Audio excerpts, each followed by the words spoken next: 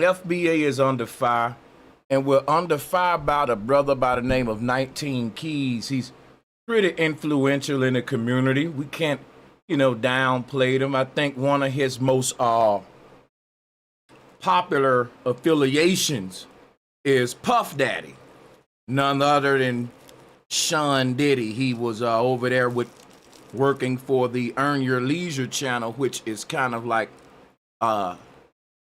did a lot of things, in conglomeration with Revolt and Puff Daddy back in the day.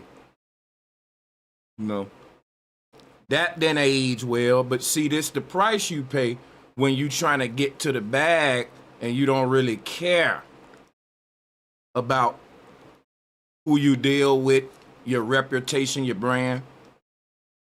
See, I'm gonna tell y'all my opinion about 19 Keys today, based upon what I've seen and what we're gonna critique in the video. Nothing more, nothing else, because I don't want to make up stuff. I don't know the brother.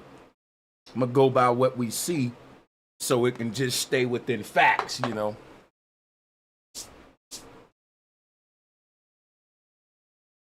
If you hit that like button, drop a 1 if you already hit that like and share button. Tonight, we're going to be addressing two major conversations shaking the FBA space. One of these conversations I'm breaking because a lot of people haven't touched it yet. So I'm going to be one of the first channels break this other story. So we got two major joints today we're going to be reviewing. And first, we're going to be dealing with the tension between 19 Keys and Tariq Nasheed, or 19 Keys versus foundational Black Americans, And second, we're gonna deal with this debate that I seen, which was basically, it was a debate, did white people make black people better? You have these white guys debating the black guy, and the white guys are saying, didn't black people have a upgrade in their quality of life since they came in contact with white people? Would we want to go back to the state we were in? So I think that is very evil, and I think that is a very, very, R-word conversation, but we're going to weigh in on it. So that's what we got for y'all today. If you like that, then drop us some fireballs and some bombs and let us know, Sanchez, those are some fire topics that's worthy of me throwing a bomb at you, brother. And I would appreciate that bomb and those fireballs, because if the topics aren't worth our time, I would like y'all to let me know. I think this worth our time. All right, so this is our thing over here. Let's start. Let's actually go ahead and hop into this. Let me cam up. I got my hat cut off here. Let me chill out. I think I need to let my seat down. What's going on here? It seems like I'm lower. But anyway, salutes to y'all. We'll just do that. That's better. This is my keyboard right here.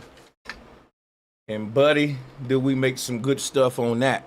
I will be having a beat showcase, a music showcase. I'm going to play all of my beats. I'm going to leave the links to each one to where if you would like that, because a lot of people been asking about it. It's coming up. I'll be scheduling that. But I just want to show my face on the cam real quick, because we're about to start this thing up. And I'm going to be off camera at some parts of this, but I will be cammed up. Don't worry, much as I can. All right, so I want to go ahead and start our review and commentary. And like I said, I'll cam up when necessary for the first 30 minutes to an hour, because I'm handling some stuff that can't be on cam. Okay, so, but we finna go in and really give y'all some fair, reasonable criticism, commentary on the 19 Keys versus FBA situation. And there's a little clip I'm gonna play that sums up the whole thing. Everyone playing this same clip, so I might as well just use this as well. So let's go ahead and hop right into it, man. You're right, and there's a degree of being wrong at the same time. You're right, and there's a degree of being wrong at the same time. Yeah. Right? So essentially, a lot of this is centered around Foundational Black Americans. That is a lineage-based group who does act like an organization or a movement with a center head, which would be Tariq Nasheed. Now, he says that he is not the head of it. It's a lineage, right? And we are not a group, but he definitely acts like, you know, the leader of the group, if you will. And then there is the way that they treat and talk about Africans. So it's very demeaning, right? They talk about delineation, right, which is a separation and saying that, look, we are Black Americans. We are not associated with other groups, and we don't want to be grouped and classed in as well. We are from America, right? We have our rights in America, and we're going to continue to make strides and progress here in this land, which is not a foreign concept, right? When there were schemes to push the... I rock with some of the foundational Black American movement, but you gotta understand, and this is what you all are missing, because y'all act like y'all got a problem with Africans, and this is crazy. Because what you also gonna miss out is the opportunity to do business, right? It's a very simple, logical thing. All of the resources are in Africa. They're not in America. All the you can think about your ego can take you wherever you want to. Your ego is not the resource to build a nation. Your ego is not the resource that's going to change reality. No, you actually need resources and you need allies from all across. And in the midst of Africa going through its biggest revolution, we're the most disconnected from that storyline. So I believe it's a psyop, right? I believe that there's an aspect in identifiers, right, that is key. But then there's the aspect that the enemy is utilizing that against us. So Tariq Nasheed, come holler at us. Because you the face of that movement, that whole tether and all that.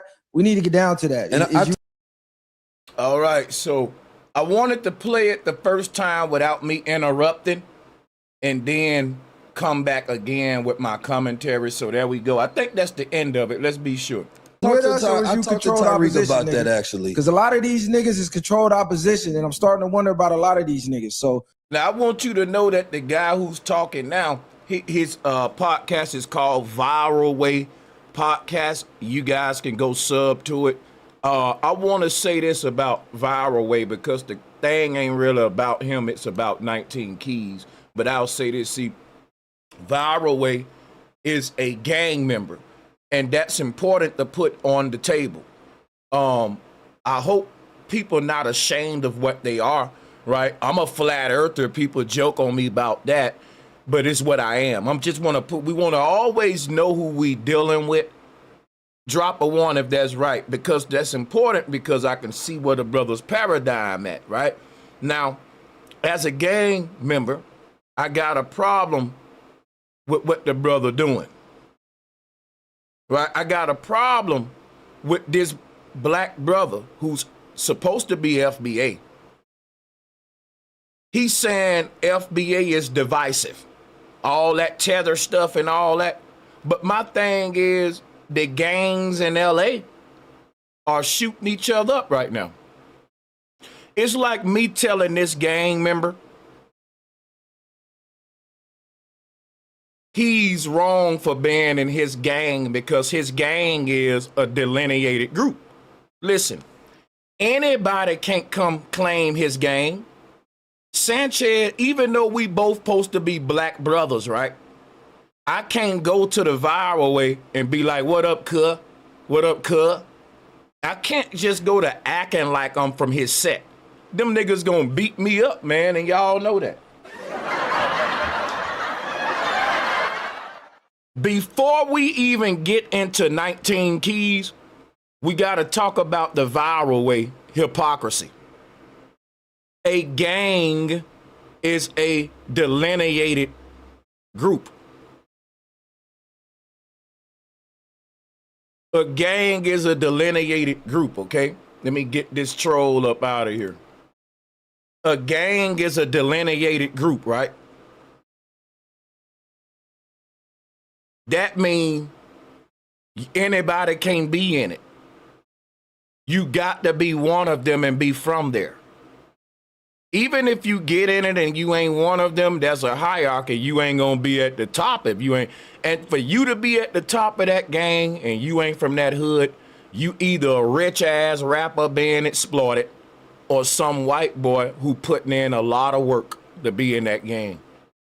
And FBA is saying, look, that's the way we're running stuff. Like, I ain't gonna lie to you, the way that the gangs run their thing isn't nothing they created. It's just tribalism. All the gangs are practicing is tribalism. That's what they practicing in Africa. That's what nations are. They're just big ass tribes, right? So to be a gang member and to act dumb about delineation, to act dumb about, hey, we need a way to identify us versus the ops. To be a gang member and can't understand the concept that there are people that look just like me that want to kill me is bananas to me. It's fake. It's hypocritical. You can't understand how we should be delineating from Africans, but you can understand how you as a gang member can delineate from black men who live down the street from you. Y'all don't even share the same stores. You got to go around whole hoods to get to places. Y'all don't think this is important to bring up in the conversation what I'm bringing up now about the gangs?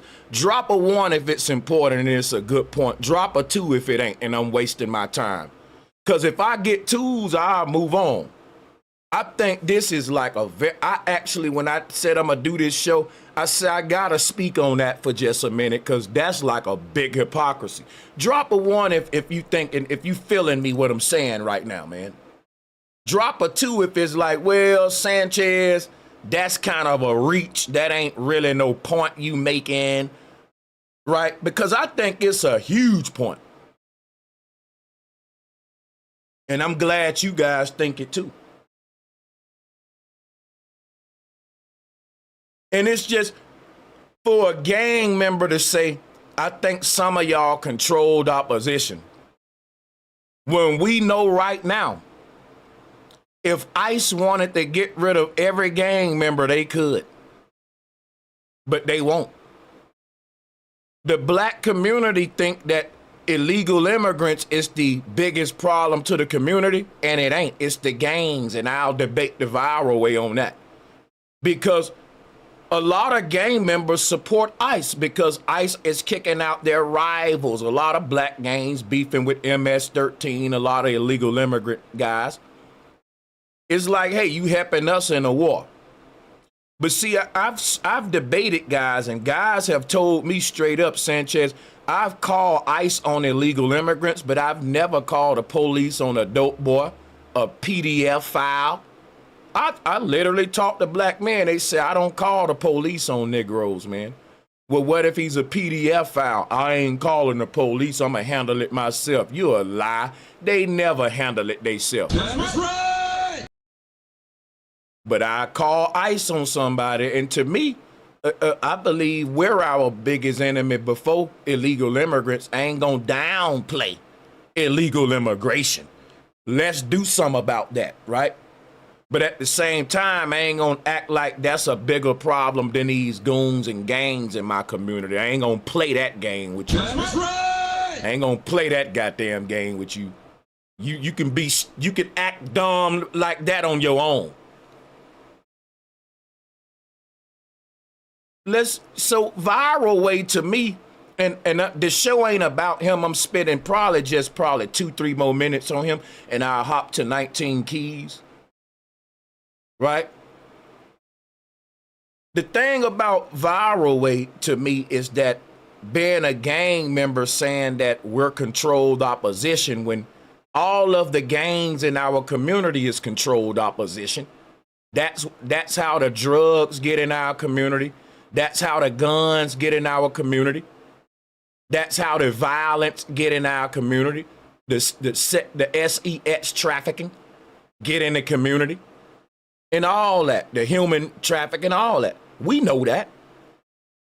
We like to say, but the white man put these guns and drugs in the community. No, the white man don't. He does not. The white man, guess what the white man does? The white man go and get a young crash out from a gang and sign him to a big record label. And they get that young dummy millions of dollars. And they know that they funding a war, just like what they doing in Africa. They got one power that's funding both sides of the war, divide and conquer, giving this tribe's money and weapons and giving that tribe money and weapons to exterminate each other. We don't see that the gang wars in America is the same power doing the same thing, right? And not only are they got the black people exterminating each other, and how does the guns and drugs get into the hood? Because the white Jews, juice, not Jews, Juice, that white juice, man. When it gets his record label, it signs these young crash outs. It know just what I heard, I think it was King Von. King Von said, I don't care about the money, I care about the killings. Which rapper said that? I think it was, no, that was old buddy from Alabama. He said, the killing make me feel better than the money. And y'all think these young niggas lying to you. And they are engaged in these bloody wars in our community. They ain't lying to you. When they get back on their ops, man, it feels like they just had an orgasm. They go rap about it. They pop champagne. They rub it in. This was going on. And it ain't no game. It ain't they're bloodthirsty to get their ops. It's you got mine, I got yours, and it ain't never gonna stop. And guess who's funding it? The record labels. I know this.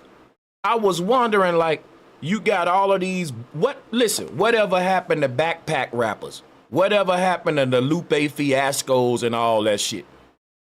Because the record labels right now where we going in the world, they gotta expedite the agenda against the black young man to exterminate itself.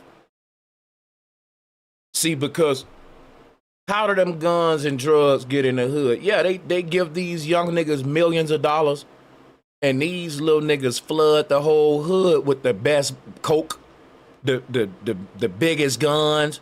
Look at what they caught T.I. with. They caught T.I. with hundreds of guns, military shit. They didn't catch him building a fucking library with a bunch of books in the hood.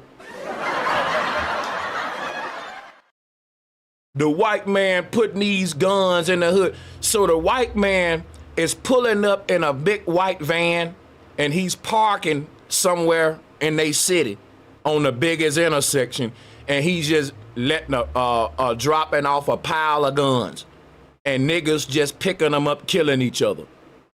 So just think, this is what niggas want y'all to think. Niggas want y'all to think the white man putting that guns and drugs in the hood. No, he's not. And if he was, why we picking it up, giving it to our own people? That part. The truth is the money that the label give these young dummies, it ain't they money. They got to pay it back. And they sign a contract that's a shitty deal. They can never pay it back.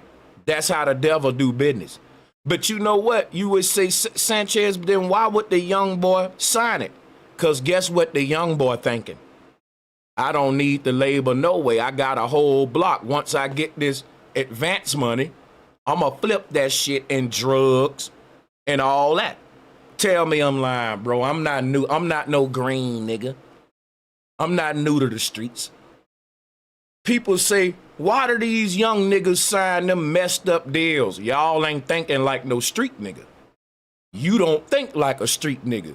You don't think that them niggas know that the contract they signing is shitty? You think that everybody just dumb and don't know what they signing? Them niggas don't care because they finna get all that money off the top. And even though they know they gotta pay it back, when you young and you got a whole block, a whole hood behind you, Guess what you thinking? This money gonna put the hood on. When I bring this money back to the hood, we finna flip that shit. And guess what? They right about that. It ain't like the young niggas wrong, they're right. In other words, they're using the labels like a bank loan.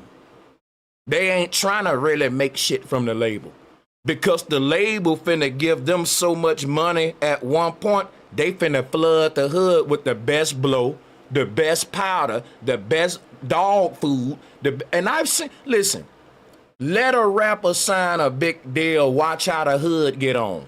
If he from a hood, watch how if the label sign him on a big deal, how you see the whole hood start getting on, nigga. And ain't nobody opening up hot dog shops and hamburger shops, nigga. They putting the work on the streets. Let's talk about it. Niggas is putting work on the street. That's why they gotta put the guns on the street. Cause once I flood the block with that work, I gotta have a bunch of guns and a bunch of niggas. Now, we got this. It can't just be me flooding the hood with work. I got to now make my army strong. I gotta recruit niggas overnight because we gonna get new territories. We finna open up new bandos. This is an extension, what we getting from the record label. These niggas ain't trying to make no money from the music, man. Y'all think, see, we be thinking like businessman, but the young rapper who coming out the hood ain't thinking like a businessman. He thinking like a hustler. And that's different. It's different than me making responsible business decisions versus me taking big risks as a nigga in the streets because I know that's what you gotta do to get the bag. Some of this shit may not recuperate. It may blow in my face. But if you in these streets, that's the chances niggas taking every day, man. That's the chances niggas taking every day, man. Every deal they doing can go wrong. That's just how it go. And them niggas don't stop thinking like that just cause they got a contract in front of them. Like you ain't gonna just become a responsible, educated contract reader just because I'm in a label office now. You know, so ain't nobody got no lawyer reading over no contract. They got the A&Rs there telling that young nigga, listen, you can buy your mama a house tomorrow. Look at your cousins, they in the hood, you can get them. And that's all people thinking about. I don't know how y'all thought it went, you know, like, you know, but that's how it go. And niggas, and they gonna tell a little nigga, look, here's the interest you gotta pay back. And I'm sure niggas gonna see that and be like, damn. But when you look at what they about to give you, that's like if you go in the bank and they say, look, Sanchez, we ready to give you $10 million right now. You can walk out of here today with 10 million. But for every million we gave you, you gotta pay us 3 million back. Now think about me, I don't got a fucking $1 million right now. You think I'm gonna walk out of there and leave $10 million on the table? I'm probably gonna do the deal with the devil and it's horrible interest. But guess what? I'm gonna be thinking like the young hustler. What if I can flip this 10 million? Tell me y'all won't be tempted either. Tell me you won't be tempted either. I don't even know how I get into all that, but it was relevant. Shout out to the chat. I'm way off. Let's get back on. But the point, let's just going back to what I was saying earlier though, like, and I know how I got on all that. It's because how the drugs get in the hood. It's how the guns get in the hood. And the gang members got some nerve seeing black people come together and get unified against everyone who undermining us and playing dumb, getting in the way of it. And I'm telling black people right now, this is why black gangs are our worst enemy. Now, I know there's some gang members listening to me now. I don't want to speak for all of them, but I'm going to say gangs are our worst enemy. Even if you're a gang member, you ought to know that. You ought to say, yeah, Sanchez, I know what I signed up for. I ain't going to sugarcoat the shit now. Now, you can give me your reasons and excuses for being your people's own worst enemy, and I'll listen to it, but we ain't gonna deny the fact that you are the worst enemy to your people, because white supremacy don't carry itself out, manifest itself in our community directly. It does it indirectly. It has its own terrorists to terrorize our communities and keep them in a gentrifiable state. And that's the gang members. Shout out to Righteous Ka for being a member of this channel. Thank you, Righteous Ka. So I could keep going on about the hypocrisy of a gang member coming out the FBA, but I think y'all get the point. Let's get on over to 19 Keys and let's break this thing down. You're right, and there's a degree of being wrong at the same time. Yeah. Right? So essentially, a lot of this is centered around foundational Black Americans. That is it's something I just heard that I want to stop and talk about real quick. Whenever someone say you right and you wrong at the same time, to me, that's some kind of deceptive stuff. That's some deceptive stuff to me. Man, listen, either I'm right or I'm wrong. And I'm going to show you why this is a problem and why 19 Keys is giving me. Like he said, the brother on the Viral Way podcast said, some of y'all are controlled opposition. 19 Keys give me controlled opposition vibes. And I'm going to break down to you why throughout the whole video. But soon as someone say you right and you wrong, I go to again slickster vibes. You know what I'm saying? Because you don't want to say I'm just wrong. But you can't, and you can't just say that I'm right either, because you want to go against what's right.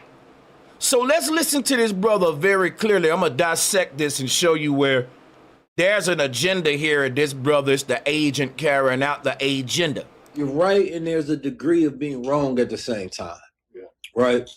So essentially, a lot of this is centered around foundational Black Americans.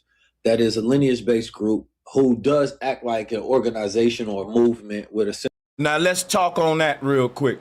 If we are a lineage-based group, that means that the reason for us being together, the number one reason, is that we share lineage. Like Jamaicans, Haitians, Nigerians, they even have a flag to represent that lineage, just like FBA. Now watch this. What would make that lineage a group? Because there will be certain people, not all of them, because everyone that share the lineage of FBA don't even care about politics. There are FBA people that don't care about voting. I'm going to be honest with y'all, and it's going to be some FBA people that might disagree, but I'm not going to sugarcoat, right? FBAs don't really participate in politics. That's right. That ain't really a bad thing, because it ain't nothing but a circus show anyway. But here's the thing. FBAs, if y'all really want to know the truth, the majority of our people don't vote. And I'm not going to lie for my people, right? Because I'm happy. I think that's cool. I see what I think is a flex. My people think it's a stain on us. We do vote, Sanchez. The statistics show we don't, and that show that we the smartest group of people in America. That's right. Guess what that show? That show you can't fool us. That show that we've been in this country so long, we know the system, and we know that voting don't get you nowhere. It don't show that we dumb. It show we in the know. And when you in the know about the system that you live in, even that system gotta undermine you, even though you've been here before everybody.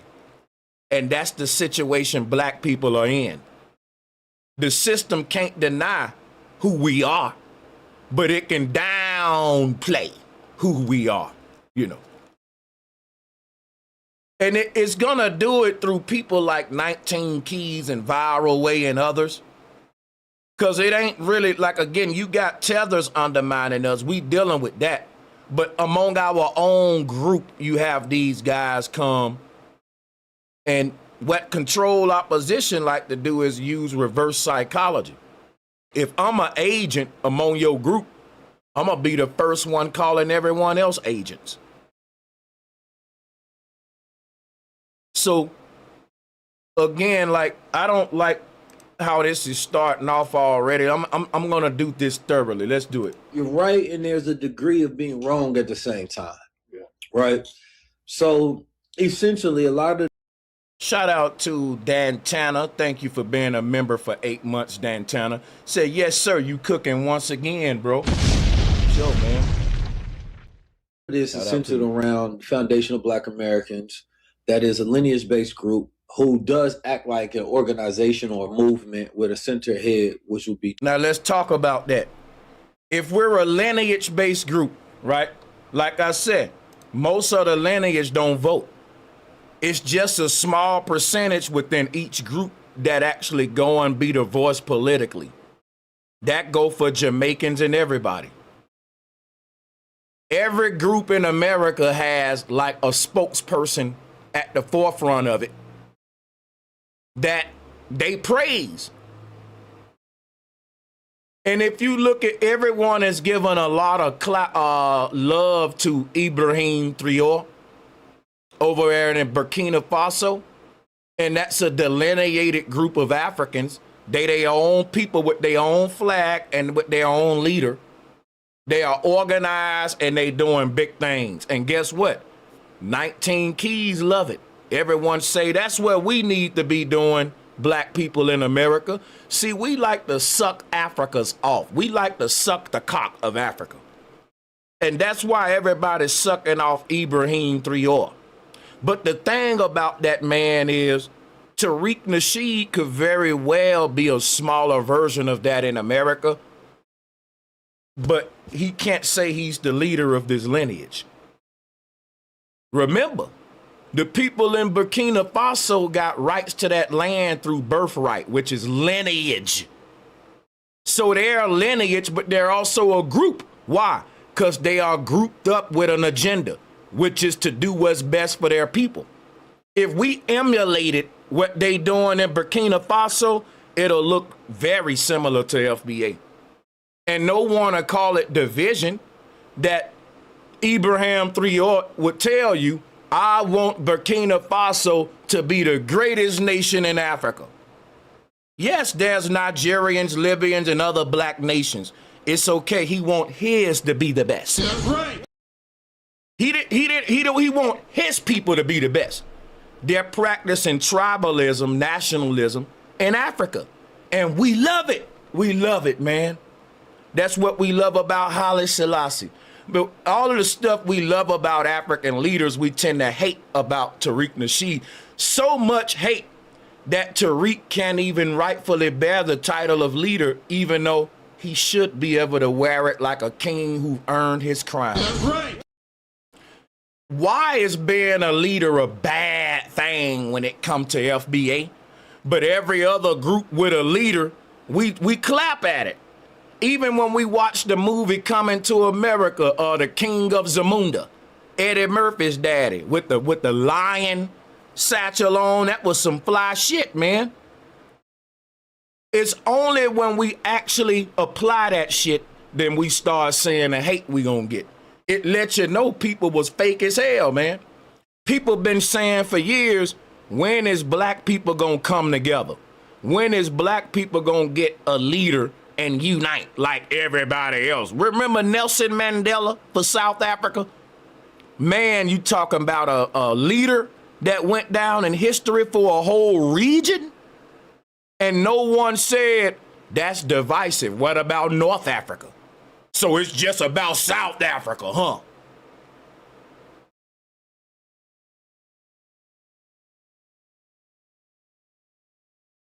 Let's hear what these guys got to say. Let's hear what they got to say. Let's break it down. Let's break it down. You're right, and there's a degree of being wrong at the same time. Yeah. Right? So essentially, a lot of this is centered around foundational Black Americans. That is a lineage-based group who does act like an organization or a movement with a center head, which would be Tariq Nasheed. Now, he says that he is not the head of it. It's a lineage, right? And we are not a group, but he definitely acts like, you know, the leader of the group. And you see how we're looking like, oh, this is a group and y'all do have a leader. Why? I'm going to tell y'all why this is so important. Shout out to D. Allen Warren for being a member of 25 months. Sat it on fire, bro. Thank you. Thank you, D. Allen. People, we have a goal set. We're trying to get 10 people to donate $20 within the next 2 hours and 20 minutes. We already 40 minutes into the goal to help us keep bringing y'all this good stuff. Appreciate you in advance. Now, this is a bunch of bull crap, right? Right? Because let's again, we're gonna be thorough. Let's do it. Right, and there's a degree of being wrong at the same time. Yeah. Right. So essentially, a lot of this is centered around foundational Black Americans. That is a lineage-based group who does act like an organization or a movement with a center head, which would be Tariq Nasheed. Now check this out. How do you act like an organization? Either your people are organized or they not. Does anyone tell Israel they act like an organization with a leader? No. Why? Because we know that, number one, they're a lineage, they're a group, they're a political power, they're a military, they are a geopolitical force. See, can't nobody make the small hats feel bad for having a leader. The only people you can make feel bad for being organized and having a leader is Black folks. And you can make us feel so bad about it that when we finally form a group, we'll say we don't want no leader and we don't want to organize it. That's the reverse psychology. Because guess what? When a group first start, of course, we don't have a leader. No one elected a leader. No one appointed one. And no one organized nothing yet. It's just basically a group of people on code for the group saying, look, anywhere I go, if you down talking my group, I'm going to defend it. That's all FBA is right now. And that matters more on a political level than just YouTube and everywhere else. Let me give a shout out to D. Allen Warren. Thank you for the super chat. So the thing about being a lineage, if the lineage don't have a group of people out of that lineage that will go speak for the group politically, it's pointless, it's stupid. Shout out to Jerome Turner. Bro Sanchez, we go way back. Yes, we do, Jerome. We go back like pimps and Cadillacs. That's right. And you're cooking on this one. They just don't want us to unite. They speak on any other group of people like this but ours. Oh yeah, man. Oh yeah, I'm gonna take my time and break it all the way down. Let me give a shout out to the lovely Valerie. I'm sorry, Valarity. Forgive me, I sure don't want to mispronounce that. That's a fine name, sis. Jerome, you right, my brother. I appreciate the love, Jerome. Hey, Sister Valarity, you're 1 of 10. We're going to reach the goal. Because once someone started off, everyone started hopping aboard. And I just want to say thanks. I thank y'all so much, helping us reach our goal. I told y'all, that's 2 of 10. You're 2 of 10, Adam H. I appreciate the love, brother. Adam is 2 of 10. We're definitely going to reach the goal. We need 8 more people in 2 hours, and I think we should be able to do that. I'm going to break this all the way down, man. Because one thing I want to talk about before I move forward, look, we already 3 of 10, everybody. Look at it. Twin born, appreciate that. He said, bro, Sanchez is cooking. 19 fleas is disgusting for this anti-black talk. You're going to see why he coming with this anti-black talk, because he's doing business in Ghana. So I'm finna go into that in a minute too, and he's gonna say that too. Look at that. Look at there, people. We 4 of 10.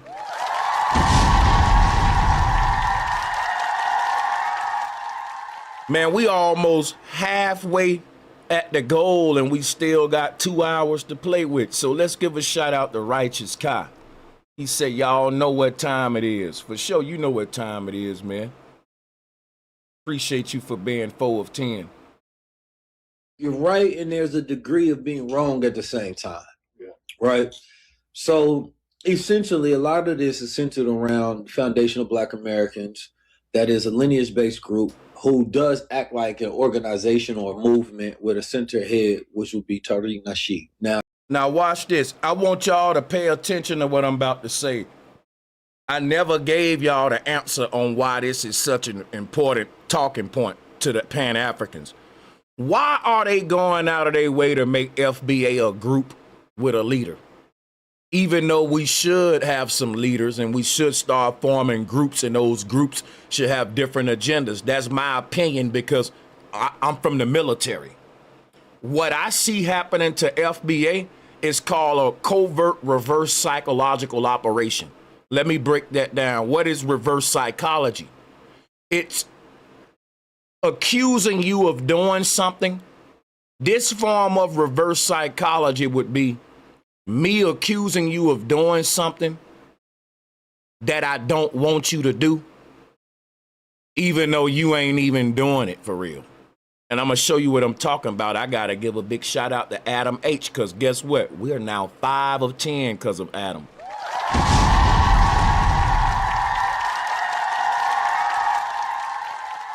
Appreciate that, Adam. You 5 of 10. Uno mas. People, every lineage needs to eventually organize itself into groups, and those groups should have different agendas.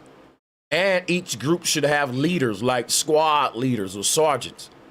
And if you show me any body of people on the earth, that's how they organize themselves, from police departments to every group got that. Even when you go to Africa, right? The Nigerians have a hierarchical system for their people. They have a flag.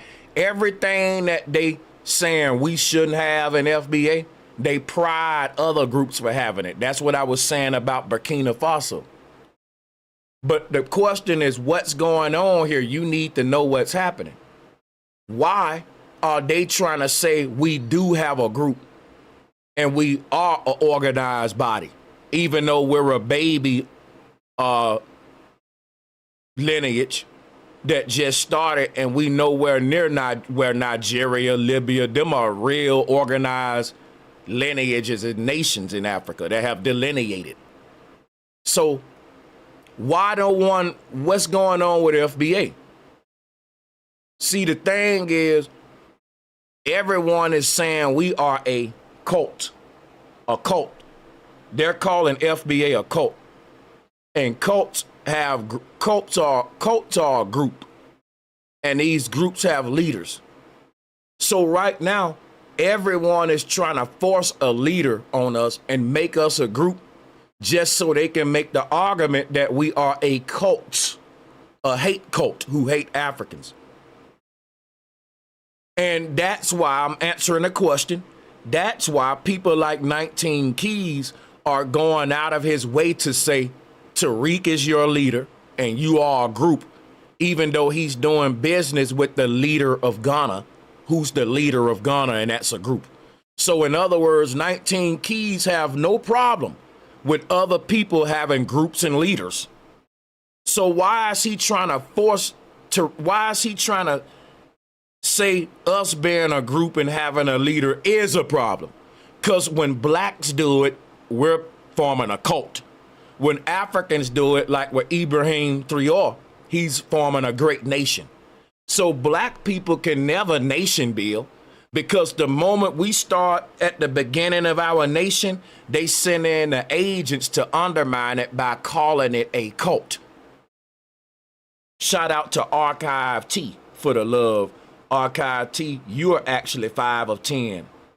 So I had counted them wrong.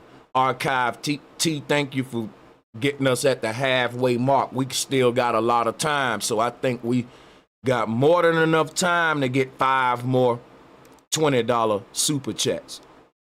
Thank y'all so much. You're right, Let's move forward in the video.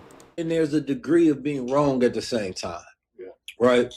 So essentially, a lot of this is centered around Foundation of Black Americans, that is a lineage-based group who does act like an organization or a movement with a center head, which would be Tariq Nasheed. Now, he says that he is not the head of it. It's a lineage, right?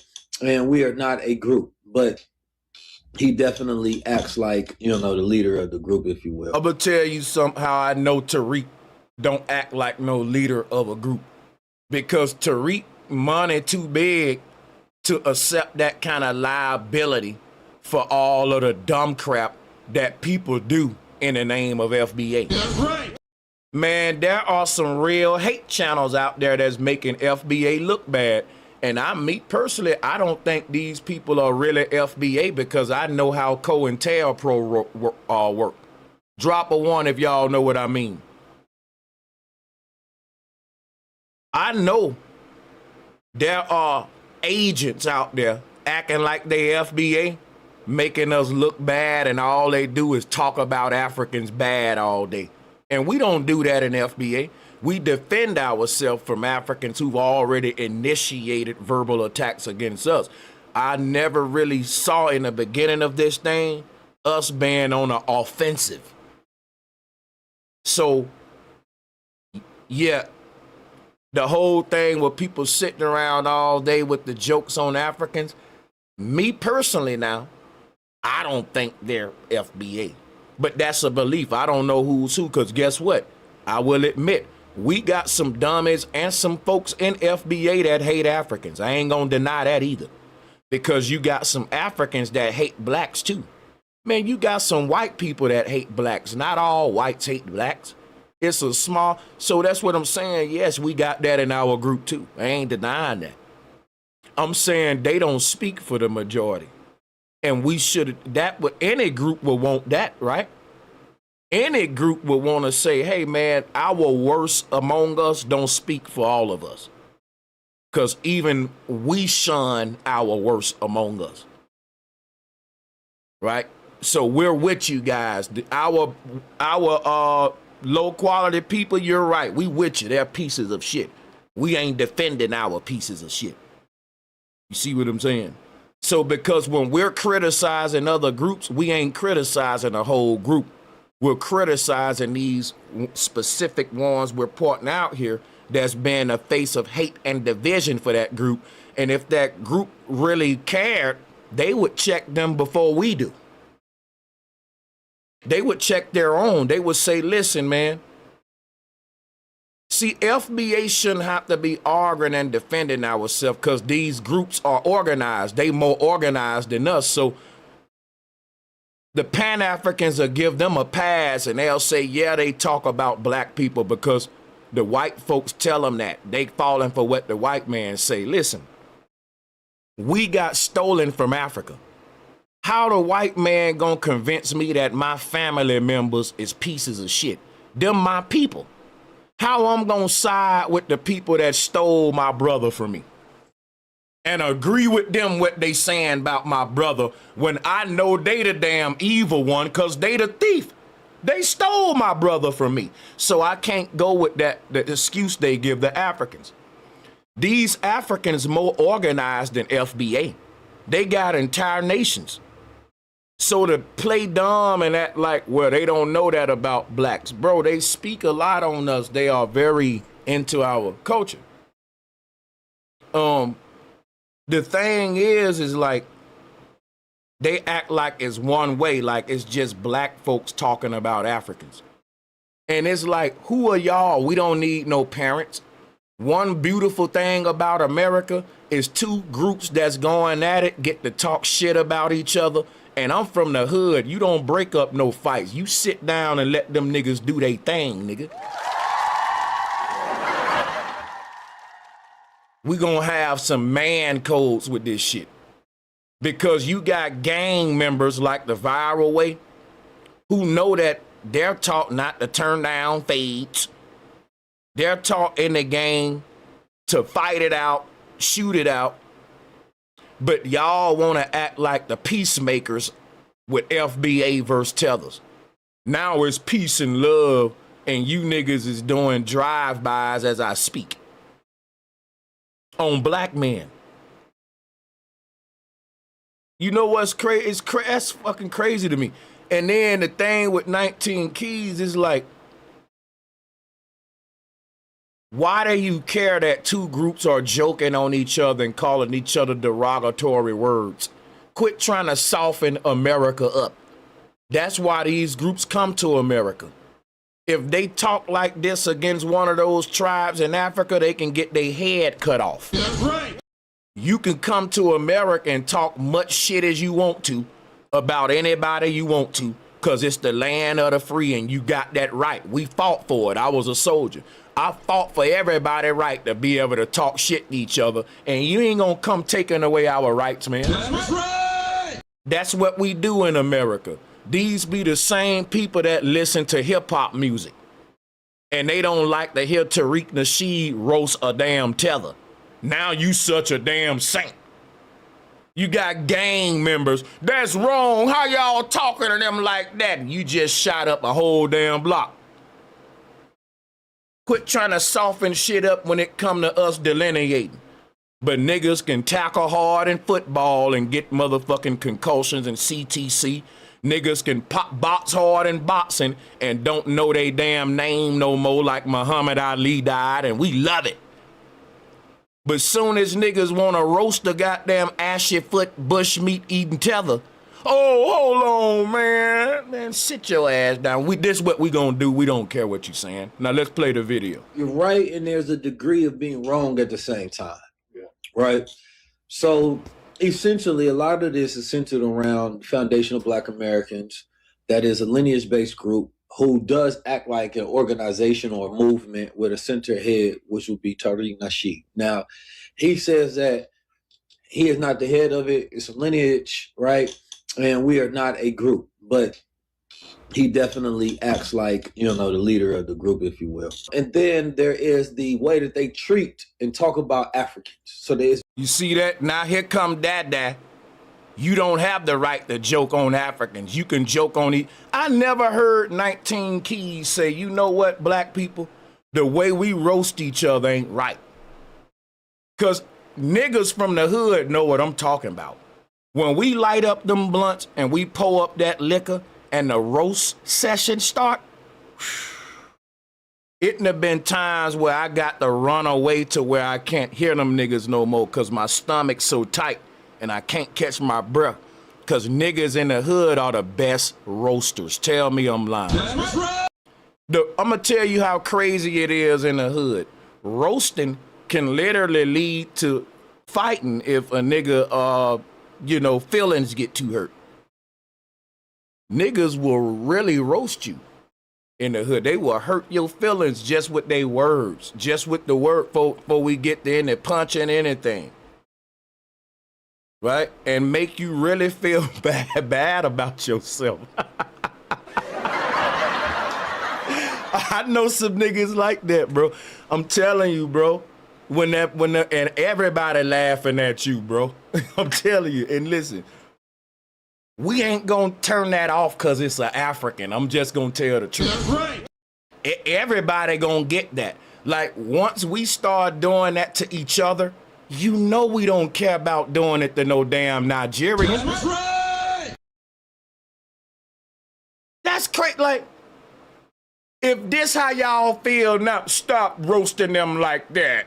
Bro, we roast each other worse than the tethers in the hood every day. And if they're one of us, then we should treat everybody the same.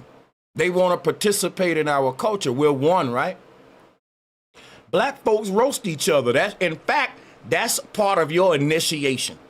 If you're a black person and you ain't participated in both sides of a roast in your life, you're lacking something in your development, motherfucker. You're lacking a big part of your humor. That's a edge that we got as black people. That's right. You supposed to be participating in the roasting session just to get better, not to win, just to get your roast game up, right? Don't take it serious. And I'm telling you, Can't nobody roast you like black folks, bro. That's a power to have, to where I can hurt you without touching you. And it really hurt you though, and it really hurts. I done seen niggas show up the next day with different gear on and different and it's even funnier because it's like, damn, nigga, that nigga roasted you and made you change your character. That's that deep, like, for real. And guess what? Don't start with us though then, because it's some dudes in the hood we know. Don't go to try to roast with him, because once he start on you, he ain't gonna stop, and everybody gonna laugh at him, not you, bro. He's funnier than you, I'm telling you. And guess what? You can't nobody say don't do him like that. No, bro, that ain't how it go. And 19 Keys know that if he a black man. We roast, bro. That's it. And you're not gonna hold a hand and treat them like no damn babies, man. That's right. This is what we do to everybody. It's very demeaning, right? They talk about delineation, right, which is a separation and saying that, look, we are black Americans. We are not associated with other groups, and we don't want to be grouped and classed in as well. We are from America, right? We have our rights in America, and we're going to continue to make strides and progress here in this land, which is not a foreign concept, right? When there were schemes to push I rock with some of the foundation of black American movement, but you gotta understand, and this is what you all are missing, because y'all act like y'all got a problem with Africans. Now watch this, y'all. Here go the problem I got with all Pan-Africans. Watch what he about to say. He about to tell on himself. This is crazy, because what you also gonna miss out is the opportunity to do business. Now think about that. All Pan-Africans are telling you the reason we shouldn't delineate is because we gonna miss out on an opportunity to do business with Africa. But watch this, y'all. It's just the opposite. If you don't delineate, you can't do business with nobody on an international level. That's right. You can't. Now what 19 Keys is doing, he's an individual hustler, in my opinion, who's grifting Africa for his individual agenda. FBA is a lineage, and this lineage, it basically is a threat to his individual business endeavors that he's doing, and he's willing to go against his own people for his personal business interest, which is what an agent is by definition, by a lot of definitions. That's right. Because what 19 Keys is telling us to do is to not delineate just so we can go do business with Africans, even though Africans ain't doing business with each other. The Chinese and every other nation is over there doing business with the richest people and richest families in Africa that have sold their people out, just like the richest families over here have sold us out. The richest elite on every continent have already sold out all of their people. He know that. He's doing business with the people in Ghana. He ain't doing business with no broke ass people, because them people live on their land and they digging diamonds out the ground for a nickel a day. That's right. He telling you to undermine your people and go directly to the leaders over there individual. That's a that's terrible. That ain't how you do it. Every group galvanized themselves and they do business with nations as a nation. So guess what, 19 Keys? Guess what? See, no one that's doing business with Africa gotta not delineate to do business. The Chinese who are doing the most business with Africa right now, by the way, I'm gonna give y'all a fact. China damn near owns Africa, and they doing the most business with Africa than any other group. And guess what else? Guess what else? China don't gotta stop banning Chinese to do business with Africa. That's right. China don't gotta denounce their flag. China don't gotta stop singing their national anthem. China don't gotta deny their lineage, their heritage, and they still can do business with Africa. Why is this black man telling us that the only way we can do business with Africa is by doing it as an unorganized group of people with no identity? Because that's what he's telling us. He's telling us Africans can do business with every other group without requiring that group to not delineate. But the only way Africans are gonna do business with my group is if we remain anonymous at law. If we remain unidentifiable as a collective. That ain't doing business. That's doing a deal with the devil. That's selling out. That's telling Sanchez, don't claim who you are around these people. Be something else because we can potentially make money, man. Bro, you are scum for that kind of thinking. And I'm not even trying to, bro, I don't want to be disrespectful. But I'm trying to put this in the most respectful words. That is scummy behavior, man. It's shrewd corporate thinking versus what's best for your people. You're motivated by a dollar, and that's why you can't see what Tariq Nasheed see. That's why I'm so glad Tariq Nasheed is who he is and you who you is. That's right. Because you don't have enough integrity to be at the to gain the respect of something like FBA. If everyone in FBA was just thinking about a dollar, FBA wouldn't exist. If any group was just thinking about a dollar, they wouldn't be a nation. They won't be. If China was just thinking about money all the time individually and not thinking collectively as a group doing business as a nation, they'll be lost like we are. If every Chinese man was just his own little bitty boss coming to do direct business with the world leaders, and there was no unified identity for that people to do business as a nation, then they're through. You're through. The end goal to every group of people, the richest people in your group should be coming together to form your group into a unified, organized nation, not only with different groups and fashions within it, but with leaders over those. And you should find a way for us to pass down this to generations on how to keep this body and assembly operating and working right. The Jews do it, the Chinese do it, everybody do it. But we get ridiculed for doing it. We get ridiculed for doing it so much that FBA will tell you, we not a group. We don't have a leader. We do that because we don't want to be crucified. We're falling for what I call reverse psychology. People, I know what I'm talking about. Let me tell you something. I know how agents work. When they see your people about to become powerful, they know what it takes.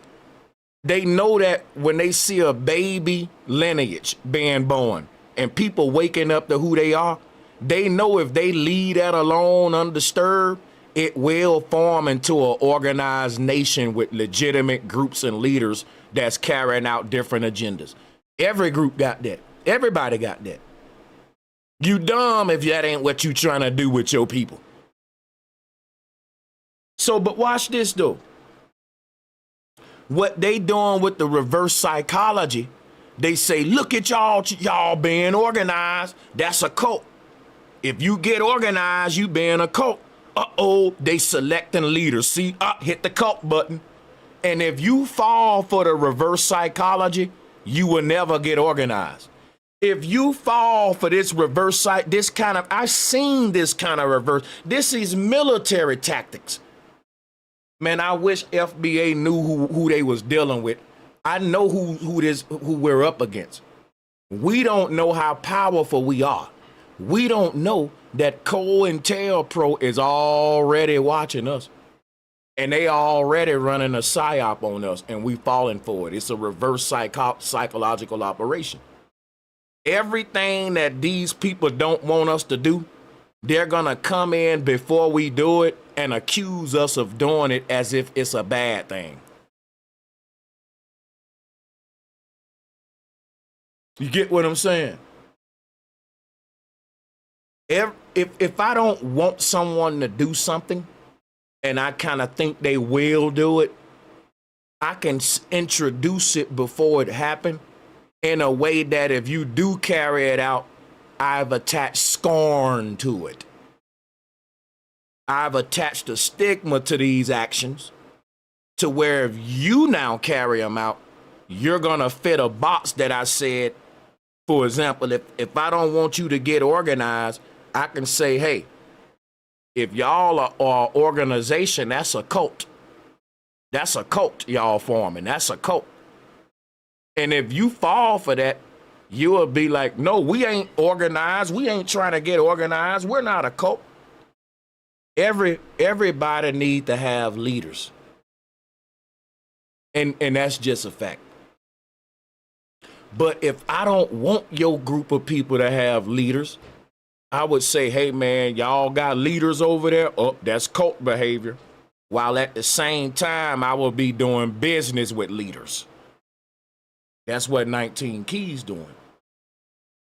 So he acknowledged there are leaders in the world that lead groups, and he respects these groups. He put them on a pedestal for how organized they are. He put their leaders on a pedestal. And it's not a cult when they do it. It's a nation, right? But if I don't want a group of people to form a nation, I would say when they do it, you ain't building a nation, that's a cult. And if they fall for that, they'll stop building a nation. They will never get organized. They'll never find leaders. Why? Because they're scared what you saying. And that's what FBA falling for. Because if I could speak for FBA, soon as they say, y'all getting organized, y'all got leaders, that's a cult, I'd be like, hey, man, call it whatever the hell you want to call it, but you ain't a part of it, so and keep doing what the hell we doing. You don't let what they saying stop you from doing the best thing for your group. And the best thing for the group is to get organized. Everybody hoping we don't get organized and start getting leaders in different states and different agendas and start. Because think about this. What if FBA say, look, all of the FBAs in hip hop right now, let's form a union. And every rapper that's FBA in hip hop, we gonna put a little stamp on your shit of authenticity. Cause think about what I'm saying right now, right? FBA is saying we created hip hop. And we know that there are tethers trying to take that legacy away from us. You know how you take it back? You get organized and get leaders. You go in, you get people to go against KRS-One, Busta Rhymes, all these people who are and guess what? You say, listen, if you're FBA, we gonna put a stamp on your shit and let the world know you the real deal black man grassroots who started this shit. And everyone without that stamp on their shit is like you're a knockoff brand. Just like that. If we make one stamp in hip hop, that'll change everything, nigga. Cause ain't none gonna sell like that stamp of authenticity. Hey, everything with that stamp on it is gonna sell, nigga. More than everything else. That's how you reclaim your shit back. And I ain't taking that from nobody else. Y'all can still rap. You can still do what you want, but you can't claim authenticity. And once we do that, oh, we just made some total, that's a whole nother. And see, you can do that in a bunch of stuff. And you can just put this stamp on it from clothes, fashion, our CDs, our artwork, and it'll mold you out of everybody like, oh, this is a FBA artist or FBA painter or, oh, so that means it's worth more. It got that stamp on it. That's their brand. That's a group of people. This what, yeah, they make top class shit. Everybody influenced by them. They create all the styles and trends. And now we got a stamp with it and we own the stamp. If you try to use that stamp, we can sue you, bro. We can sue you. But I'm just saying, I know that's just me theorizing some crazy stuff. Let me go back to the video and quit thinking stupid. That's probably a stupid thought, right?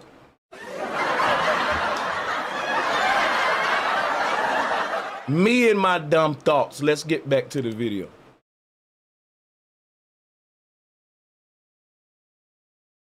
Right? It's a very simple, logical thing. All of the resources are in Africa. They're not in America. You can think about your ego can take you wherever you want to. You see, this man talking about ego, right? Now watch this. All of the resources are in Africa. That's what he's saying, right? I just got to say something real quick to this brother. It don't matter where all of the resources at 19 Keys. It matter who controls all of the resources. See how that work? All of the USD is in America. Most of the USD. So think about that, right? You telling us that most of the resources in Africa don't tell us it's accessible to us. It ain't even accessible to the Africans, bro. That's how crazy you are. Like, think about how silly he sound. You got Africans that's living right next door to diamond mines. They digging diamonds out the ground, and it's only worth a nickel to them. It ain't worth a lot of money till they get on a diamond district in New York City. Them diamonds that they digging out their backyard in Africa, that shit ain't worth nothing to them. It ain't worth no money till it's up in a store up in Beverly Hills in Hollywood. And guess what? That means they can't profit from their own resources. 19 Keys should know this. And what's crazy, Tariq Nasheed need criticism too, because he got a lot of iffy people on his Hidden Color series.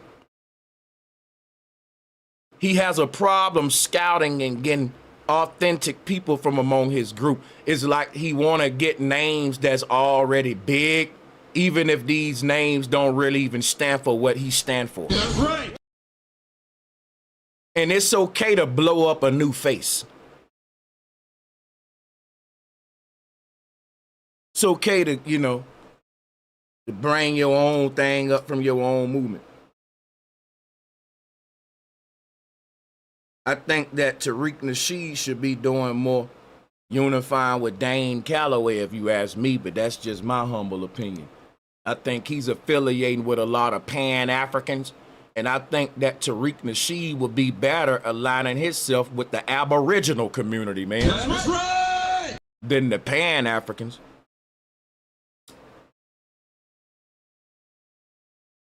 Because FBA, we vibrate more with the Aboriginals than the Pan-Africans. It's just fact. But Tariq, he got all the Pan-Africans around him, man. Shout out to Peaches for the donation.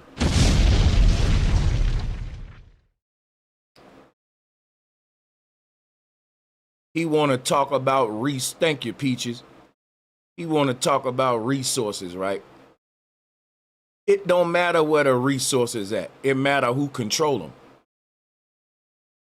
That's like saying, if you want rice, right? All the rice in China, you need to go over there and now you can, guess what, man? That don't mean when you get there, they're going to allow you to plow their fields. You ain't going to go to Africa and buy a diamond mine. You're gonna, I'm subscribed to a lot of black people that move to Africa. When they get there, they get jobs. What happens is the American dollar goes a long way in Africa. If you work from home, if you can live in another country and your money is worth quadruple. It's people living like gods in Africa. So you got a lot of black people going to Africa. But it ain't because no resources and diamonds and gold. It's because the cost of living is low. And if you getting a fat ass YouTube check and you live in Ghana, your cost of living so low, it's like you make double than what we make. Because your expenses is so damn low that you making a lot of money and your balance. Like you can sit on a lot more money, and then you can eventually move back to the States, retire back here with all that. You see what I'm saying? That's what people doing, but they're not moving to Africa to meet with leaders and buy diamond mines and buy rice fields and oil fields. Like Pan-Africans got this fantasy, this fantasized illusion that a black American gonna go to Africa and go to talk. You're talking resources and shit. When you'd be lucky to get a good job in Africa. Talking about diamonds and gold, like ain't nobody going over there using words like, hey man, point me to your resources. What do you mean, our public buildings, sir? No, like how can I own gold and diamond? Like who I gotta talk to buy me some oil? I want some raw oil. I want me, like what resources are we talking about? Water, cattle, chickens. These Pan-Africans always use these vague ass words. This is where all the resources at. Them resources ain't even accessible to the people who live on that land. That's why them tribes is killing each other off for resources. I can play you some documentaries right now. There are deadly wars going on all over Africa for resources, and it don't make it no better because you got the outside colonizers coming in fighting for resources. Africa is the most invaded, exploited continent on earth.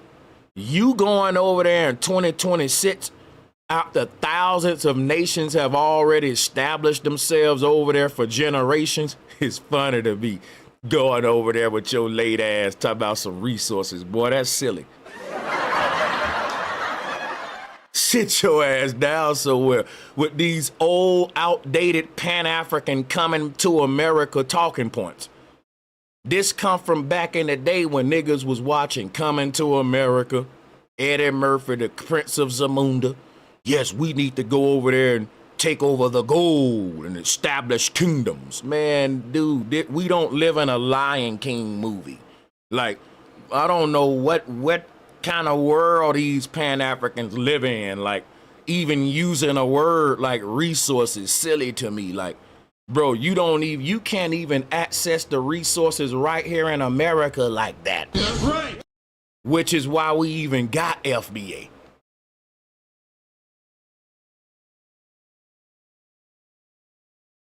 And talk about Africans. So it's very demeaning, right? They talk about delineation, right, which is a separation and saying that, look, we are Black Americans. We are not associated with other groups, and we don't want to be grouped and classed in as well. We are from America, right? We have our rights in America, and we're going to continue to make strides and progress here in this land, which is not a foreign concept, right? When there were schemes to push I rock with some of the foundation of Black American movement, but you gotta understand, and this is what you all are missing, because y'all act like y'all got a problem with Africans, and this is crazy. Because what you also gonna miss out is the opportunity to do business. Now, it's crazy that we're gonna miss out on an opportunity to do business. Why can't I do business with Africans as a foundational Black American? It's Black people doing business right now with Jamaicans, Haitians, Nigerians, Libyans. They ain't got to deny that they FBA.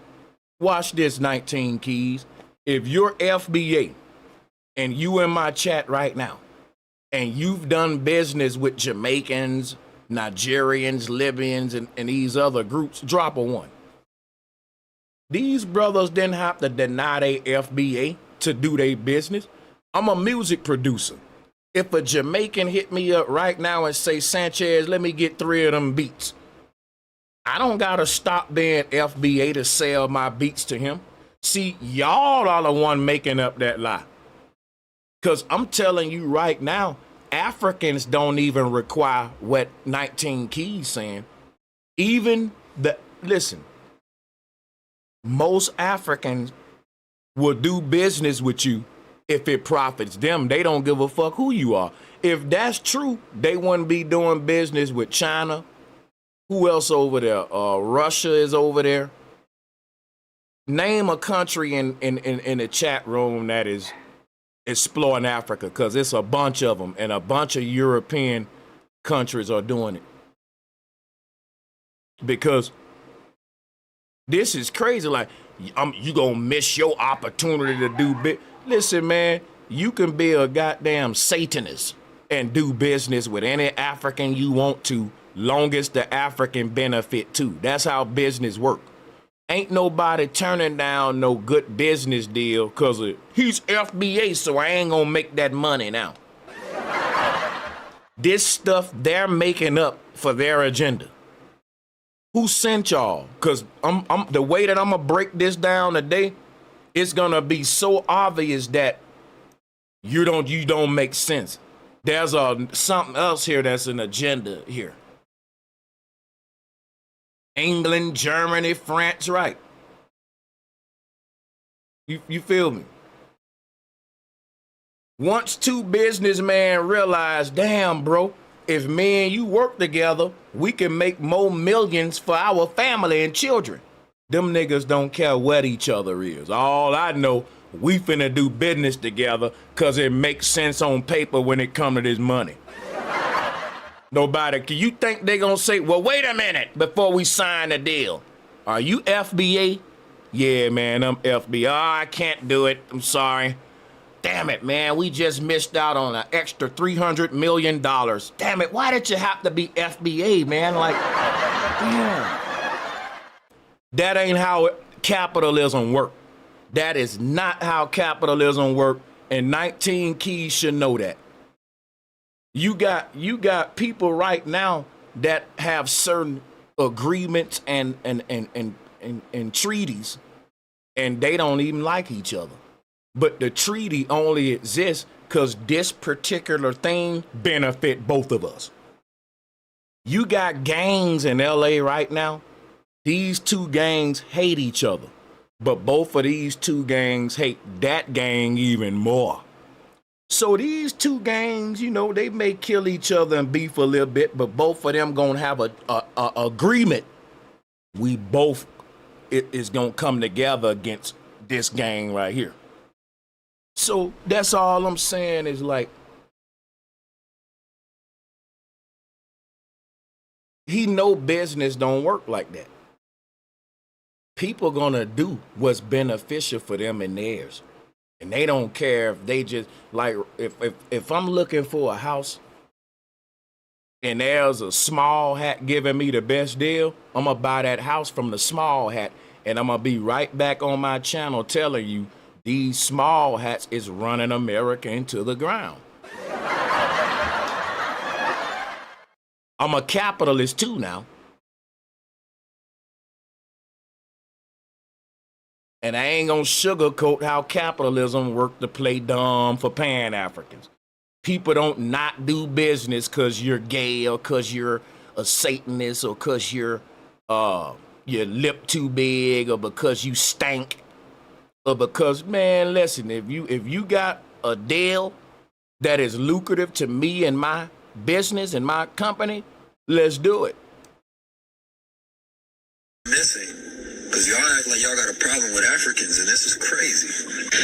Because what you also gonna miss out is the opportunity to do business, right?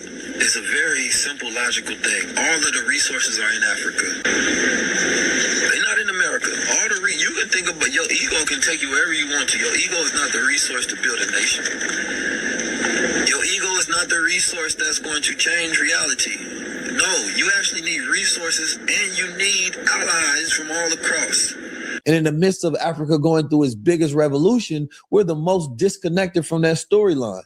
So I believe it's a psyop, right? I believe that there's an aspect in identifiers, right, that is key. But then there's the aspect that the enemy is utilizing that against us. Resource to build a nation. Your ego is not the resource that's going to change reality. We need 5 more people to send in a $20 super chat. We have an hour and 30 minutes. I think we can reach our goal. Appreciate y'all. resources, and you need allies from all across. And in the midst of Africa going through its biggest revolution, we're the most disconnected from that storyline. In the midst of Africa going through its biggest revolution, we're the most disconnected from that storyline. Whose fault is that? We're not gonna go to Africa and be part of their legacy and storyline just because we did business with them for resources. Nothing he's saying don't make sense. Because first, we need to do business with Africa because we want resources. Resources Africans don't have access to, by the way. And then he says it's because Africa is going through a big revolution and we ain't part of it. It's because they're delineating like us, bro. Burkina Faso, everyone. We're going through a big revolution too, and they ain't a part of it. Everyone's saying, look, the way the world going, it's time that everyone unite with their people where they at and start getting organized with their people. Shit getting on a real crazy level in the world.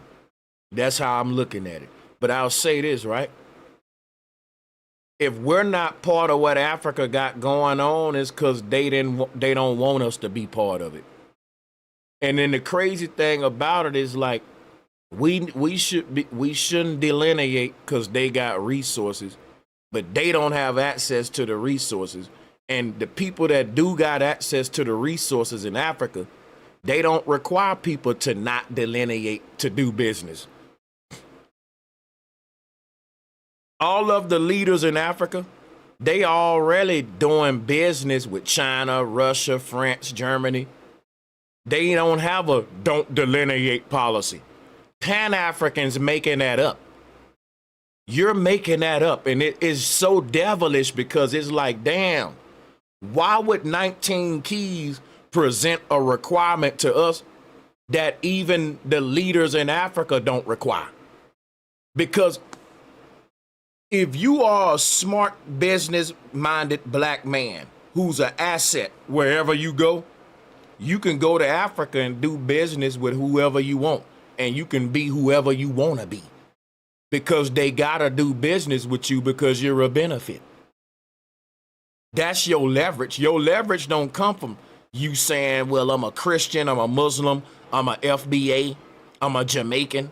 Okay, what's your skills, man? Why people gonna discriminate with me by me being a black man? Because that's what 19 Keys saying. If the white man practice what the Africans practice, that'll be called discrimination. But he's telling me to yield to discrimination just for the sake of me having access to some resources in Africa. Because what is discrimination? That means we don't do business with FBA people.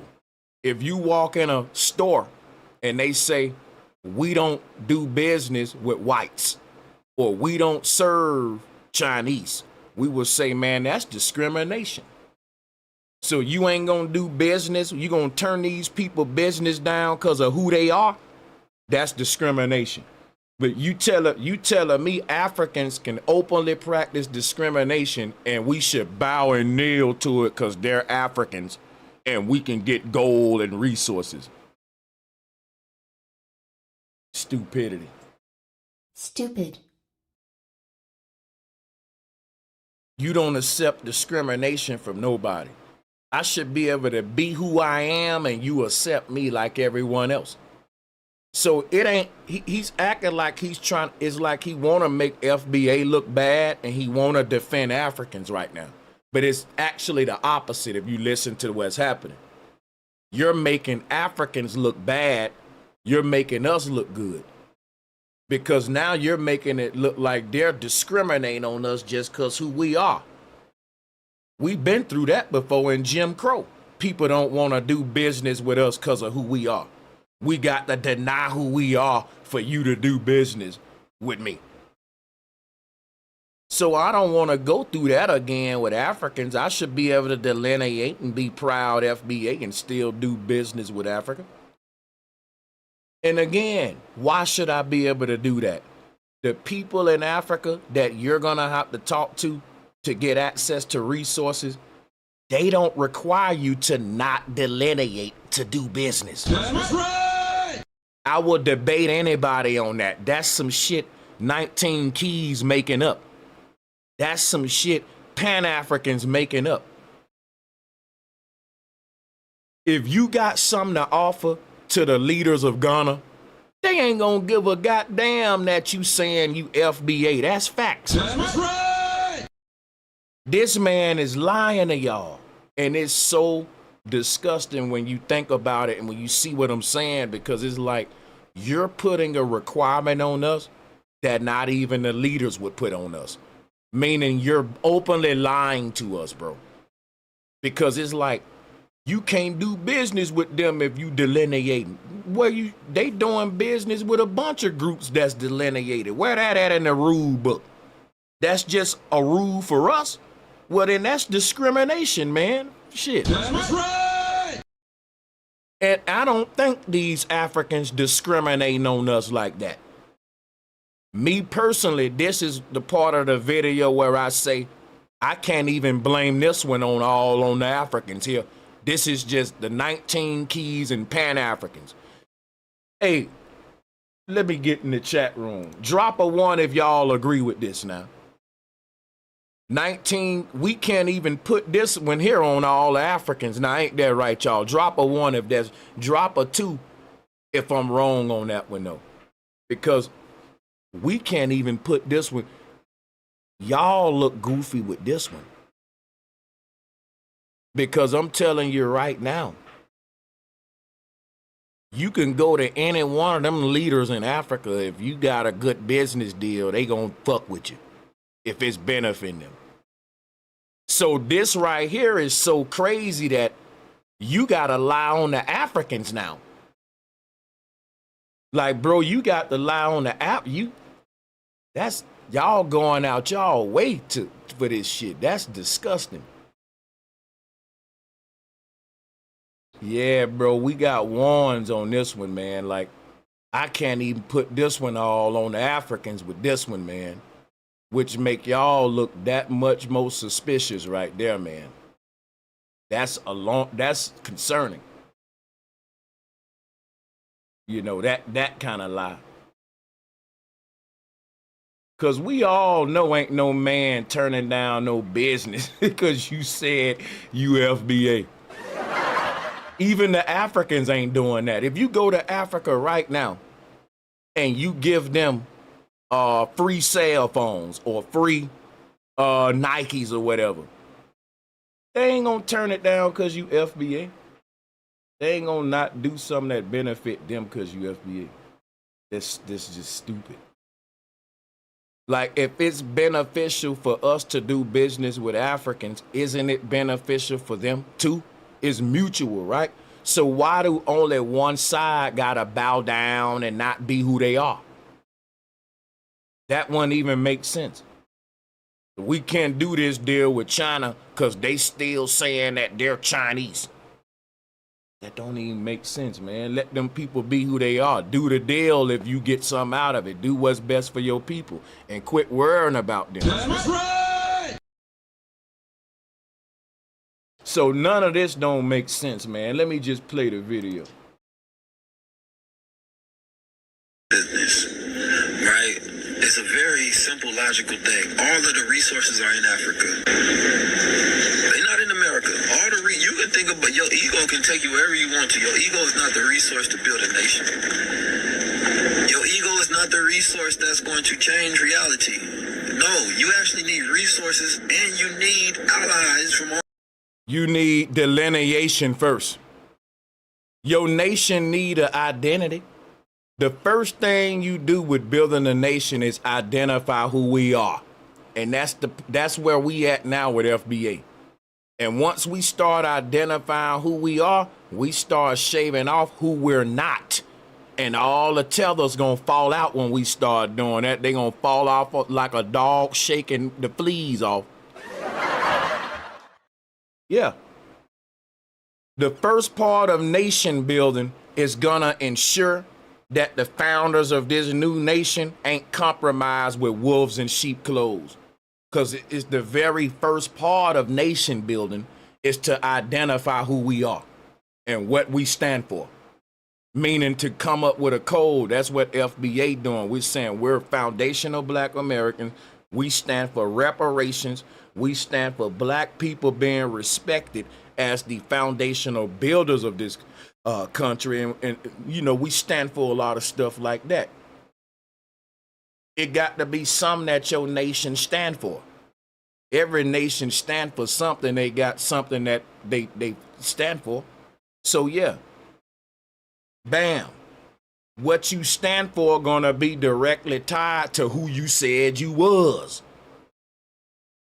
So I said I was a foundational Black American. So now with that, I have to stand for everything that's due to that group. It's a lot of history attached to that identity now, and a lot of responsibility that I'm held to. Once I start saying I'm that, and I realize this is my lineage, right? So that's a maturity as a collective we haven't done up until now. And that's dangerous. And what we're saying is how COINTELPRO reacts to baby nations. See, we're a baby nation. And the thing that we don't know is, yes, eventually we do want to organize, get different fashions in different states, get leaders in certain areas to get stuff together in them areas. We got to quit letting them shame us for that. And we ought to say, okay, if Tariq Nasheed is the leader, what that mean? Well, it just mean, y'all got a leader, so that makes y'all a cult then. See how silly that is? Like, why we scared of that argument? I really want us to be like, bro, so what? Like, I'm tired of us answering the way we answering. Because they saying, Tariq, y'all, no, he's not. You can't be a leader of a lineage. I don't like that answer. It make us look soft. This is how we should answer it. What if he was the leader? What if he was? Well, you see, now we got the power, bro. That's right. Don't put us in ball up defense mode. I'm tired of us being like this all the time to these Pan-Africans.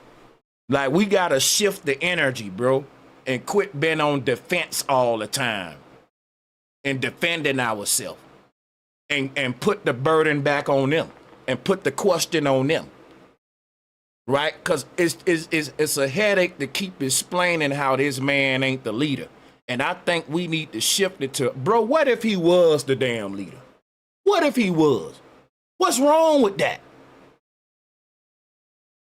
Look at how silly that sound, that you don't want a leader. You don't want unity, organization to form in this lineage. To the point where we defending that we not being organized. No, we're not. No, we're not uniting. Oh, no, we don't have a leader. Bro, we getting played, man. All across. And in the midst of Africa going through its biggest revolution, we're the most disconnected. A leader don't speak for nobody, matter of fact, because I think everyone got what it is to be a leader mistaken.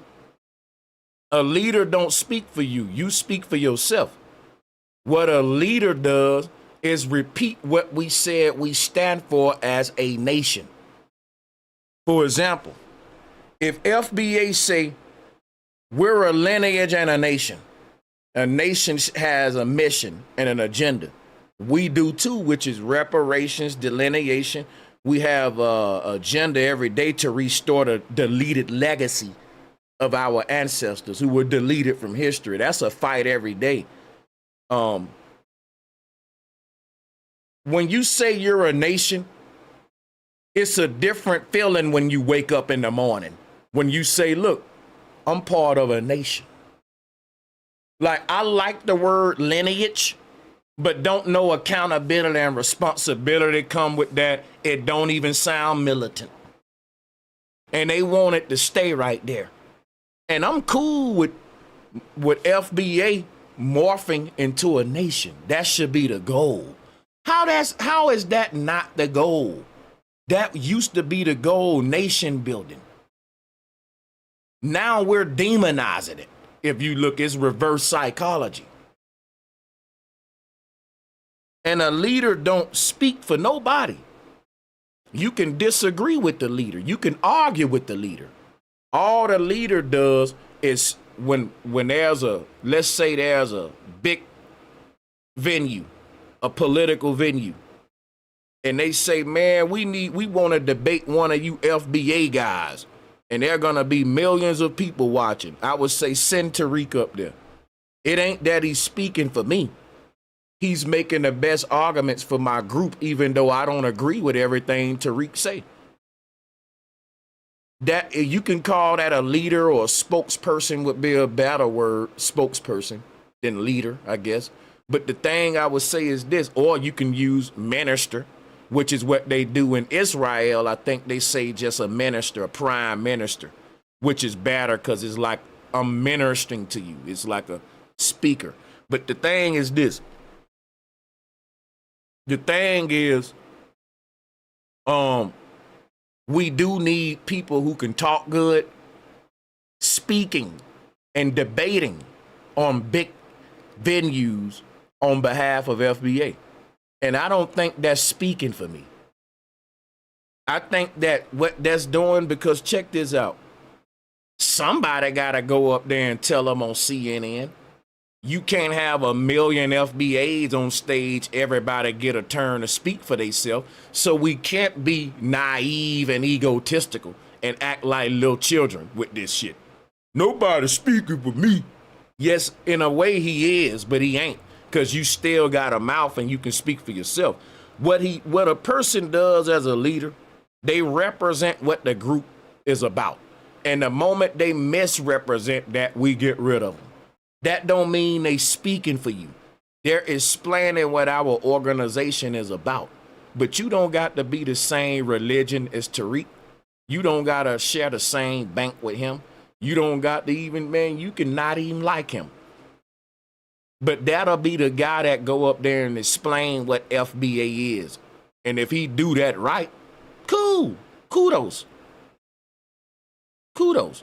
It's simple stuff. Hey, we're a lineage. It's foundation of Black Americans. Here go our history. This what we stand for. Reparations. Boom, boom, boom, boom, boom. Clap it up, go home. And it may have to debate somebody based on what we standing on, because they may not like what we stand for. They may say you don't deserve reparations, right? And go against what your nation stands for. And then you got to do political warfare with them in the form of debate, dialogue, on why your stance is legitimate as a group. Why you're a legitimate nation that's worthy to be a galvanized unit of people with a cause. What's your cause? Let's critique your cause. Well, when that time comes, they're gonna have to be one person. Everybody can't talk. And we got to be okay with Tariq or somebody doing that. And I don't think we should be ashamed. Every group got that. So let's play the video. From that storyline. So I believe it's a psyop, right? I believe that there's an aspect in identifiers, right, that is key. But then there's the aspect that the enemy is utilizing that against us. So Tariq Nasheed, come holla at us, because you the face of that movement, that whole tether. Come holler at us, like, come check in, man. Get your butt over here, is how that felt. And Tariq ain't gonna even watch this shit. I don't think he is. If he do, he ain't gonna let y'all know, because he's a stoic gentleman. He's very classy now. He ain't gonna even if Tariq watch this, you won't know it. And if he do, I don't think Tariq would even give this no response. He'll downplay it like, y'all ain't on my level. But and then again, he would be right because this ain't really how you go about. Like, but again, I don't expect nothing different from Viral Way. This is a street type podcast, you know. And it should be. That's who bro is. He ain't acting like nobody else now. So, but at the same time, street dudes can participate in intellectual bills. But in my opinion, that's their time to shine and show the world, hey man, I'm a gang member. I'm from the streets, but I ain't no dummy. It's just too often, every freaking time, one of these streets guys get into intellectual conversations, I facepalm. Now, drop a one, we ain't even picking on them because it's a lot of street guys, man. I'm from the streets. I don't consider myself a street guy because I grew out of it. I think the street mentality is a stunted growth if you keep it when you 50 and 40. Like, come on, bro. Really? You 45 still sagging? We can see your boxers. Shit just give me a headache. Let them young boys have that shit, man. Like, let them young boys have it, bro. But, yeah, like, if I know that I give off street energy and I represent that image and culture and lifestyle, but I'm old and I want to participate in mature conversations in my stunted growth mentality, then you got to show us you different than the stereotype. I'm going to be honest. I rarely see that. Nipsey Hussle, he was an exception, but look what happened to him. Prove my point. The smartest dude in the hood need to move the fuck out. I left my hood, nigga. People are intimidated by a smart black man. That's right. And you think that is just the white man. That's a damn lie. The white man put his hate for a smart black man in the minds of the streets. Niggas will tell you, hey, this nigga think he know everything, cub. Man, don't nobody want to hear all that deep shit, cub. Man, pass the blunt, bro. Niggas will downplay the intelligent nigga. And damn near like be mad at him like that. Like, you think you smarter than us, like blood? Like, I'm speaking like I'm, you know, a gang member or something, but I'm just giving you a sneak peek at how it is in the streets. For you like I said, you gotta hide your smarts a lot of time. You gotta hide that shit. Cause man, bro think he know everything, man. Every time niggas is around, he trying to teach a nigga something. Bro, I don't want to learn shit, my nigga. You ain't my daddy, nigga. Like, I don't all that knowledge shit, man. Like, it's some they did to black men to where every group can each one teach one, but we didn't have a daddy, a lot of us in our life. And we look at it like, you trying to son me, nigga? Man, I'm trying to help you, brother. I got some knowledge you may not have. You may have some I may not have. And our people never make these exchanges. We never do it because it's like, nigga think he can teach me something? Like, bro, you can't teach me nothing, nigga. Yes, we can. We can all teach each other something and make each other better, man. That's right. But they done something to us to make us reject it with ego, like just the act of you thinking you can teach me something, I'm mad. Even though what you saying I make and apply it to my life and better myself. It's just the fact that, bro, who you think you are teaching me something? That's a big egotistical barrier. And a lot of people got that, man. A lot of people can never learn nothing. Because they can't get past the barrier of who you think you are, man. You can't teach me nothing, nigga. Like, what the fuck?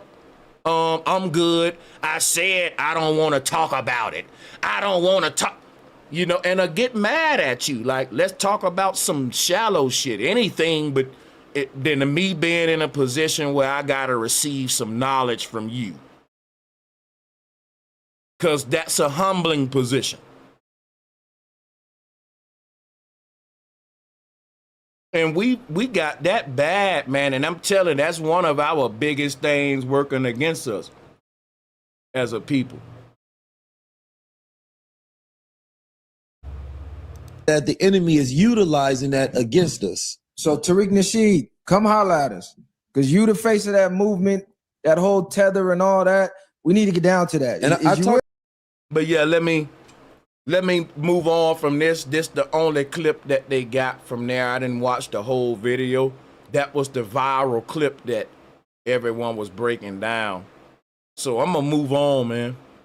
We got another joint. Let me see if he's saying something different on this clip. I don't know if this is a different one or not. Right. So essentially, a lot of this is centered around foundational Black Americans. My bad. Right. So essentially, a lot of this is centered around foundational Black Americans.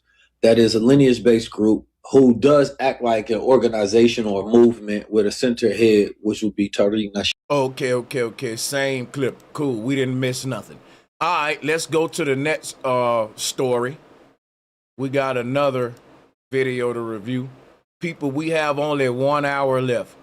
If I can get 5 more people to send in a super chat for $20, we'll been completed our goal. So we halfway there, and hopefully we can complete it. I appreciate y'all. Let's go to the next video review. In this next video review, it's a debate about these two white guys right here. They're debating this, brother.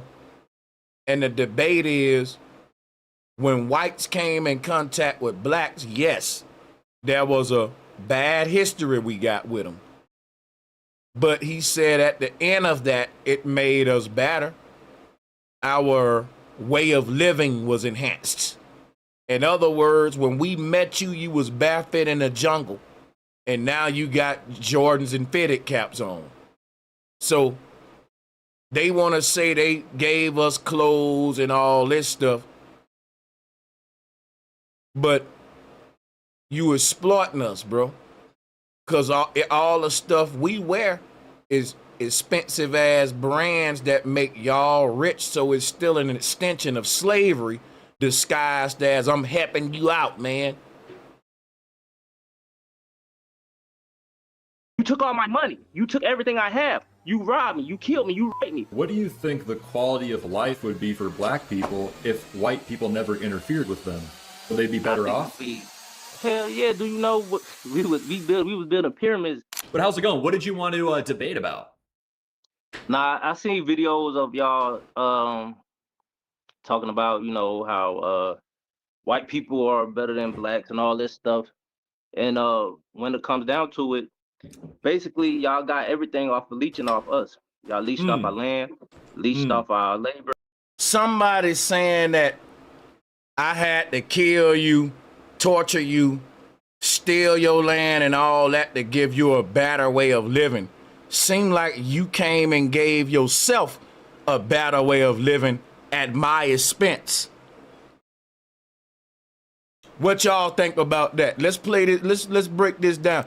If somebody got smoke, let me drop the link. Somebody said somebody in the chat wanted to come up with smoke.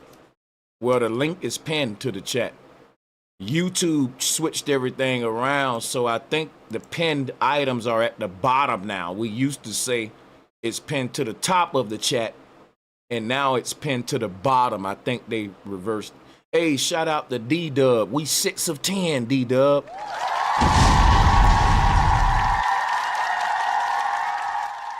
We're 6 of 10, D-Dub. Only 4 more, man. That is getting slim. 4 more people.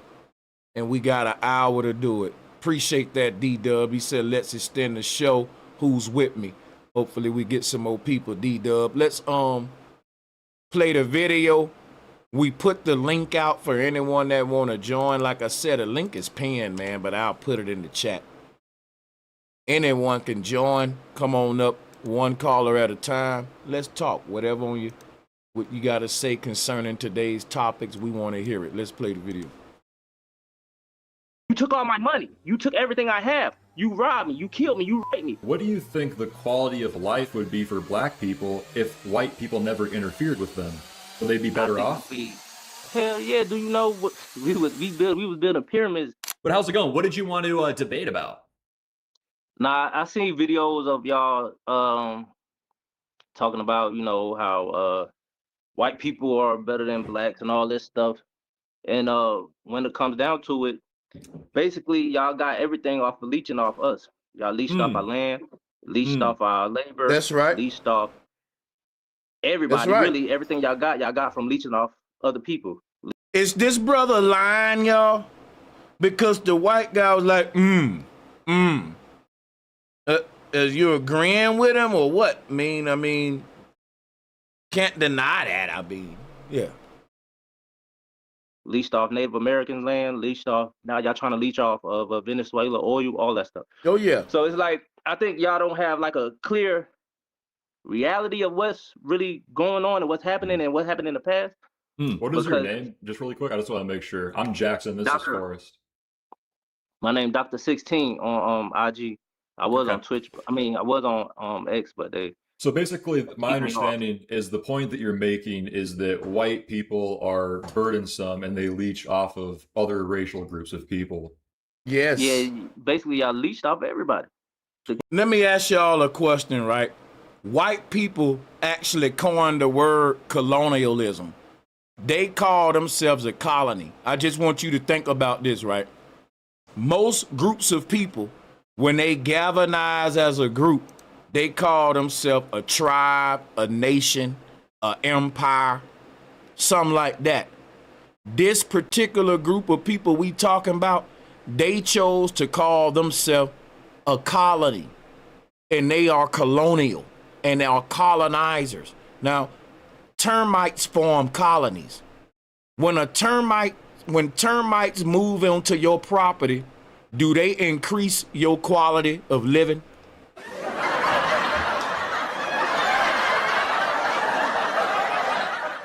The termites may think they did. The termites may say, look at these beautiful mounds we built around your house. Don't that look good? And I would have to say, to a termite, to an ancient American, he liked his jungle. He liked his clean water. He liked his beautiful nature. Maybe he didn't want your factories, your treatment centers and all that. You see what I'm saying? Even though we had all that, but I'm going with the history they telling. I'm going to just go with it because that's what they telling, right? I can use their own telling of history to show you still a savage and you're wrong. You know what I mean? Shout out to Madon Kemet. Much love to you, my good brother. How you doing? Salute, Sanchez. How you been? I'm doing pretty good, man. It's good to see you, man. I got mad respect for you, bro. You know it's love. And the floor is yours, man. Talk to him. Oh, no doubt. Appreciate it, Sanchez. You know you my Bama brother, man, always. Mm-hmm. Even though we disagree on certain things, for sure. But I agree with the brother, but at the same time, I was telling somebody this the other day. I know this gonna sound crazy. I might get some pushback for it, but I think us growing up in America, right, around white people, it kind of forced us to use more of our creativity to where we had to, we came up with different slang. We came up with so much different stuff based off of the way they treated us and the circumstances that we was in. It allowed us to become the most advanced black people on the planet, in my opinion, or the most influential people on the planet, if you see what I'm saying. Yeah. I'm with you on this. Yeah. Yeah, but I just leave it at that for the moment. Well, listen, I'll tell you this, though. The reason I'm saying I'm with you, Madon, is because why I agree with what you're saying is, in my opinion, because I'm going to show you what I agree with, what I disagree with. What I agree with is, if a people are already the greatest and influential before you met them, even in their lowest point, they're going to have that power. Because you can't beat influence out of a person, Madon. Hear me out. Madon, if I'm that nigga right now, I just got swag. Everything I do, people is like, damn, man, I never thought of that. That's right there. That's funky, Sanchez. Madon, No matter how much you black my eye, can you take my swag or my influence from me, Madon? No, not at all. So I'm agreeing with you that, yeah, they can never take away our influence. Even if we at the bottom of society, people gonna cop off us, because influence is just something you got or you don't got it, right? And we had it before we was even at the bottom. We was influenced. Listen, Madon, if we can influence the whole world at the bottom, out to slavery, imagine what we was doing before this. That's true. So I'm agreeing and kind of putting a little add on, because it ain't like we got a disagreement. We both on the same page here. We getting the, you know, that's what's up. Most deaf. Hell yeah. You want to speak some more? I'm gonna play the video. If not, you can chill on the round table. Some more people may join. I can sit on the round table, let you get to your presentation. Okay, let me throw the audio on so you can hear it too. If you hear a spot you need to speak on, let me know to stop it. And to the other people in the chat room, if y'all want to come up here, I'm dropping the link once again. We 6 of 10, y'all. Let's keep the goal going. We can do this. But what was America called before the white colonials came here? Let's take this back so we can get context of how he. Oh, this is just the intro. My bad. I'm gonna let it play out. You took all my money. You took everything I have. You robbed me. You killed me. You raped me. What do you think the quality of life would be for black people if white people never interfered with them? Would they be better off? Hell yeah. Do you know what we was building pyramids?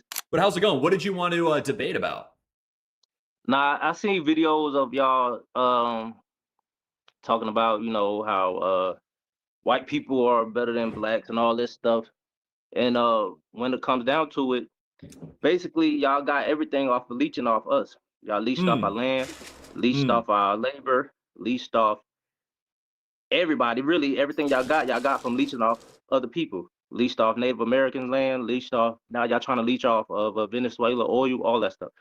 So it's like, I think y'all don't have like a clear reality of what's really going on and what's happening and what happened in the past. What is your name? Just really quick. I just want to make sure. I'm Jackson. This is Forrest. My name Dr. 16 on IG. I was on Twitch. I mean, I was on So this brother's name is Dr. 16 on IG. Let's follow this brother, man. Dr. 16 on IG. Let's follow this brother. Hopefully, I wouldn't mind getting on this show against these two guys here myself. So basically, my understanding is the point that you're making is that white people are burdensome and they leech off of other racial groups of people. I wouldn't just say all white people either. I know we're just using that as a general term, so white people don't get offended, right? Because this don't apply to all of y'all. Yeah, basically y'all leached off everybody. But what was America called before the white colonials came here? Why is that relevant? What was it called? It was called whatever the Native American language, whatever they called it in their language. Well, here's the thing. The Native Americans, there were about 600 different tribes on the land, and all of them had different names, different tribes. They had different sub-religions. They were all distinct people. So that's where you line at. And that's where the white man start. That's why I'm saying, quit trying to tell our history. Our people weren't distinct. Anybody that studied my work know that our people had the same system all around the world, and that's just a fact. He's lying.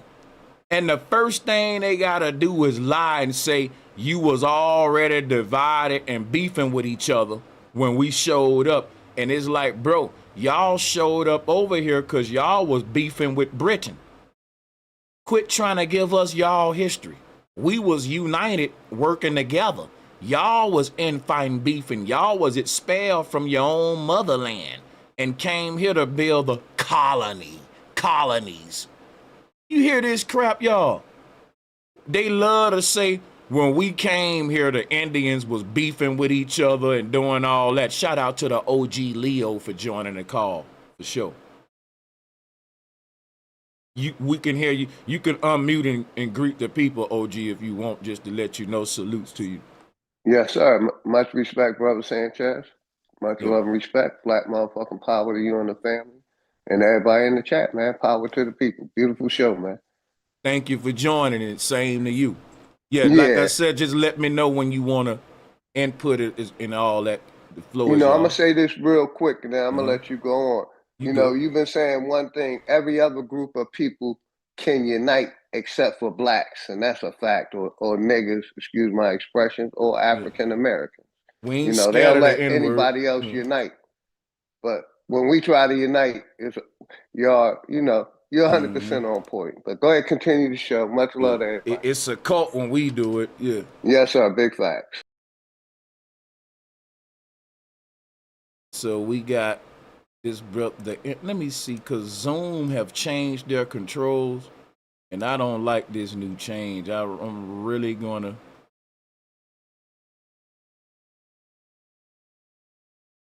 What I'm gonna do? I'm gonna quit using Zoom, man. I am, because they don't even got the option to make it to where I can mute a person mic and they can't, unmute it on their own. And they taking away the best features. That's like safety stuff. Cause I gotta let this dude on now. I don't know if he's a troll or not. So let me see. I'm looking for the option, and I don't see it no more. They've definitely changed it. And I don't be want to troubleshoot live in the show while we all here to keep the flow of the show going. Let me see if this person. Shout out to the internet. Can I get a mic check from you? The internet, can we get a mic check from you?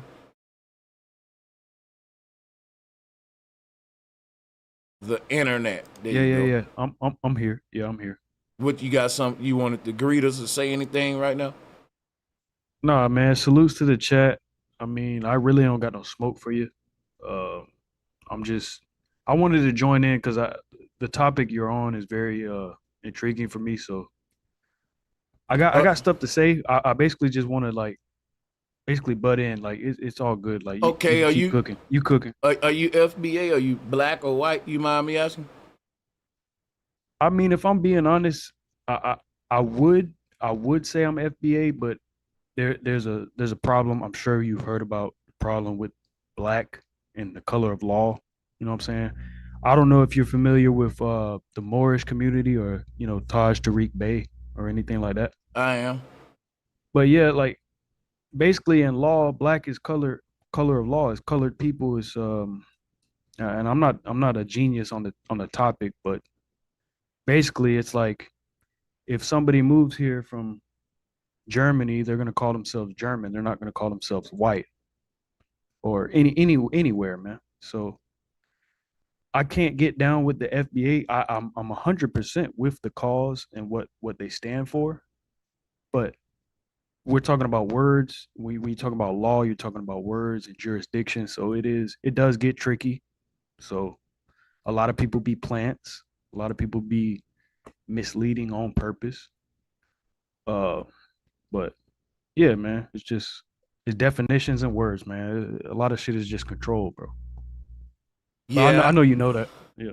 Yeah, I think that at the end of the day, you got to step back and analyze it and say, hey, what is FBA doing for my people? Is it a positive or a negative? And when you think about that, it's like, hey, it's a positive. Now, semantically, the word black at law may be dead, but you know what's always alive at law? Numbers and power. See, because power is in numbers. And you may, the thing about the word black, why it's dead at law, just hear me out a minute. The word black is dead at law because anybody can latch on to it, which is why we keep calling the tethers out. So when people say what you just said, like, I can't get with the word black because it's dead at law, well, that's why I'm FBA, because it changes the word black. It put two more adjectives on it, and I'm no longer a black man. If someone say, Sanchez, you a black man, I'm going to say, no, I'm not. I'm a foundational black American. I'm not but anybody can be black. That's like if I go to Africa and I call a Nigerian or African, they will say, listen, I'm Nigerian. You calling a person a continent when they belong to a nation, and that's your mistake, not theirs. Brother Sanchez, can I tap in on that on that subject right there? Because to me, through my research, not only black, but every misnomer that they gave us from slave to Indian is basically making us dead in the eyes of the corporation. And some of us hold on to all of those misnomers. But to me, from Indian slave to African American, you know, that's how they read Negro, colored, all above. Yeah, Is basically that's putting facts. us dead in the eye of this corporation. And it's basically, to me, it's a made up entity that they created. It ain't who we are.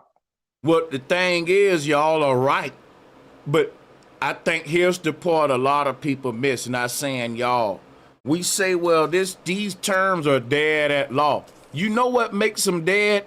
They don't specify a specific group. They're a broad umbrella. Like, for example, right? If you're a Nigerian, you can't just go do business at law as an African. You can't do that. They're gonna say, okay, what nation do you belong to, sir? I'm an African. Sir, are you a Libyan? Are you a Nigerian? Are you a Ghanaian? I'm just an African. Well, sir, we don't know where we don't know, like, we can't do, you're dead basically at law. You're not, cause why? You're dead cause you're not specifying who, that'll be like me trying to cash a check and on the name part, I put human. I didn't specify what kind of human. What's your name? Because your name would be as a group Jamaican, Haitian. That would say the name of your group. If you show up with a check and you just put human, you don't have no power in that. The power is in your name. This is what make terms like black dead at law. It's too vague. It doesn't specify nobody. But once you flip the word and say, listen, I'm not black anymore. I'm foundational black American. That ain't no color. That's something else. But if I just say I'm black, somebody can say, so Barney's purple. But if I say, listen, I am a foundational black American, I didn't just call myself an adjective. Because if I say, hey, I'm pink, I'm orange, I just call myself an adjective. But who am I though?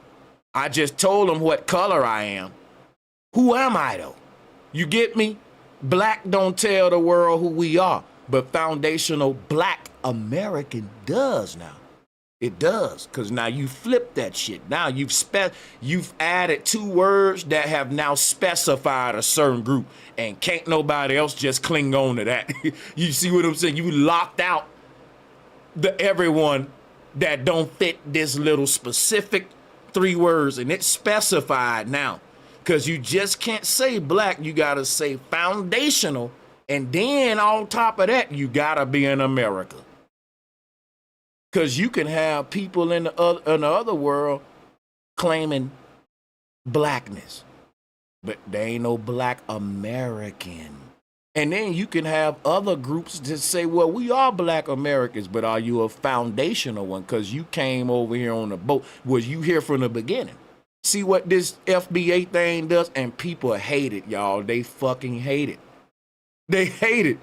Because they like, man, them niggas finally get it. They finally get y'all need to have an exclusive specified identity to have power at law. And now you can go right up there with the now you can go right up there with the word black and it don't really hurt you. Yeah. My bad. I didn't mean to cut you, but no, you good. I'm thinking about it. And so for FBA, what do you see as the future for FBA as far as establishing jurisdiction and actually trying to use the system to benefit ourselves or establish ourselves, because they've already blackballed us with the word black? How do we move forward? They didn't blackball us with the word black per se.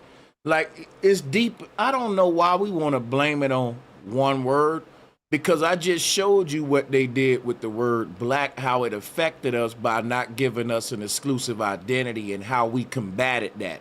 Now that FBA is here, we can't make that excuse no more.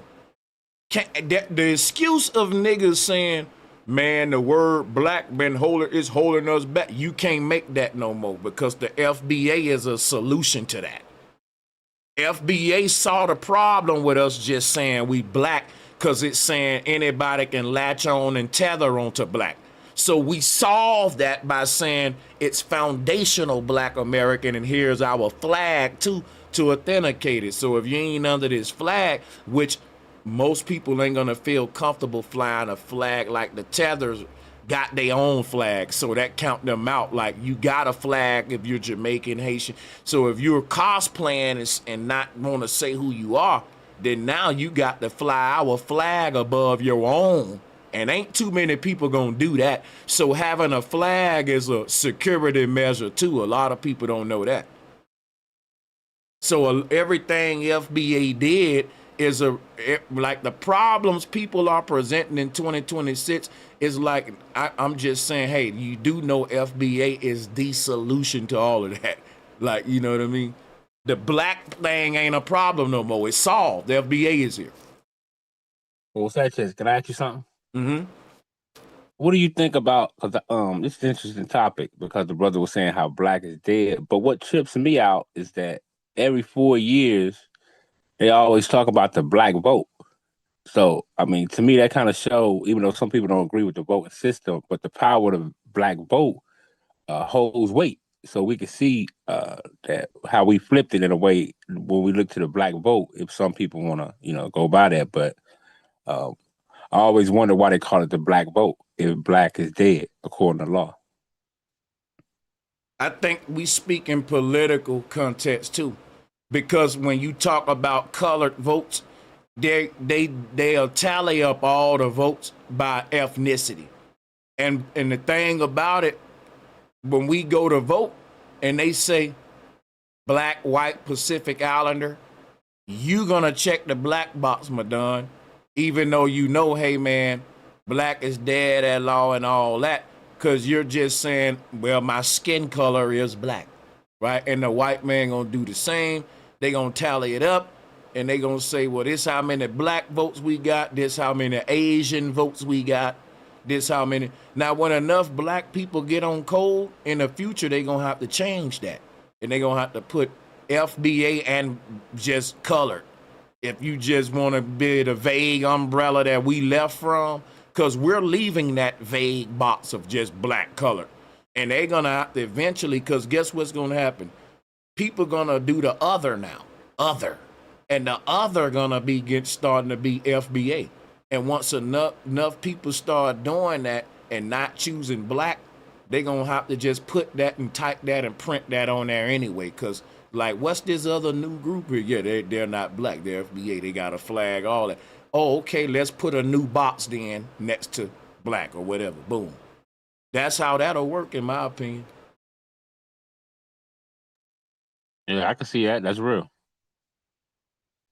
Mm-hmm. But these white guys are lying.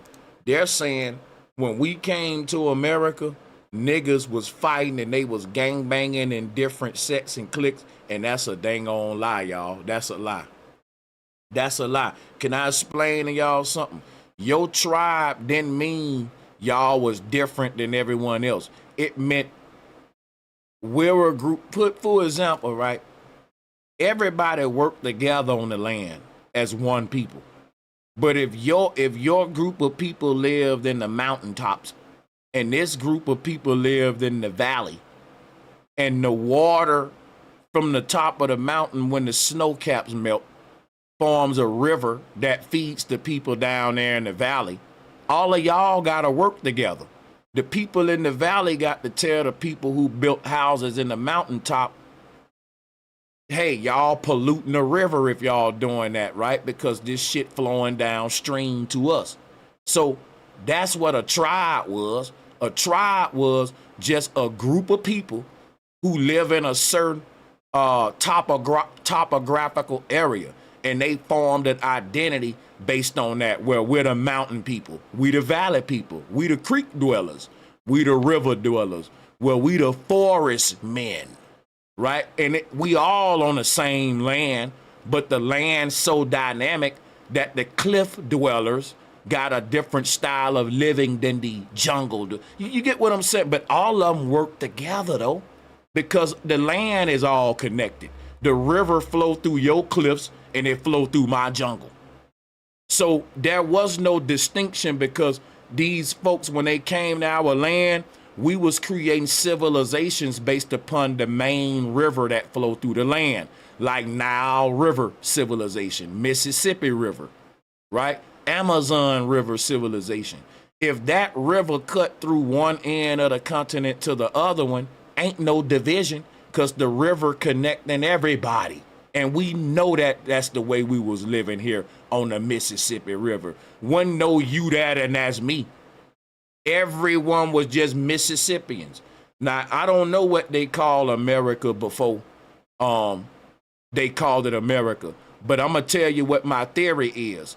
I believe whatever the Mississippi River was named, that's where we was named. Want me to tell you why I believe that?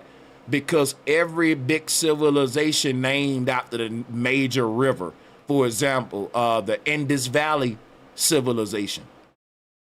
Well, they ain't near a river, they're in a valley, which is in their name, Indus Valley. But the Nile River civilization. See, my point is, these big civilizations are named based upon the main topographical feature that connected most of the people in their society. Do y'all get what I'm saying? Yeah, I got you. Yes, sir. Because if Yeah, that because was, they got, Jane Rice went to Mississippi I hear Valley you. State. I hear you. Mm-hmm. Like, they're lying and try to make it like it's different tribes beefing. No, that's what they had in they 13 colonies. Let me tell y'all something. These people couldn't get along in their motherland with Britain. Then they came over here and was fighting right in front of us in they 13 colonies. Our chiefs and our people was writing about how the Pilgrim was barbaric and fighting every day each other. Standoffs with their little pistols, like Yosemite Sam.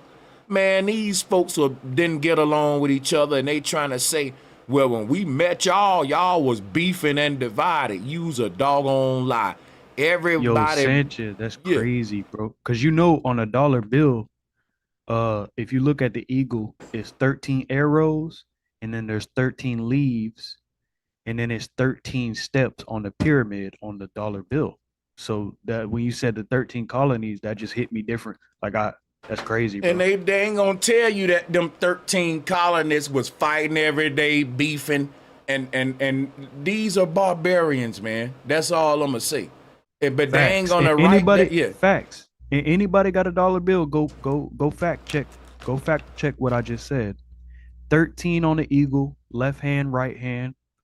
It's 13 arrows, 13 leaves, and then there's 13 steps on the pyramid. That's two different seals. And so they say, in God we trust. I mean, we talking about the barbarian. Like, come on, man. Keep cooking them. Keep cooking them.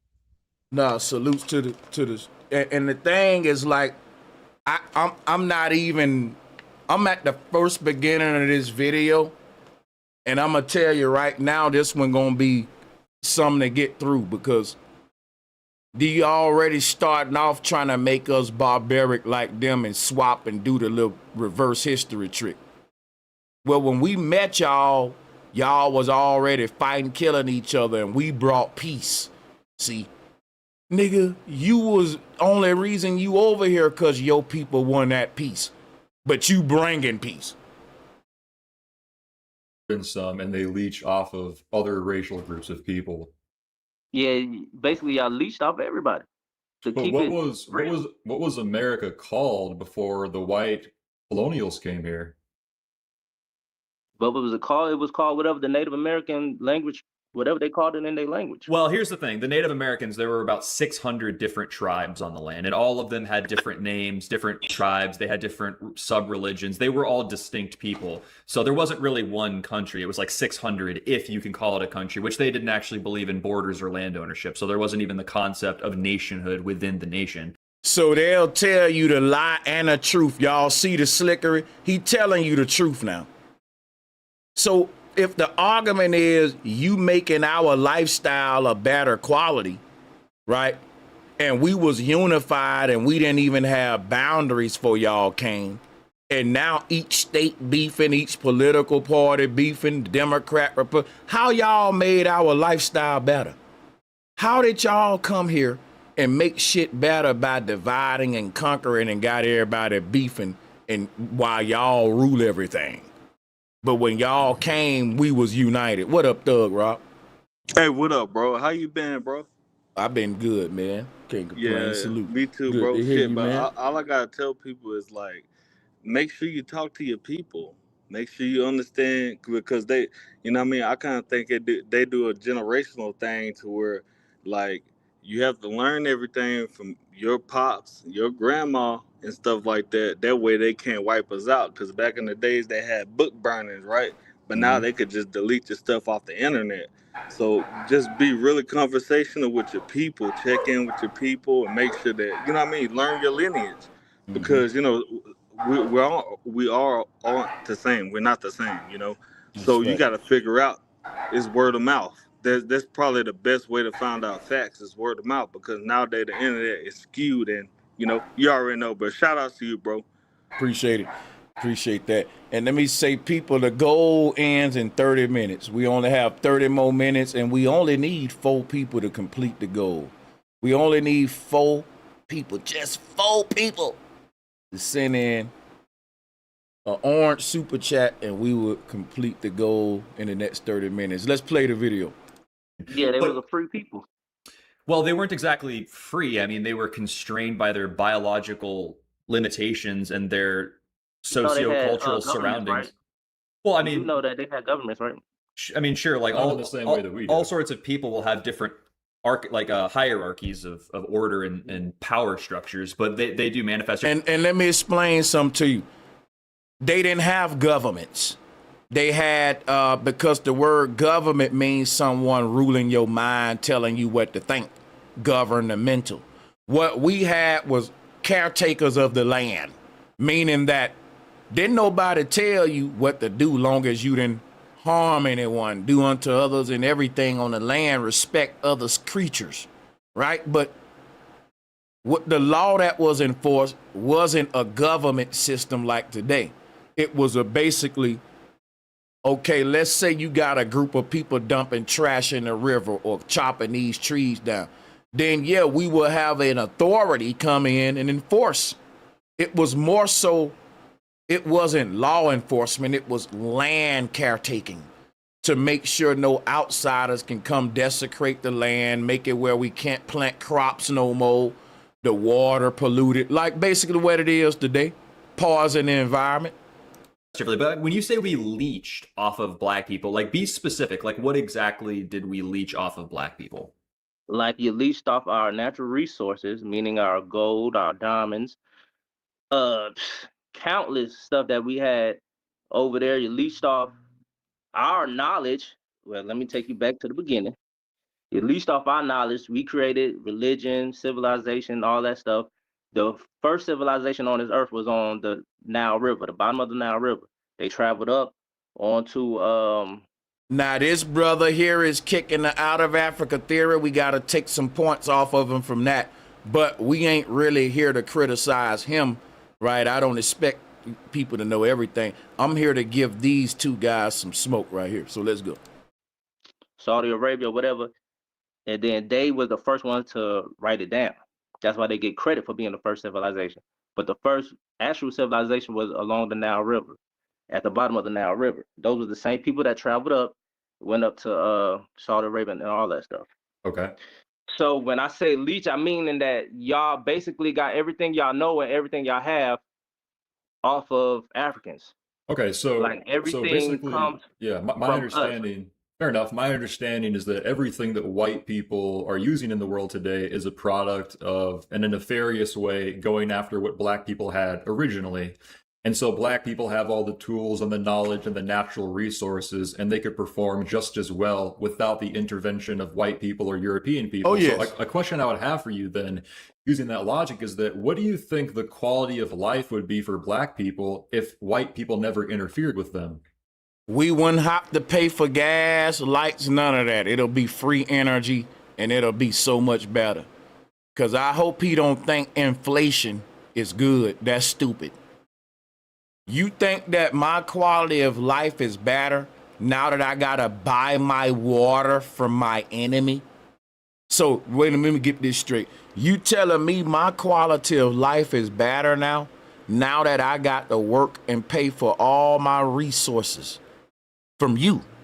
And the way that I get them is in a poison state. My water poison, my air poison, my food poison. But I gotta pay for it. I gotta get what you give me. Ain't no other options. I gotta go to your supermarkets. Your options is all there is. Even when I plant my food in the ground, guess what? I gotta buy your seeds. I gotta follow your rules and land regulations. I gotta plant it in soil that you've already poisoned. So that's a better way of living. So you telling me as a grown ass man, you want another man feeding you out of his hand versus you directly controlling your own shit? Hey, yo, bro.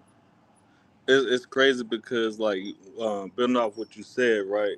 Like, you could have been thriving your whole life, right? You know how to till the land. You know how to make, you know what I mean, make your own crops, no matter what it is.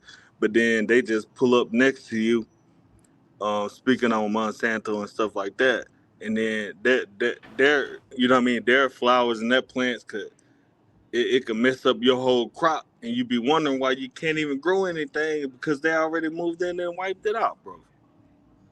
Yeah, you come in with small pops, all this shit, and you telling me you enhance my life. Like, okay, what bro should have said, can you articulate to me all of the areas that the slave master enhanced the slave's life in those words and just waited on it?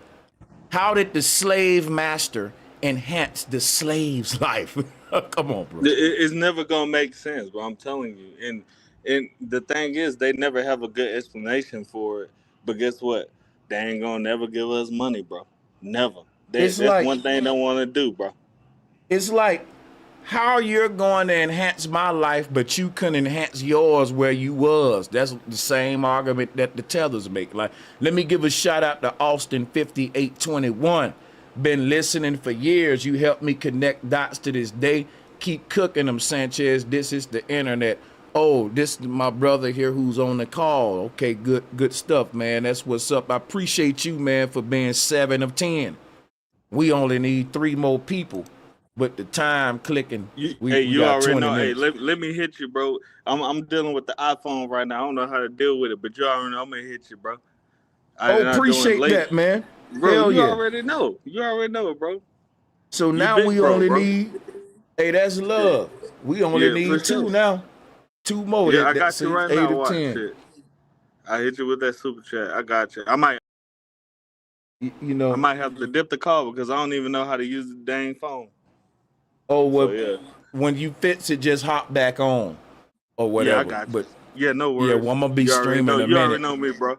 Because y'all already showing love. I'm extending the show anyway. So, look, the thing about this, what we finna break down, everyone, we going to take our time with it and be thorough because it's a lot of... And the thing about these kind of white guys, they got that energy like they're peaceful and sweet but the stuff coming out of their mouth, even though they ain't yelling, they ain't cursing, it is very evil, man. This shit evil what they saying, y'all. And it may not seem that evil because, like I said, they ain't turned up like that. Okay. So when I say leech, I mean in that y'all basically got everything y'all know and everything y'all have off of Africans. Okay, so like everything basically, comes yeah, my understanding. Fair enough. My understanding is that everything that white people are using in the world today is a product of, in a nefarious way, going after what black people had originally. And so black people have all the tools and the knowledge. Watch this. And the natural resources, and they could perform just as well without the intervention of white people or European people. So a question I would have for you then, using that logic, is that what do you think the quality of life would be for black people if white people never interfered with them? Now notice this. He never denied none of that shit. Oh, shout out to Jay Bandito. Jay Bandito, appreciate the love, man. You 8 of 10, that's love. Shout out to my brother Thug Rob, man. Thug Rob, he came through. He said he was gonna support, man. Appreciate that, bro. And shout out Word is to bond, brother. the show. Shout out to Matt Benjen. Welcome to the land of NPCs. That's a fact. Thank you, Matt Benjen. Thank you. Anybody else want to join the call? Shout out to my brother Retton for joining. You want to greet the people or plug some in before we get back to it, Retton? Salute to you, man. Salute, y'all do y'all thing, man. In 1 second, salute to the chat. All right. Salute to the chat. Hey, I was gonna say too. Hey, look, it's crazy because once you lock in and you start reading all them documents, because they tell you what they gonna do before they do it, right? Like the Leopold documents. Read that, man. They legitly show you how they come in and colonize. And look, I do not like a colonizer. And look, I'll say this: I'm not a racist person. I love everybody. I love everything. I don't even kill bugs when I walk, right? Yeah. But then again, you got to understand the truth is the truth. When you see, No you one know what I likes mean? a colonizer. Yeah, for real, because you know what I mean? Next thing you know, man, you living your life all normal. Next thing you know, you be on the streets, bro. So it's always really nice to pay attention to the way the world works. The way, you know what I mean? Just because you live in a certain city, a certain state, imagine the other state. You're like, dude, you have so many things you have to think about, red states, blue states, and all that, right? But then it always goes back into just learning. So if you ain't learning, you ain't going nowhere. Always, you And got to keep your head on swivel, bro. I just think it's such a evil ass mindset to say, listen, I'm gonna force this. Listen, Negro, I'm gonna give you a better lifestyle, even if I gotta hang you, kill you, castrate you. I'm gonna make life better for you. Bro, if you think that you making life better for me with oppression, why didn't you make it better for yourself in your own land and stay where you was? If someone telling me, no thank you, I ain't gonna kill them just to make shit better for them. Seem like you trying to make something better for yourself for real. Because if the only thing that you can build and make better is over here and not where you came from, how I know you made my shit better? See, because the truth is, these people were barbarians, mud hut builders. And when they came over here, we was building stone Olmec heads. How you gave us a better quality of life when we built stone pyramids and y'all was living in lumberjack wooden huts telling stories of Paul Bunyan cutting trees, and you was boiling oatmeals and grits in a big witch pot. And you telling me you made my life better and my people was cutting stone the size of your whole house. We got stone blocks. One block on that pyramid is the size of your mud hut, Pilgrim. How this Pilgrim saying he coming over here making life better for the Olmecs? That's fucking laughable. And to go for that, you have no clue who you are. A black person that'll go for this kind of talk, they don't know who they are and they can't defend it like what I'm doing right here. They can't condemn this devil and tell him like I would have told him on the show, bro, how you increase my lifestyle when my people was living on stone roads and they had ethereal lighting and y'all came over here on wooden ships building mud huts. And then I can prove it to them right there with receipts. See, they don't want a nigga like that up there. What's good, Terrence Grove? Welcome to the round table. How you doing, man? Hey, yo, now I was gonna say that they don't expect people to look up. You know what I mean? Do your own research and learn about stuff because, like I said, but when I came in, it's really important for you to be able to reach out to your people to understand what they've been teaching them, right? And understand your lineage. I do not condone and you know what I mean, like getting your blood test, people telling you where you're from, you know what I mean, all that, because like I said, at the end of the day, they could change every generation. You know what I mean? Nowadays they have people like the documentaries. I'm used to watching documentaries and long form content, right? But no one watches documentaries anymore. I'm like, what? You don't watch documentaries? Now all y'all watch shorts? That's crazy. So Yeah, you're so not gonna learn anything. You know what I mean? They make it yeah. soft, Let me and then give. they change words too. The meaning of words, they change it Well, too. let That's me. coming You with. gotta be kind of brief, Rob, because we got a lot of people on, and Terrence was about to come in with they greeting real quick. Yeah, no, And he you got mad good. cut it You in. already know. But you got it though. But I was just letting you know we gotta be Yeah, no, mindful. no Yeah, disrespect. Hey, you hey, good? go ahead, run it, cause I'm on.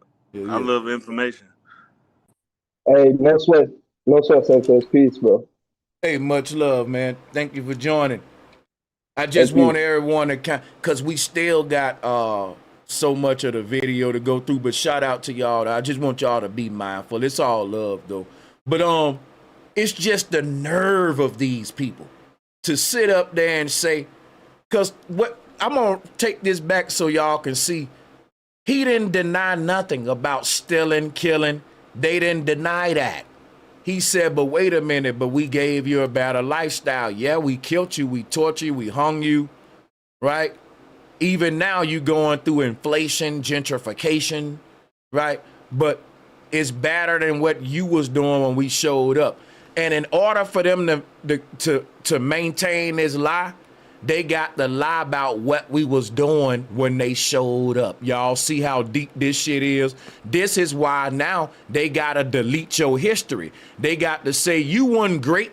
You was a monkey man. You was scratching your ass. That's what they was doing, y'all. They got to now say when we showed up, y'all was horrible as a people. So you should be glad that you even at the bottom of this society we built for you, because you being at the bottom of our society is better than the state we found you in when we came. Tell me that ain't no evil shit to say. It's crazy, Sanchez. It's crazy you said that, because I was just watching a documentary the other day, and this pastor, you know how they go on missionary trips across the seas and try to indoctrinate people and stuff like that, hand them the Bible, give me your land, I give you the Bible, that type of stuff. So it was a pastor, bro. He went and lived with the Amazonian tribe for like 7 years, and they were perfectly fine. They were happy people. They fish, they hunt, they lived in the woods. They had little houses or whatever. And they did a study on them. There was neurosurgeons and stuff, bro. They did a study on these people. They were the happiest people you could meet. And after the 7 year missionary trip, the pastor stopped believing in religion because he realized people could be happy without that shit. And yeah, and he wrote a book. It's all type of stuff. I was trying to pull up the video before I even brought it up, but it's because you were on the topic. I had to say this. And he came back to America after his trip, and you know, his family went with him here and there, back and forth. But once he got back, and he was back stationary in America, his wife divorced him because he was no longer Christian, and took the kids. And it just goes to show you the cult mindset of these people, because even a pastor that went on a missionary trip realized these people, unbothered, untouched, didn't know he had to learn their language to speak to them. And when he was trying to talk about Jesus, they were like, did your dad know Jesus? Did you know Jesus? Did your grandpa know Jesus? And once he established that nobody he knew or lived with in his lifetime knew, they said, I don't care about that shit. That's hearsay. They the cult. They try to make us the cult. It's a lot of people just naturally living that don't, they're all right, man. They're happy people. They're unbothered. You know what I'm saying? And it's like, think about this, man. The mindset that these white guys got is so dangerous, bro. It is the mindset of the colonizer, which thinks that, okay, these people are in the jungle. They got no shoes on their feet. They got some land that we want, though. There's resources on their land. Let's go help them out. No, really, you're helping yourself to the resources on their land by saying, look, without us, you would still be barefoot in the jungle. We put J's on your feet. We put Fruit of the Loom on your ass. Look, you ain't in the jungle no more. You got McDonald's, Burger King, Walmart. Look, your food don't come directly from the tree no more. It ain't free. You got to buy for it, and it's inflated with poisons in it. Then we help you out. Look at how we helped you out. You know what's wild, Sanchez? Now we can look at a chariot from ancient Egypt from 8,000 years ago and compare that chariot made out of gold and fashioned with and decorated, and we can compare that 8,000-year-old chariot to a wagon wheel from the 1700s, and we can see that hey, something happened where some got cut off and somebody had to restart some shit or something. Thank you. So for him to say, because I'm going to show you what Madon's saying right now, so because this is where I was finna go with it. This is very important. Check this out. Share this. Damn it. Y'all can see the screen share, but it looks crazy. Let me do this. So here go the pilgrim houses, y'all. Check this out. So this is what the pilgrims on the oatmeal box who came to America, this is what they were living in, man. Look at this. I want y'all to look at this shit, bro. Look at this right here. Look at that. Now, these people said they got to say that you was living in a jungle barefoot in order to make this wooden shack look like a luxury to you. Because if a motherfucker gonna say, well, when we came to your continent building our mud roof wooden shacks, we helped you out.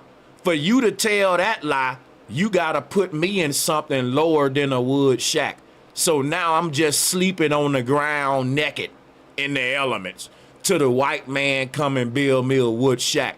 Now he come over here, he building wood shacks, but look what we got already. Stone heads of black men. But he told me he increased my lifestyle. Now, how you gonna increase my lifestyle if I'm carving stone and you come over here with wooden shacks? So he'll say today, well, look at the world today. Well, that's the world we had when you came, silly. We had skyscrapers and pyramids and big stone steel objects on the horizon line. We had that when you came. Sir, you was building wood huts when you came. Then when you destroyed our shit and reverse engineered and learned the technology, it took y'all 100 years to build your first damn concrete building. And you enhanced my life by setting me back in time. We was already stone builders, but you enhanced my life by taking that knowledge away from me and giving it back, set me back. Like Madon said, that was a reset. That was a great cataclysm on the earth that wiped out most of the humans on earth. And these people, these pilgrims, were squatters that came and claimed all of the ruins after the reset. Think about this, right? Y'all see these big ass buildings that the Vatican own, these fancy cathedrals with the paintings like the Sistine, these big, beautiful buildings from the Victorian era. Guess what? The people who said they built these buildings, this is what they was building at the time, mud huts. You can't be building both of those. So what I'm telling you is they did not build none of that stuff. They found it, and they told you they're the founding fathers. They found it. They squatters. That's what the pilgrims are. They squatted on these beautiful architecture from an advanced civilization before them. And that civilization is our ancestors, not theirs. And now they swap places with us. So FBA is a deep topic because it's saying that we own all of these buildings in America that go back before the 1800s. Black people built that, or what we call Tartarians. I don't even want to say black because that didn't exist then. That's being divisive. So this history is deleted by these folks here, and they come along and they come with the Bible, which gives them right to over all this property that they claimed and squatted on. Because they saying, hey, This is our property.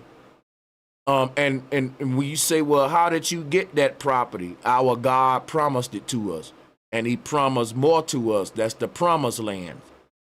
So now it justifies colonization in the name of their God. So when they come over here, they give you the Bible. Why did they give you the Bible? So that you can accept the fact it ain't your land no more. It's their land by promise of God. And future generations go along with them and help them go conquer other people's land, just like we doing now in America. And we say, yeah, this is them. They the chosen people of God, and we going around to make everyone land like America, because those people got false gods, and they barefoot, they stink, and they don't have a Walmart. Now let's go give them one. Would they be better off? Hell yeah! Do you know what we was building pyramids, something that y'all can't figure out to this day how we built. If y'all But would black left people Africans, didn't build the pyramids, though. Those were Coptic they people. did. Those were Do you Coptic know- people. You say they were who? Coptic. Those They're were- North African. They're Semitic Arabs. Those were Coptic people. They're Caucasoid. So listen to what I'm saying. Go ahead. Do you know before the Arab invasion of between 600 BC, everybody in Africa was black. So yeah, you could talk about the Arabs or the white people who took over Egypt after 600 BC. But You before got 'em. that, everybody was black. They was building pyramids. They had all type of religion. They had all that stuff. All that stuff started. And way they before know y'all that. came, way before the Arabs came. There People in is- North Africa was black. There's So now guess what the white colonizer got to say? He got to say anything built intelligently wasn't done by your ancestors. It was done by your slave master or ancient aliens. Because when we met y'all was some dumb niggas killing each other barefoot in the jungle. They got to maintain that when they met us, we was dumb and in a primitive state. Because in order for them to lie like we made life better for y'all, come on now. And the standards is a pilgrim lifestyle. So a person that took over stone empires got to say we made life better for you, even though they was building wood huts. And for that to be true, without them, everyone know they was building wood huts. They can't say, in order for them to say we made life better for you, they got to say you didn't build this stone head, Sanchez. They got to say the Egyptians built the pyramids built in Egypt, ancient aliens built that. The pyramids built in America, ancient aliens did it. They got to delete you from any kind of intelligent work prior to them contacting you, because their claim to fame is to say, yeah, we killed you, yeah, we raped you, but we educated you. We gave you science. We taught you how to build stone structures. People, this is the biggest lie ever. It's a hurtful lie. I got a question for you, Sanchez, because one of my homies. So for example, this statue right here, where was this located at? Because one of my homies, he don't believe in black people was already here. He just don't think that. And I've been trying to tell him, like, if you look at just the way the sun operates, bro, like the equator, everybody close to the equator, the middle earth. But see, that right there is gonna shoot you in the foot. Once you say that the sun give us our blackness, you now is subscribing to the same Darwinian out of Africa theory that your homie probably subscribed to, which will say that black people wasn't in America first. The first people here would have been Africans. So they can't lie, because they said everybody started from Africa, right? And we know the Africans were black. So they already put what we call black-skinned people on every continent in the beginning. So what they're saying is the modern black man wasn't already here in the beginning. He's here through ethnogenesis, and he's a mutated African, which makes him an immigrant, for real. Because what they're saying is, yeah, Africans came to America and populated it, but you're not one of them. You're a different African that was stolen later from West Africa, and you see, yeah. But that's less of a problem than the fact that people close to the equator were darker, and this land was already inhabited by. That ain't true though, brother. Do you know that? So you telling me white people was everywhere close to the equator? Listen. I'm just asking. If you listen, I'm about to go into that. Watch this. No, go ahead. This argument, right? That the equator is where the black skin come from, and you gotta stop, man, because check it out. There's a country, there's no place on earth closer to the equator than Ecuador. It's literally named after the equator. Equator. And look, I never thought of that. Goddamn. Go ahead. So listen, when you look at a beach in Ecuador, right? It's look at the color of the people on it. Let me zoom in on this for you. Look at how much white on this beach.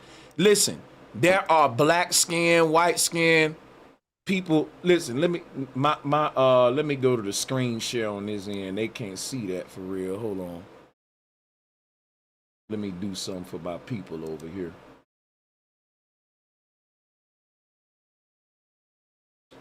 Check this out, y'all. You see this? If you go to Ecuador right now on a beach in the summertime, it's gonna be more white skin than black skin. You're gonna think you in a Baywatch set. This whole thing about the sun and black skin, it has to stop. Black skin don't come from the sun. You can't, and think of how silly that is. When you say my black skin come from the sun, guess what you saying? The first people on earth was white. You do know you saying that, right? You said, because think about it. If blackness didn't come from the creator, then you saying the first people on earth was white and the sun had to color them black by cooking them and baking them. That's stupid, man. We gotta get rid of that. That means black people the youngest people, because it took white people that long to get a 1,000,000-year-long tan to become a hip-hop high top fade wearing nigga. So you saying that a black man is just a white man that baked in the sun too long, but the sun don't give you swag that we see in hip hop. I don't care how much you put George Bush in the sun, you can come back 10 billion years, you won't get Big Daddy Kane. No, I'll say that was powerful. And I was gonna say something about Villalago though, but you got him. That was it made me question. You should always question all things, but also there's a comeback for that. As far as Mother Nature being female, because Earth. Now you already lost though. No. Listen, you already lost now. Listen. The sun is male, right? Because the sun rays impregnate the earth and fruit grows. This is what I'm telling you, brother. You finna fall hard on. I'm trying to save you. I'm not trying to cut myself. So go ahead. You're gonna do it. I'm telling you, how you starting off is wrong. I just said facts. I don't got to recreate what the sun is. Everybody know what the sun is, man. I'm telling you, I'm screen sharing. Ecuador is closer to the sun than anywhere on earth, and they will tell you they've always had people this shade in their country. That debunks, you see, you re-educating all us adults on how the sun work and what the sun is gonna be stupid now. I have an image up that debunks your claim. Being by the sun don't turn your ass black. I'm showing it though. It ain't no place closer than the sun in Ecuador. It do though. It doesn't though. You can get a tan. Okay, that don't make you a black person, because guess what? When these white people get up out the sun, they ain't gonna know how to motherfucking twerk like a black person. They ain't gonna know how to out-rap me. It don't make you black because you got a tan. You just a white person with a tan. I don't know how you think. Why do you think you making sense, man? Like, this is ludicrous. Stop talking while you're ahead, bro. Like, because That's like saying, well, will you get a tan? Okay, well, I don't gotta go out in the sun and get my tan. I just got it. So if I didn't get my tan from the sun, I got it from my genetics. What make you think they can get what I got by spending a few hours in the sun when I got mine through birth? We ain't the same. Quit forcing it. It ain't.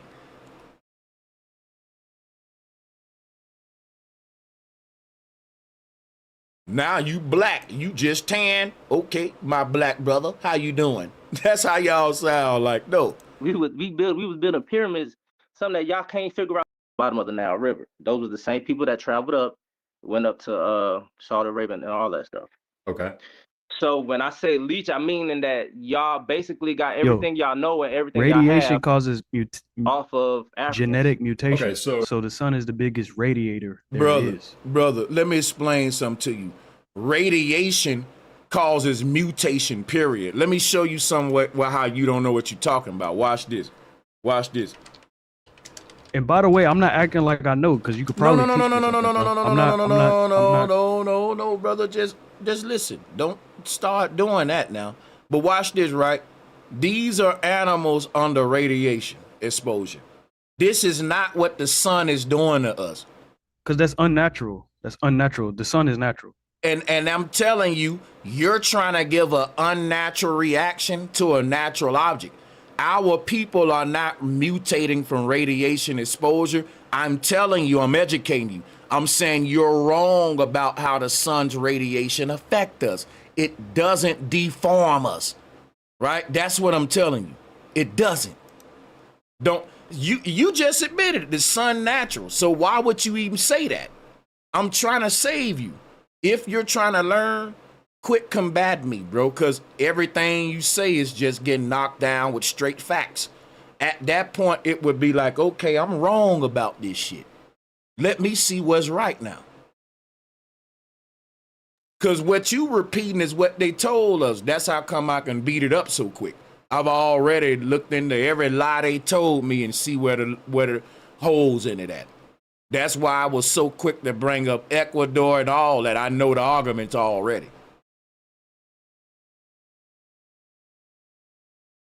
So blackness don't come from the sun. That's a lie.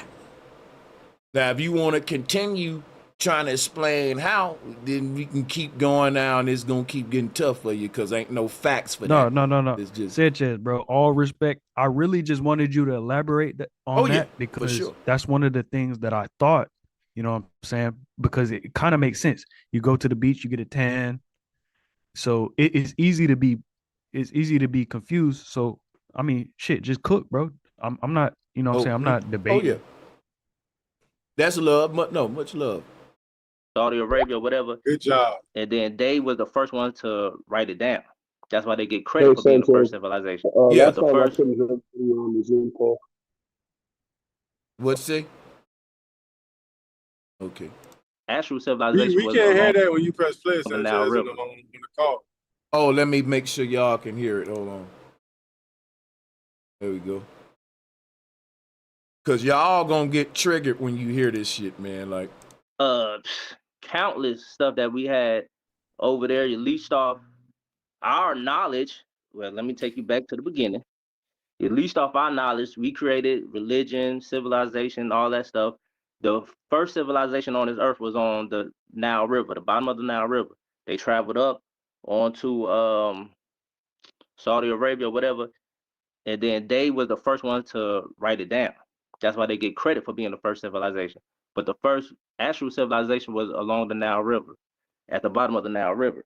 Now, me personally, I think that if the Mississippi River civilizations ain't the oldest, then I'm gonna just be fair. All these river valley civilizations were part of a unified civilization that wasn't separated by boundaries. The Mississippi, the Nile, all of them.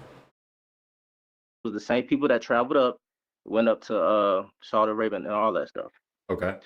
So when I say leech, I mean in that y'all basically got everything y'all know and everything y'all have off of Africans. Okay, so like everything basically, comes yeah, my from understanding. us. Fair enough. My understanding is that everything that white people are using in the world today is a product of, in a nefarious way, going after what black people had originally. And so black people have all the tools and the knowledge and the natural resources, and they could perform just as well without the intervention of white people or European people. So a question I would have.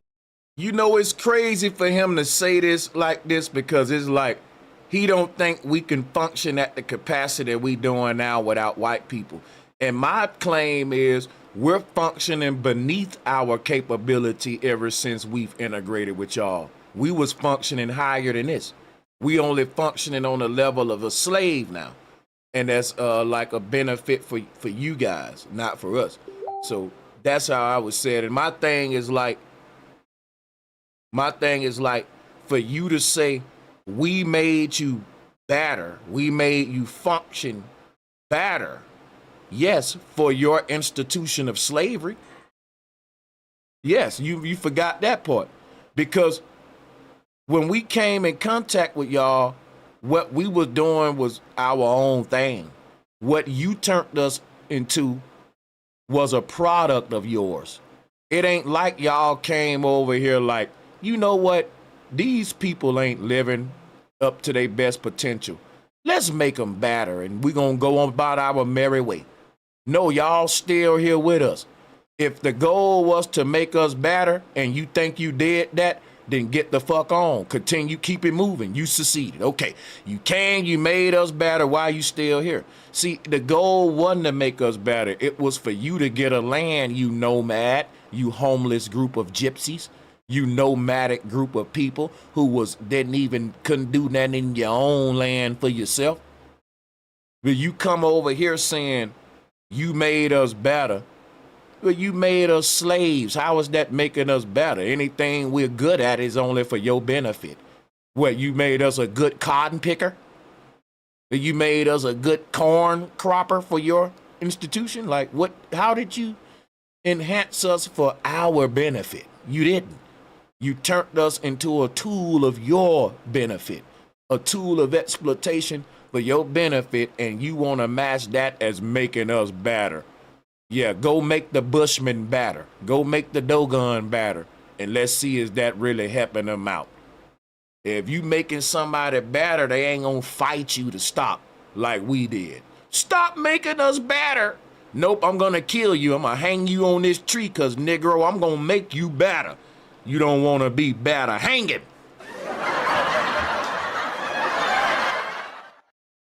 For you then, using that logic, is that what do you think the quality of life would be for black people if white people never interfered with them? Would they be better off?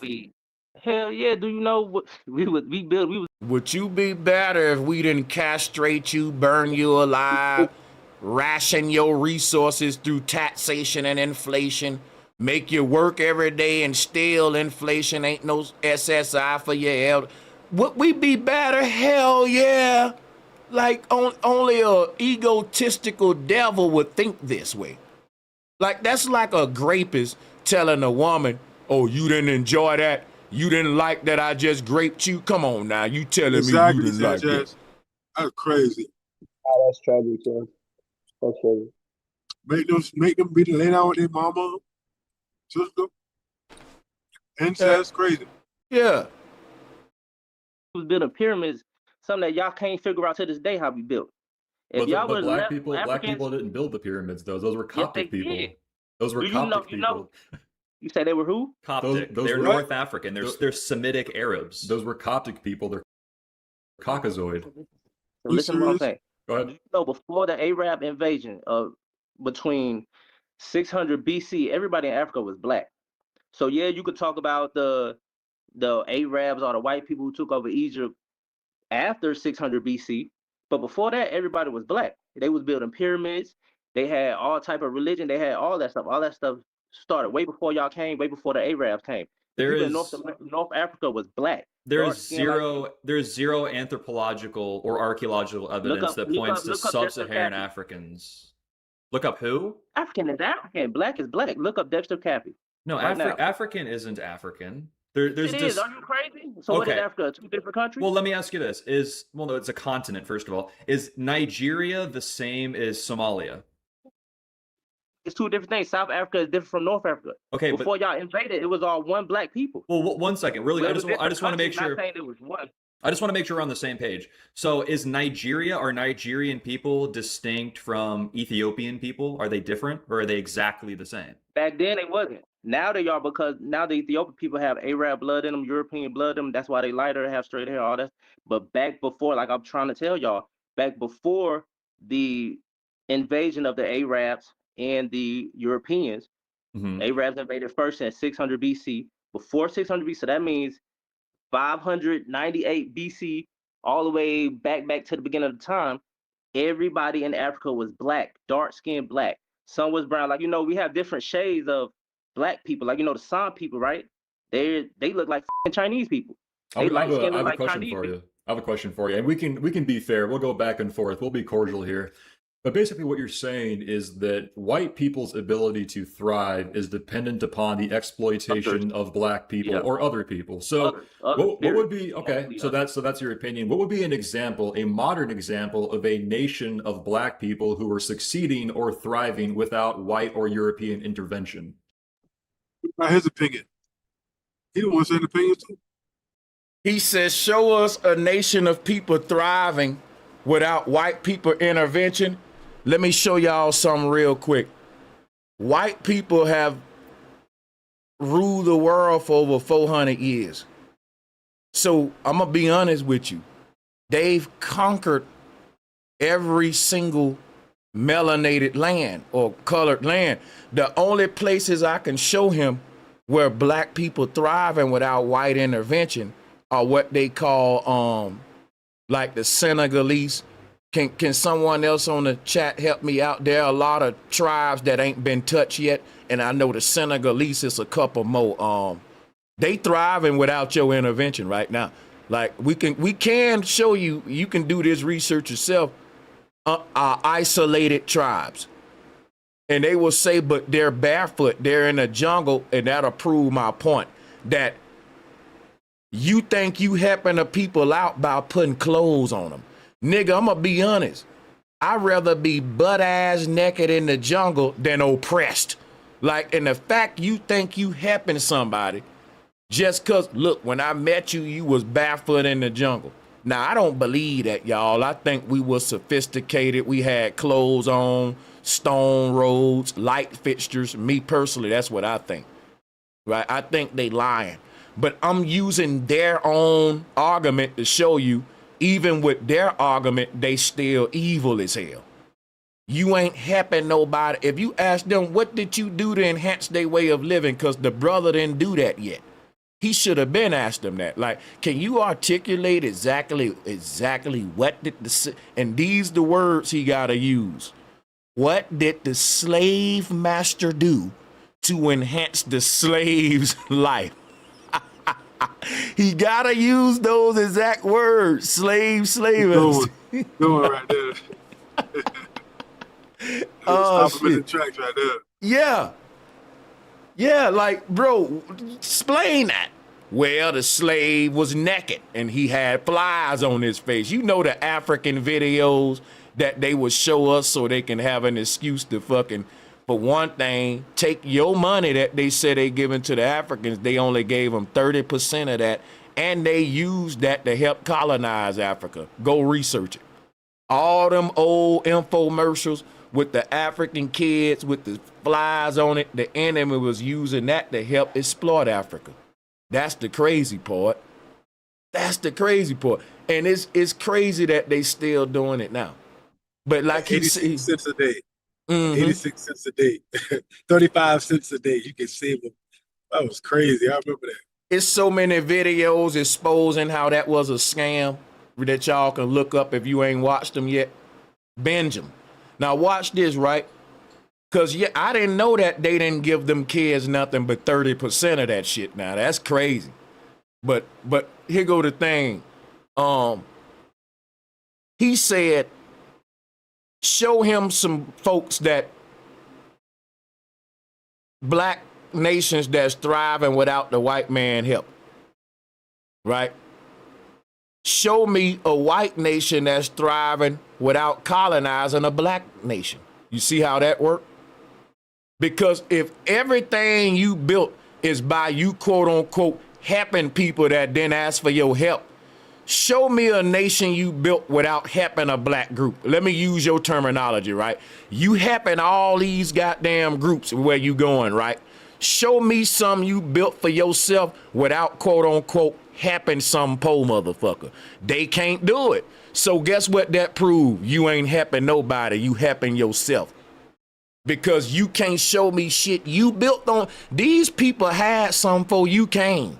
But you can't show me nothing you built without, quote unquote, helping them. Yeah.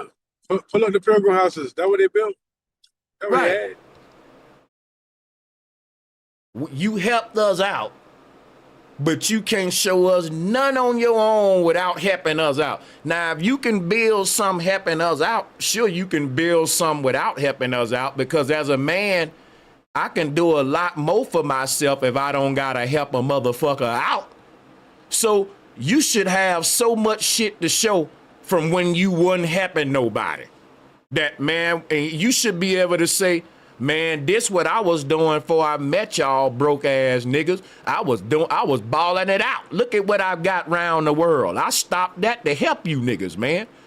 I did this to help y'all, man. That's what you ought to be able to say. Right? You ought to be able to say, man, before I stopped what I was doing to help you niggas out, I was building this shit. Look what I was doing, bro. And you ought to be able to point to it, but you can't do it. Your greatest shit is what you built from so-called helping us. Boy, that's crazy, bro. You would have given a show. If you would have came on this show and pulled this up right here, boy, check me. Right. This is what y'all had. This is what you built for yourself. And the people you helped out was building this shit. Boy, this is crazy right here, man. Botswana. Where's that?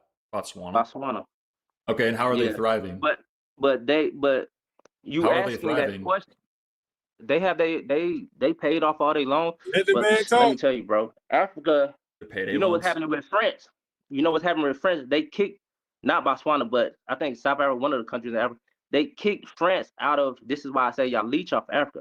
They kicked France out of Africa, so France can't leech off Africa no more. Guess what's happening with France right now? They're going broke. All the European countries are going broke right now because y'all can't leech off Africa no more. Africa teamed up European with countries are struggling because they're experiencing waves of immigration and non-white people who are committing. Now, let me explain something to you. Now you want to blame the immigrants that y'all letting in y'all own borders, nigga. Y'all control that. So they looking for every excuse not to admit the truth about who they are. They're in denial, man. We're struggling because all of us going through an immigration problem at the same time. Germany, America, and all the damn EU. What a good lie. All of a sudden, oh, it's the damn immigrants now, who you let in, who you advertised to come and say, oh, the land of the free.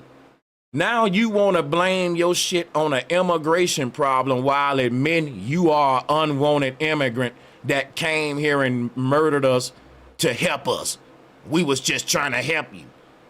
Now you come over here as an immigrant with unwanted help, talking about, well, this shit falling apart because of unwanted immigrants. You mean like you? But what do you call thriving? Capitalism and turning everybody to consumers? That's thriving?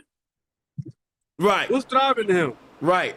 We gave you Walmart and Outback Steakhouse. Hey, man, big shout out to Golden Spark, man. Let's drop a bomb. Hold on, man.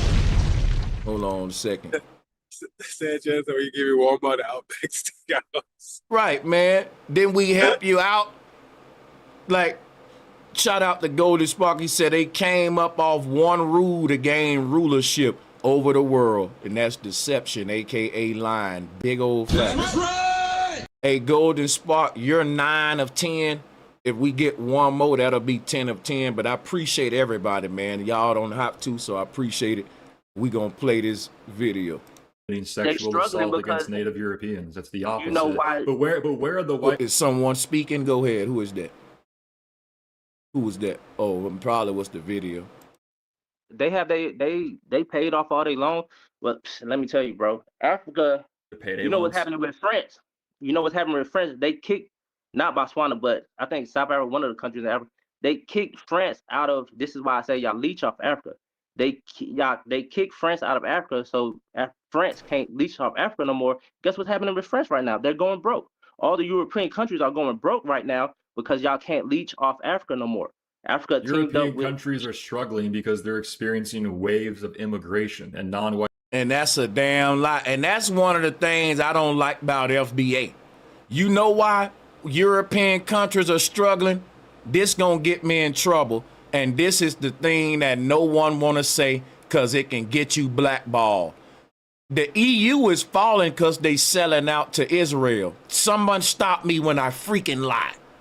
Everyone know that America going down right now because we're just putting it all on the line for, yeah. Shit, look, we about to go to World War III right now for these people. At a time when we said we finna make America great again.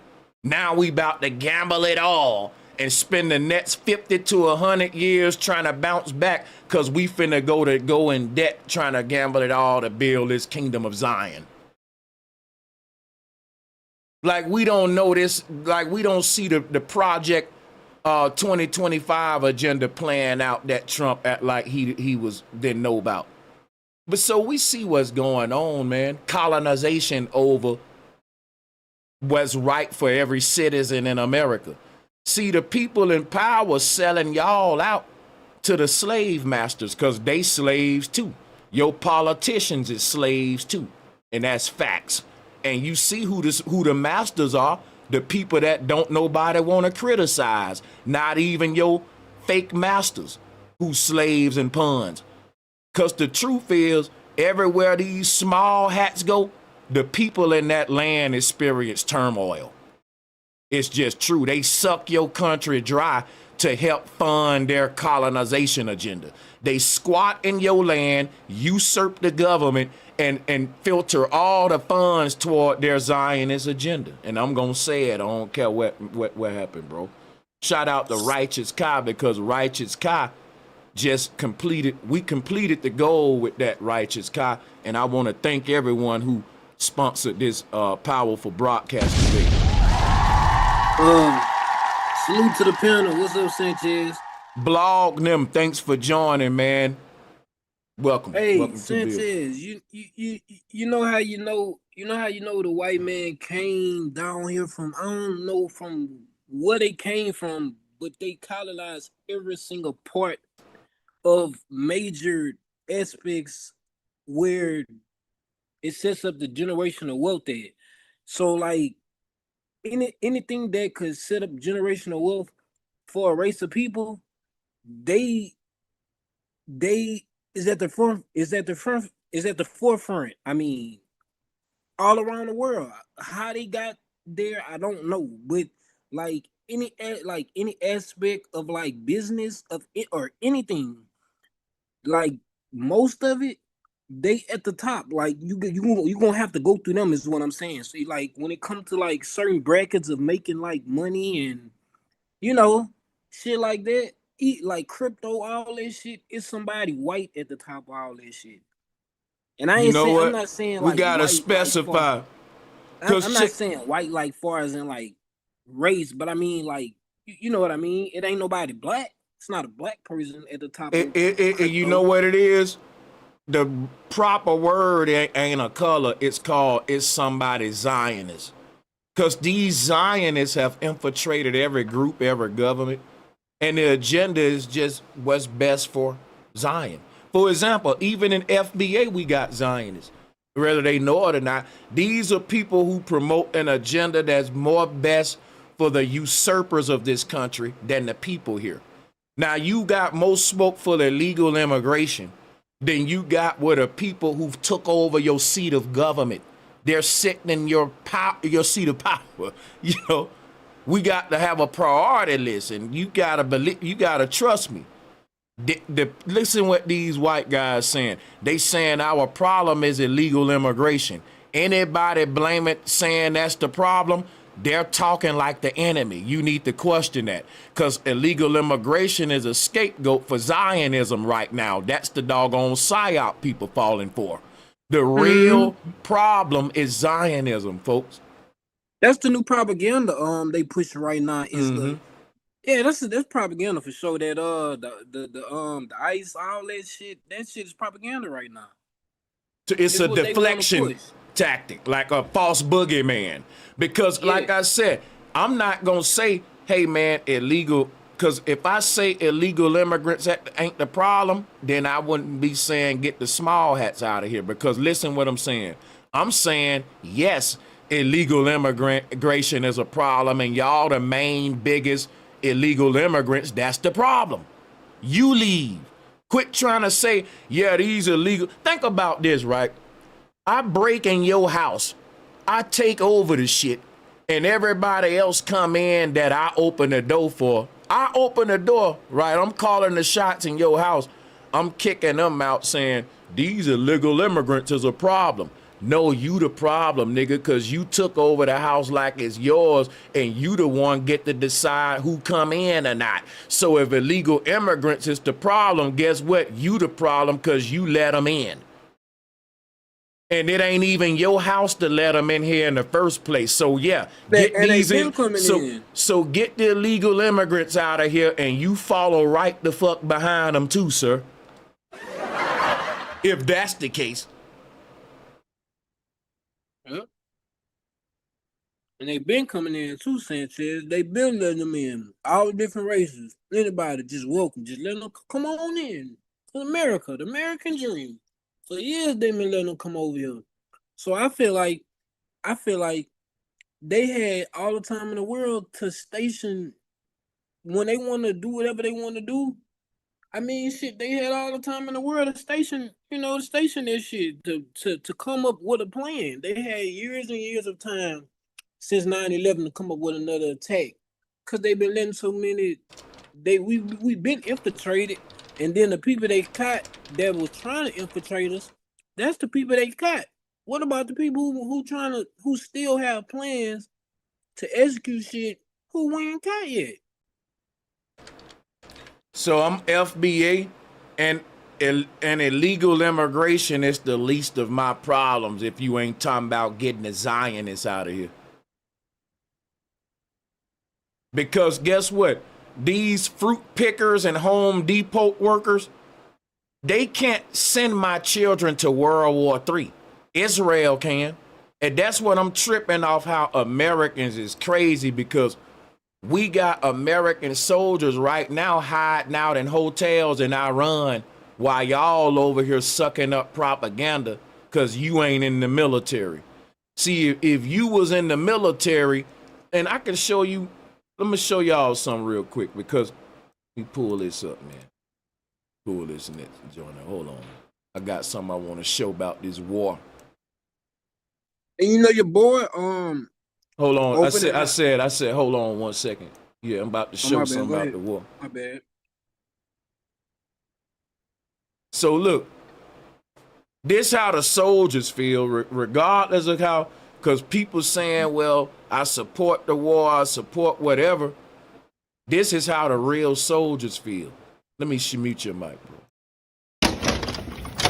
America does not want to send its sons and daughters to war for Israel. Your inability to name that shows your exemptness as leaders.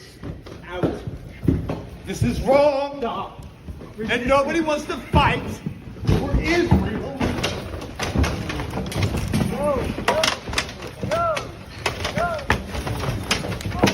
Just a reminder to all our Commandant, please stand up as a Marine and stand up for America.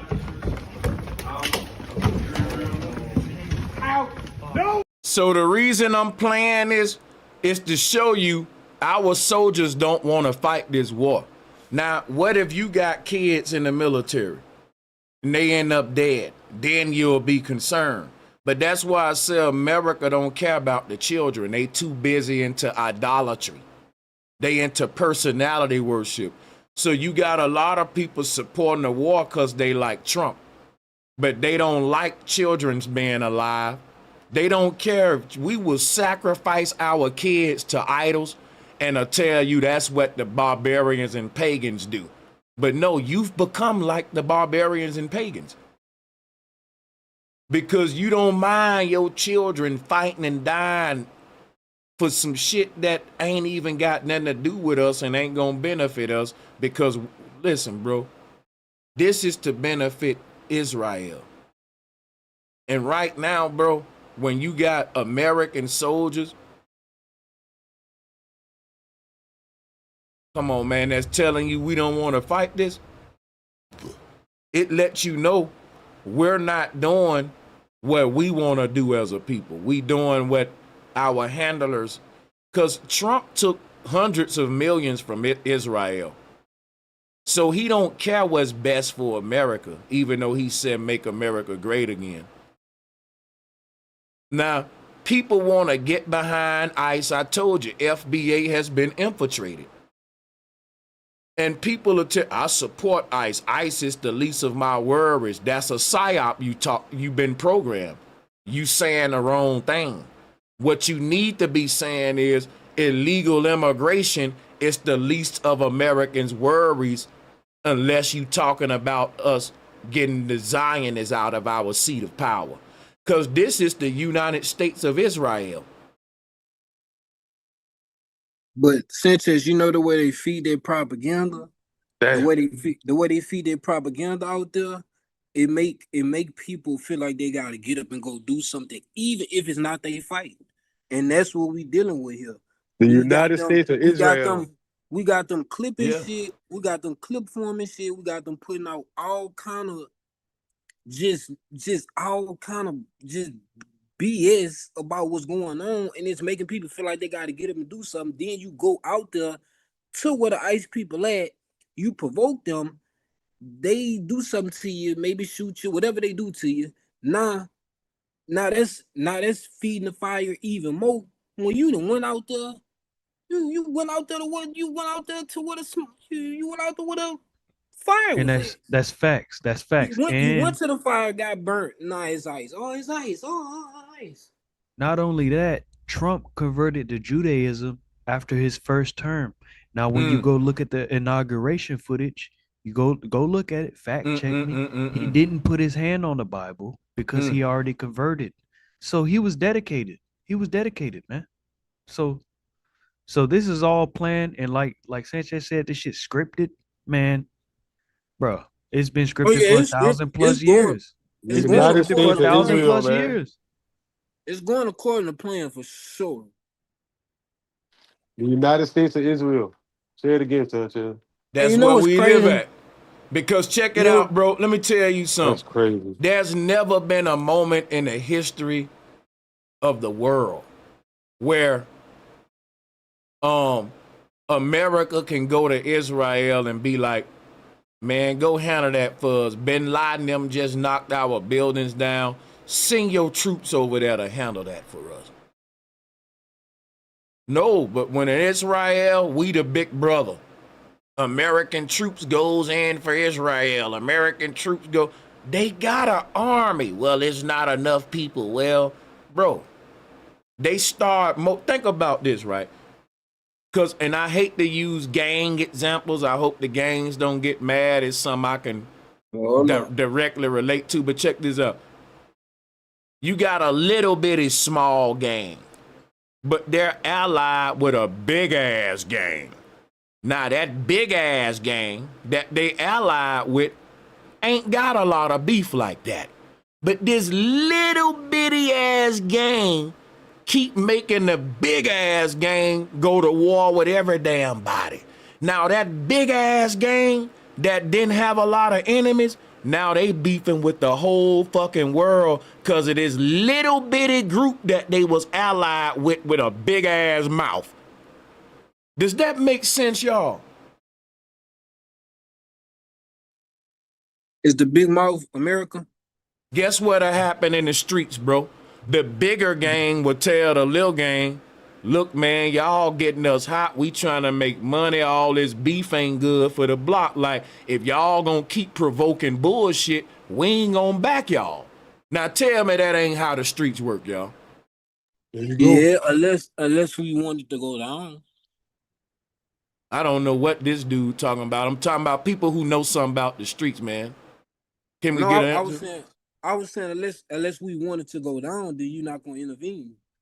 But no, I'm giving you a scenario about, I just gave the scenario. If we getting money and you making the block hot, we getting these M's, we ain't got all this beef. Now we got to spend money to beef. I'm trying to show you what's happening with America. We going broke for Israel's big mouth. And we good though. If we focus on us, we'll be balling out. But we finna risk it all and go put it on the line for this little group. Like, this ain't even our greatest ally, bro. Y'all gonna leave me alone on this conversation panel? No, I'm asking I for hear some you. I hear you. intervention here. This one of the moments where I want to pass around an No, I idea hear here you. with this one. See, the thing is, bro, we're owned by I think Santos Bonacci touched on this. It goes back to the Vatican. And so when they branched out, when ancient Rome, you say all roads lead to Rome. When they branched out, man, they came with religions, man. So What I got this to do with whole what we're talking thing about right now? is Right, scriptural. man. I'm The trying to wars, see how. the What I three got to do world with wars. why you trying to get deeper? We Listen, ain't just being regular. the Because three what world I'm wars. asking about is simple. What I'm saying is backing your loudest mouth ally. Because you know what? Fuck it. Y'all didn't get it. Y'all probably don't know nothing about wars and allies and armies working together. And, you know, I probably just threw you for a loop. But if you from the streets, you know, if you know about allies and different groups making bonds to protect each other, you know, right? Brother Sanchez, you Yeah. on point. You know what I mean? That's basically like the little brother, big brother scenario. The little brother, you know, the big brother telling the little brother don't bully because, you know, we don't want the beef. We trying, like you said, we trying to get that paper. Yeah, And the maybe little that's a brother go, better. You right. My bad. yeah, the little brother basically goes and start a fight with everybody in the neighborhood, all the neighborhood. You see what I'm saying? But you on point. Yeah, that You was a know, and better what one. you call the United States of Israel, that's what Yeah, it is, man. Facts. And I'm gonna use that one moving forward. you're only gonna be a bully for so long. So that's true too. You know, the tables turn, and you know they making money on both sides. So it's Yeah, really rich. I've been It's rich understood versus what poor. Sanchez was It's rich saying. versus poor. He's saying they causing unnecessary smoke. And so And the point is though, is like we're a capitalistic nation, meaning every move we make should be about money. And like the thing about you calling yourself a capitalist nation and about the dollar, that means our loyalty can't go beyond me going broke. Cause think about this, right? As a corporation, which is Trump is, because he got businesses, he's a private corporation. Most politicians got private corporation businesses too. Now, they let me holler with no background noise a minute.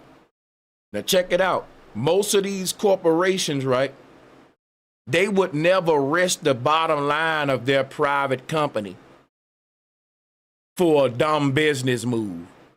But when you put them in power with American tax dollars, they make dumb decisions. Why? If I'm gambling somebody else's motherfucking money, I probably make a bet I would never make with my own.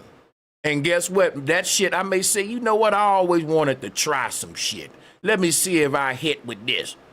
And I may hit. Oh, okay, cool. I may find. Listen what I'm telling you. They're not playing with their own money, y'all. They're using our tax dollars, and that's part of why we experience inflation. And the thing is, what they'll tell you is, we got to increase the budget because we're at war now. And the gas higher, that higher, and boom, boom, boom. But in the end, if we win this war, shit gonna go down so low, life gonna get better for you. But if we don't go to this war, gas gonna be even higher. So we got to fight to get these prices down. When guess why the prices went up, y'all? Inflation, print money we ain't got. But if I wanted to say blame it on something else, well, look, it's gas. Why? Because no one want to look at Israel. Who print the money? Who are the ones that control the banking systems and all that? See, these same people, y'all. Everywhere you look, they at the root of the problem, the major problem. But if you want to hide that because you took a bag from them, you need a scapegoat. So guess what they tell you? Gas is what's making what's making the prices go up. It's other countries being stingy with their resources, raising the prices, doing this, boom, boom, boom, to get back at us. And if we don't go to war with these countries, right, the prices will get even higher. So, hey. So they're saying, look, so it's like, y'all don't want these high prices, right? But they already high. So it's like if you want to go to war for Israel, you will blame it on something that's already happening because of Israel. Like, they can't say inflation and happening because of Israel and this banking system that we in debt with through these small heads. They can't say that, right? So to hide who the real problem is, they blame it on the people who ain't really the problem, but the people who don't want to bow down, the next people we got to invade. So let's just say, look, Israel saying, look, we got to go and invade this land next. But them people didn't do nothing to us. Well, we can say that if we don't invade them, the prices won't go down. So now we blaming them for our prices going up. And now everyone agree, yeah, man, let's go to war to get these prices down, when really the people that got you going to war are the same ones made the prices go up anyway. Instead of them blaming themselves for that, they blaming the next people they want to invade. That's killing two birds with one stone. It's hiding the real problem and tricking you like this is the new problem. They're the problem. And them people ain't got nothing to do with why America falling. We our own enemy. Cause we've sold out to the Zionists. Every nation that get into bed with these people, they fall slowly, and it's a sad fall. Facts. Not only that, Sanchez, but if you show me a country, or you show me a nation that doesn't have a Rothschild central bank, I'll show you a country we about to go to war with. There you go. There you know what I'm saying? So yeah. Global Zionism, man. It ain't gonna stop until it's done, man. Until it's done. Back to this racist buffoonery. White people who are committing sexual assault against Native Europeans. That's the opposite. You know why? But where are the where are the black people that are thriving outside of European influence? Botswana. Where are the white people thriving outside of profiting from slavery, wherever they go? Botswana did. You do your research, look up Botswana. You don't think that's crazy? They say, show me a black group of people thriving without white folks. Show me a white country that's thriving without, because they didn't benefit from free labor. Like the nerve of you. Compared to what? Compared to China? Compared to America? This is not a superpower in the world and the geopolitical stage. This is what I'm telling you. You cannot compare Africa to the world because nobody has been leached off like Africa has. Everybody has attacked each other throughout history. Let me finish what I'm saying real quick. It's easy to say, they're not doing nothing now. I guess not. You've been robbing them for 400 years. How could you expect somebody to be up just like you when you're the one been leeching off them, robbing them for 400 years? That's like me robbing you every day when you come off your job and then coming back a week later say, why are you still on the bottom? Why are you still struggling? Well, you took all my money. You took everything I have. You robbed me. You killed me. You raped me. You did all these things to me. And then you turn around and ask, why are we in the position that we in? Because the reason why is because you put us in that position. If, like I said, if you would have left us alone, we would have been ahead of time. Like that is he telling the truth, because think about it. Some people come to your land and they said we helping you out. You in a better position if you when you interact with us. And them same people ask you why you at the bottom. Now you double talking. Think about this, y'all. Your argument is you coming in contact with me made you better. But then on another hand, you will say, why you so fucked up? Did you make me better or not? That's like you keep putting your hand on me and they ask me why I'm crying. You keep slapping me down and pushing me down. Man, why you crying, man? You keep attacking me, man. You 10 years older than me. Like this, bro, I want to go on this show. I'll murder them in a debate, man. I'm telling you. Me personally, I think we would have been communicating with other life forms now. Well, if I personally, if I were you, I would. Stuff.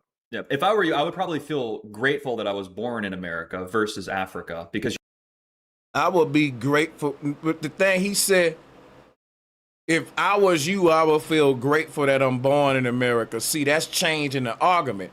We are grateful that we're born in our land in America.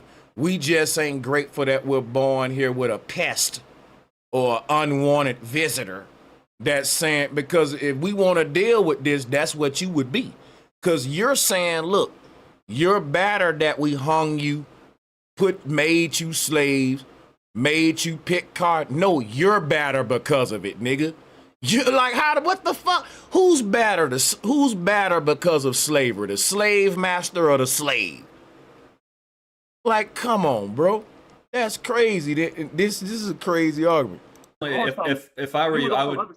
Yeah, if I were you, and if I was you, I would be grateful that I'm born in America.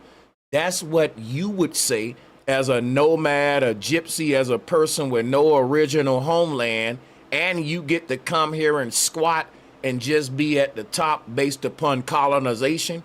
Who would be more grateful, you or me? Like, you see the reverse psychology. I don't know if anyone peeped. All of them use reverse psychology.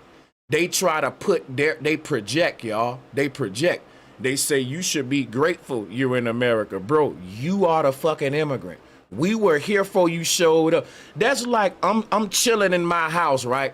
I'm chilling in my house and some unwanted nigga kicked my door down. He's chilling in my house with me and I don't even want him here, but he won't leave. And he tells me in my fucking house, you should be grateful that you in this house. What? You should be grateful, nigga. Right. It's my house. Facts. And I'm gonna speak in code, but you know the small hats, bro. Like, a lot of people need to go read the Talmud because it's in their book that they're supposed to lie to us. We're goy, Goy, goyim. So it's facts and it's tough, but when you read that, you really get a bigger picture, especially with them files that just dropped. You get a bigger picture of how their mindset operates, and it's global conquest. But keep cooking them. You got this hum in your thing too, and it's a dangerous frequency for our aura, man. I'm just saying, brother. Probably my fan. No, you good. I'll turn it off. No, I'm just fucking with you, brother. No, don't take that serious. I know it's your fan. I'm just fucking with you. Shout out to the internet, bro. We cooking though. We tag teaming this whole thing. Though this is a 5-panel, man. I'm just giving the people a little joke, man. Don't take me serious. But yeah, this brother, he's spitting facts though, man. Anybody else want to go behind the internet before I hit play?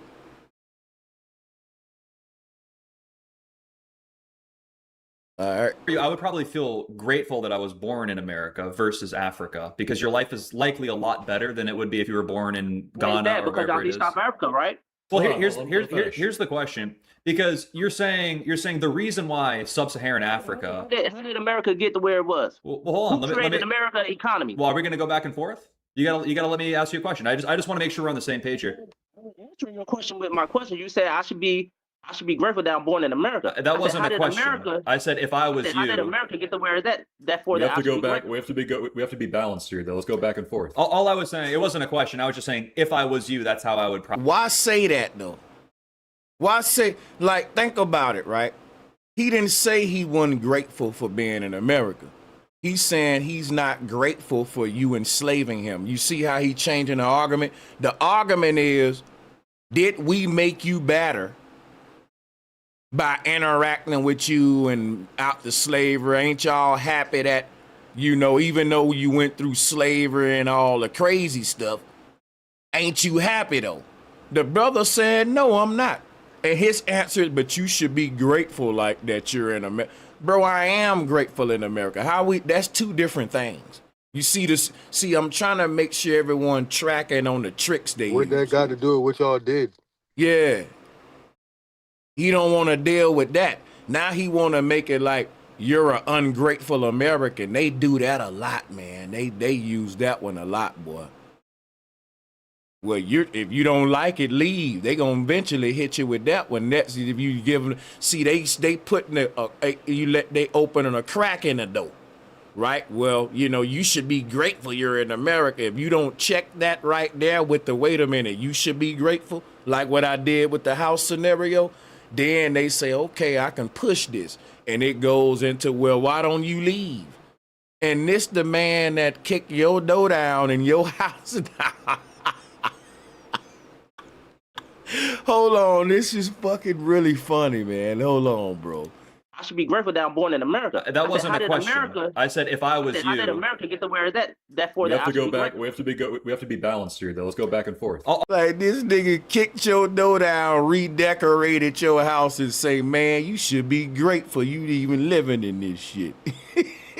Damn, All I bro. was saying, it wasn't a question. I was just saying, if I was you, that's how I would probably feel. But again, that's maybe. And he's doubling down on it. Look, man, we came over here, right?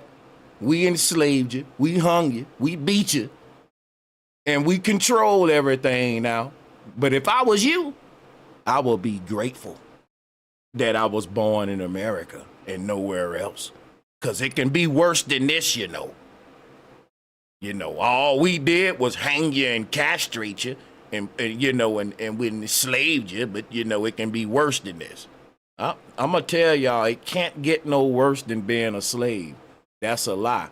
I'm going to tell you how I know that. I know it because a lot of our ancestors chose death over slavery. Facts. Let's go. That's an unfair me putting me in your shoes. Anyway, my question to you would be, oh, and if America go to one of these isolated tribes in the jungle and try to quote unquote help them and make life better, it's gonna require them killing them people. Cause them people rather you just leave them alone, man. They didn't ask you for a Walmart, dog. Right? Bill Gates vaccination process. Gonna ban them up out of this country. It's crazy. But this is scary because these are two young white guys. It's showing you, and guess what? They really believe this. They believe, listen, yes, we killed folks. Yes, but we helped them people out. They was in the jungle. They was barefoot. They didn't have, like, you know, stores and fucking clothes and, bro. And that goes to show you. That's some crazy shit. That goes to show you how powerful the brainwash is going on, It's man. going on. They think they're right, bro, too. And you can't tell them they wrong. You can't tell them they wrong.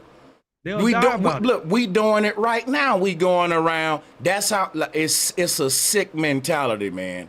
It's fucking sick, bro. And you can't tell them, because even when I was in the military, these folks is praying to God. We thinking we're helping you because look, y'all are oppressed. Look at your lifestyle. Look at your living conditions, right? Let me upskill, let me upgrade you. Stop, man. Yeah, man. That's crazy right there. if Africa is the state that it is because we've leached off of it, how come it was in effectively the same state, arguably worse than it is? Now, this is what I want to pause and show you what I'm saying. They never say, you know what? We didn't leech off Africa. They say, yeah, y'all peeping game, right? They never denied 1 second that we ain't leeches. We ain't parasites that's taking stuff that ain't ours. They just saying it's okay because when we showed up, y'all was more fucked up than when we came. And I'm telling you, that's like me breaking in your goddamn house and taking over your house, but I clean it up real good because when I broke in your house, you had clothes all over the place. Your dishes wasn't washed, right? Your carpet was dirty. So when I broke in your house, I cleaned that bitch up. So guess what? Now I'm saying technically you can't be mad though. And I ain't gonna lie to you, bro. It's like the Joe That shit ain't Biden funny, quote. but that shit crazy, boy.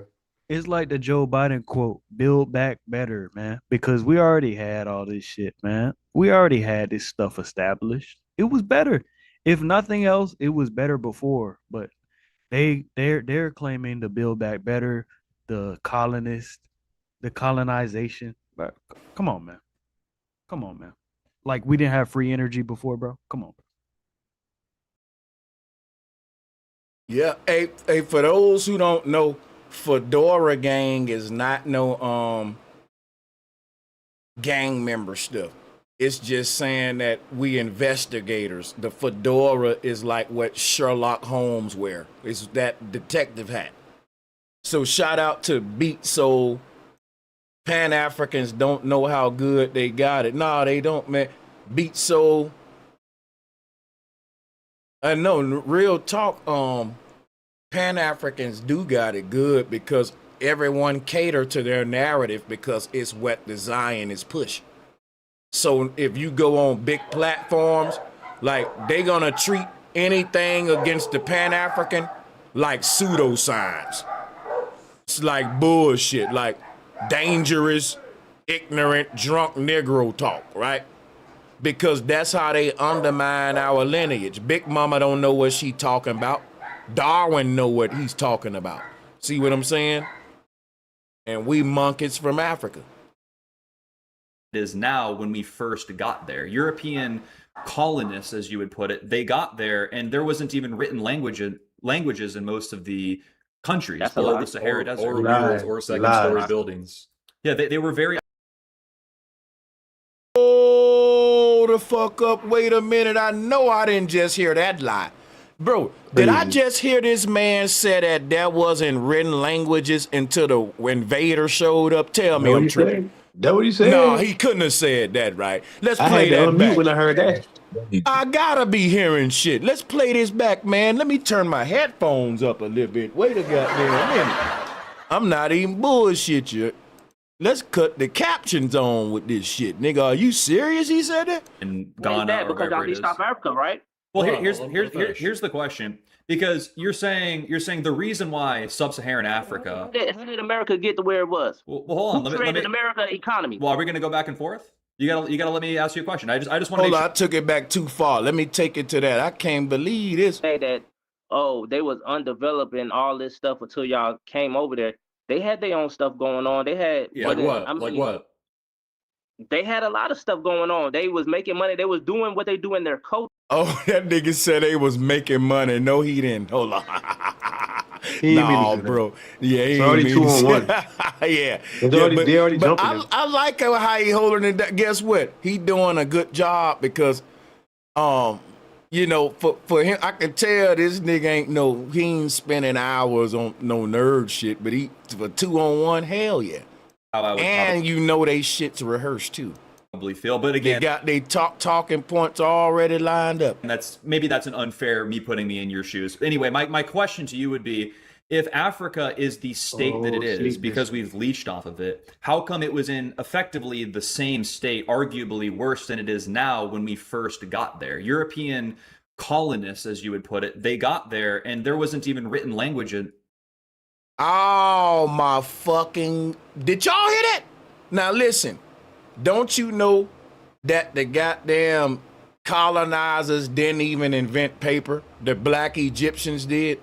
And I'm using the word black Egyptian, right? to say that the Egyptians had the same color skin that we had, you know, and there were white ones too. Egypt was like America. It was a melting pot. But what I'm saying, because I don't want to get into the skin color, because guess what? Tartaria was integrated, right? Tartaria was integrated, and the colonizers was integrated. Like, if you think Rome was just a bunch of white folks, that's a lie. Rome had all kind of people of different colors and background. In fact, every land Rome conquered became Rome. So Rome was able to send a group of people that look like you into your land and blend in and spy on you before they even invaded. Don't that sound familiar? Tell me that ain't America now, because I'm going to tell you something. It's something very unique about the American military. You know what it is, y'all? We got people in everybody's country. Everybody can't say the same. I'm serious. Everywhere you go, them people military is full of their people. But when you come to America, I don't give a fuck. We got somebody from everywhere, and we tell them straight off the back, if you go and spy on your people and work for us, we'll give you a big check. If you Chinese and you join the Air Force or the Army, they're gonna tell you, if you be a spy on China, we'll pay you more money. Big facts. So this was Rome tactics. It divide and conquer. When I get this group, I'm gonna turn, and guess what? That's what they do. And they turn them against you, become property of Rome, and now you be on their agenda, which is Zionism and world conquest. And all roads lead to Rome. I hope my man got a comeback for what he just said just now about the writing stuff, man. Please tell me he got something for that. Well, I'm gonna say that this right here, all he gotta do is say, bro, were the pyramids in Egypt before the colonizer came? Yeah. Did they have writing and hieroglyphs on them? Yeah, you dumbass fool. Exactly. Yeah, you're right. You're right about that. Languages in most of the countries That's a below lie. the Sahara Desert. Or wheels or second That's a story lie. buildings. Yeah, they were very underdeveloped. When we got That's there, a there lie. were Like them That's mud a That's a huts. lie. Right. Now think about this, right? You're saying that when you showed up to Egypt, the Egypts had an undeveloped language and the colonizers didn't. But yet, your Bible that the colonizers gave to the Egyptians said that one of y'all greatest forefathers only became wise because he learned from Egypt. Let me pull it up, because I should have been at this debate. Tell me I shouldn't have been. He talked about Moses. Damn, I bro. wish he was there, Yeah, it's boy. crazy. Yeah. Look Facts, at here. facts. I would have put this scripture up. I said, man, this in your colonizer Bible, the one that you forced on me. And I would have told him this right here. I said, look, even in your colonizer Bible, it say that the most scholarly father of Christianity learned from black Egyptians. They don't want to debate me, nigga. I swear they don't want to debate me, boy. I want to go on this shit so bad. And what Taj Tariq Bey said, because you got to take it back to the Genesis. If you're talking about Adam and Eve, and you got pictures of Adam sitting there with a belly button, but Adam made Eve out of his rib cage, why the fuck why does he have a belly button? That's an umbilical cord. That means you came from a woman, sir, ma'am, sir. And let me explain something to y'all about Egypt too. Read that. Let me explain something to y'all about, while y'all read this, let me explain something to y'all about Egypt real quick. When I say blacks are not Egyptians, we're not. Were there Egyptians that had the same color skin Sanchez and all of y'all got? Yes. But if you would have walked up to them and called them black, they would have did the same thing back then that an Egyptian or a Nigerian would do to you today. They would say, look, man, I'm not black. I'm Egyptian. I'm Nigerian. That's what I'm saying. We got to quit superimposing black on everybody, because black is not none to be proud of. It was a slavery term that they put us under to take away our any kind of exclusive identity. right? You want a blanket term to put your slave under. Like, for example, let me ask you something, right? There are different color dogs. Dogs come in black, white, right? Like Chihuahuas, they can be black or white. But we don't call the black Chihuahua black. We don't call the white Chihuahua white. We just call them Chihuahua, right? You know why? A dog isn't a human. It doesn't have the right to identify under a nation. So when they made you a slave, they treated you like an animal. They said the slaves can't have a flag. Like, what nation do your dog belong to? It's just a dog no matter where you at in the world. You can say, well, my dog born in this country, I got papers on it, this or that. But the point is, it don't matter what color your dog is. You don't say that that's your dog ethnicity because that's his skin color. Like, a white dog ain't a white dog. It's a German Shepherd, and it's just white or whatever. You see what I'm saying? But see, with humans, your color can be black, and they'll say, "Oh, he a black man." That's stupid. That don't say who you is, because that's what they did to the slaves, man. The slave can't have an exclusive identity. It got to be a blanket term. Black was the term they gave the black slave. White was the term they gave the white slave. Sanchez, there were white slaves. Brother, guess what? The small hats ain't black or white. Just because they skin white, they don't identify as white. Black and white are the people whose skins are black and white who were both enslaved. And I'll debate any black person, any white person, that there were white slaves and black slaves because we were all part of Tartaria. And when these folks showed up, they had black and white soldiers of different cultures. In other words, the world was already integrated, y'all. That's scientifically. Y'all came when the European came to Africa in when the transatlantic trade started in 1409. Am I right? Something like that, yeah. So during that time, you had black people like Mansa Musa, who was the richest person in history, in the history of the world. Period. You know what's crazy, right? If you bring up Mansa Musa, that's something to laugh about. But if you bring up St. Patrick, it ain't. So if we bring up robbers and thieves and buccaneers and pirates and raiders, we got to respect them and give them holidays. But if we bring up people that was minding their business and defending themselves, let's laugh at that. Yeah, crazy. That's crazy. All over South Africa, living good in the nice hotels in most of the countries That's below the Sahara Desert, or wheels, or second-story buildings. Yeah, they were very underdeveloped. When we got there were. That's not a lie. That's a lie. That's scientifically. When y'all came when scientifically, that means what the white man said is right. You see the games they use, y'all? Because he didn't say it ain't a lie. He said scientifically is correct. That's like, and guess what? That's like science say all humans come from Africa. But the oldest tribes in Africa, science put them on a pedestal until they disagree with science. Because if you go to the Dogon will say, no, all humans ain't come from no Africa. And guess what a person will have to say? Well, scientifically.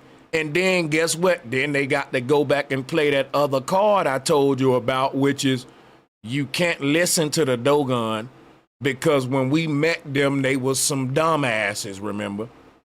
We had to teach them who they are. But these same people will tell you this. The Dogon know more about the stars than us. They admit that.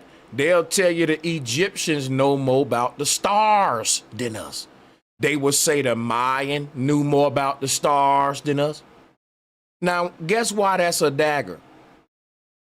A person who know more about the stars than you It takes them thousands and thousands of years to get that kind of knowledge about the stars. And if you admit that, then guess what can't be true? A person who been around long enough to be able to make predictions that take 26,000 years to happen again, they know a lot about the stars, bro. And that mean they people been living for so long on Earth without being fucked with that they was able to pass some knowledge down 26,000 years later about what's gonna happen. Guess what? Some people with a rich history like that, you look stupid trying to debate them and tell them who the fuck they are. You shot yourself in the foot. Ain't no way you're gonna say the Maya know more about the sky than all of us. They experts on that. They can make predictions for the next 10,000 years. This is what science admit. But yet we had to teach them who they was though when we met them. How the fuck they teaching you more? They taught you about the stars, right? But you taught them who they were. When it takes you so long to gather that much information about the stars, and a people who been around that long know who they are. They didn't wait for you to show up to say, guess what I found out? Man, you're a monkey. Yeah, you're a monkey. Australopithecus. Yeah, it started right here. You were first. And the Dogon said, no, we're not first. What do you mean life come from Africa? Everything come from Amma. Amma is the great mother. They was personifying the center of the universe, where all matter come from, the great womb of creation. When the European came to Africa in when the transatlantic trade started in 1409, am I right? Something like that, yeah. So during that time, you had black people like Mansa Musa, who was the richest person in history, in the history of the world, period. So you can't sit there and say that, oh, they was undeveloped and all this stuff until y'all came over there. They had their own stuff going on. They had like what? They had a lot of stuff going on. They was making money. They was doing what they do in their culture. Just like because what? it's not your culture, listen to what I'm saying. Your culture, just because something is not your culture, doesn't mean that they are less than or below than you because they choose to live in huts or whatever. Like the brother still winning his argument because check this out, right? You can't justify your barbaric actions against my people by saying, look, when we met y'all, y'all was in mud huts and barefoot, right? And now we got y'all in projects and tenement buildings. Oh, a great upgrade. Like, think about what you telling me. You saying, Sanchez, would you rather live in a mud hut and not be hung and castrated? Or would you rather live in a Section 8 project house and now I gotta hang you, lock you up, and beat you and put dogs on you? Bro, that's the options he giving us, and he acting like he winning with them. They're making these arguments with a straight face like, yeah, I mean, we gave you guys, this is crazy. But the crazier thing is, they saying when we met you, you was in mud huts. But look, I'm showing you the picture of the people in the mud huts. It wasn't us, it was them. Here it is right here. All you gotta do is put in, let me show you. Put in the pilgrim houses in the 1800s. They founded the country in 1776, so I'm rounding off. And I'm gonna put them in the 1800s to be fair. I'm gonna bump them up. Look at what they was living in the 1800s, y'all. These the people that said they upgraded us. Now, we had big stone heads and pyramids. And they said they upgraded us now. Look at this shit. They downgraded us, man. And you know why they brought disease? Because when these things, they couldn't even get these mud huts right. The ceiling was leaking, even in the old slave shacks. And guess what? It caused mildew. Guess what? Water and wood don't go together. because the Pilgrims didn't even figure out tarnishing polish yet. We came up with tarnishing polish. Let me show you what's crazy, right? When they came over here, we was ahead of them. We was cutting stone like butter. They reset us and deleted this knowledge. They burnt up books, libraries, and the slaves, they dumbed them down. So the slaves that they raised was woodworkers like them. They God is a carpenter. Remember that. Jesus is a carpenter. Our God is stone workers, bro. We was cutting stone, our gods. Now check this out. They are inferior to us, people. Now check this out, right? These people who telling you we lived in mud huts and they upgraded us, they came over here building the mud huts. And not only that, they didn't even have the knowledge of coating the wood yet. The slaves had, think about how crazy this is now. The slaves who was just working with stone, you reset, took all that knowledge away from them, dumbed them down to be a woodworker like you. And when you dumb them people down, they still was outsmarting you on your own level. Think about what I'm saying now. You just dumbed us down. We're now working with wood like your dumb ass. But even then, we giving you ideas on how to make the wood waterproof. Come on, tell me that ain't genius, bro. Yeah. Come on now. I gotta tell, I don't do these kind of subjects a lot. Because guess what? But this the history, it gotta be told. You know what I'm saying? So, but let's play this right here. But that's what they want to do. That's what you have to let people live their life. I'm not comparing it. I'm just asking. That's their customs. Let me respond to you, though. They might not. They might. Can I finish what I'm saying, please? We gotta go back and forth here. Like I'm asking specifically, what did they have going on? What did they have going on? Go ahead. What I'm trying to tell you is that you have these folks was building mud huts dying from mildew and mold. And they was saying that the fucking sickness is a demon. It's some kind of monsters and shit. They didn't understand microbiology. We taught them that. Let other people live in their custom. Just because it's not your custom doesn't mean that it's less than or worse than. They might not want to live in a mansion or whatever. It's billionaires in Africa. It's like, bro, if Africa was so sucky or so terrible, why the hell are y'all over there now? Are all cultures equal? Thank you. South Africa, living good in a nice hotel. Now these folks say everywhere they go, they make it better. But if you look at where they came from, it's a shithole. Let's go. Hotels and the buildings and all that stuff. Y'all are over there. We suck so. But tell me, ain't that, all tethers do that? All tethers will say everywhere they land that they make it better. But yes, but why do you come from your shit? Why would I leave? You know, all tethers do that. Let me tell you one thing, man. So we believe in gematria and all, you know, it lines up. Okay, so if you look at the year America was established, that's 1776. You look at the year that it is, that's 2026. If you minus 1776 from 2026, that's 250. All empires die in 250 years, bro. So when they say we living in the last days, it's just another proof that it's all scripted. Keep cooking them. Let's go. This is what I want to tell y'all too. Why do these people gotta come take everybody's land? Let me break down to you why this is important for me to have this stream tonight and for me to expose this.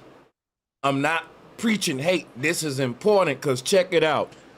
The way that these people live on the earth, they go against the environment. They have a system of living on the earth that's counterproductive to what we trying to achieve as organic beings, as far as a harmonious lifestyle. Everything they do goes against order, right? So what happens is when they go to a land, they make the land barren. The soil is no longer fertile. The trees are cut down. All of the animals been hunted up. The ecosystem fucked up. The environment gets devastated when these people go there and stay there for years. So guess what have to happen?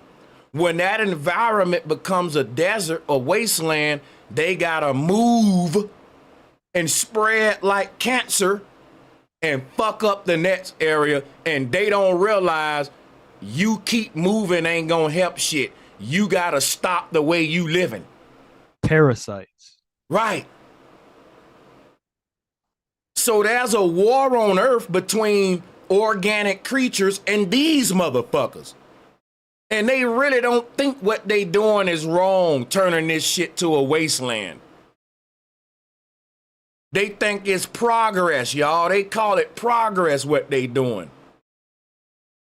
So much, get the hell out the land. Well, let me Stop ask you leeching this. off others. Go back to your land and do what you say Okay, you're smart enough to you're do. talking a lot. We gotta go back and forth. So I'm sensing that you're upset about it. And if I thought I'm not really upset. It's just how I talk. well, if I thought that my people were being oppressed historically and systemically, I would probably be upset too. Let me ask you this. If I were to just grant everything, if I were to say sub-Saharan Africa and even Africa as a whole has been colonized, ruined, raped, pillaged, sucked dry of its resources, and that's exactly the reason why it's in the state and condition it is now. Black Americans are systemically oppressed historically. Now that we live in modern society, you're a black person in America, I'm guessing. You're speaking American English. And I hate that term, modern society. Now that we live in modern society, you mean now that we live in artificial society, simulated society, now that we live in a slave matrix, a fucking authoritative, tyrannical dictatorship society, like what?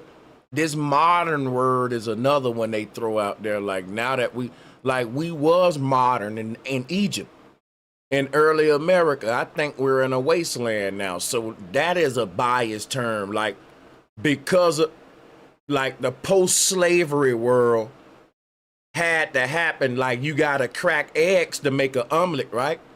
You gotta enslave people to create modernism. And if you ask them, what is modernism?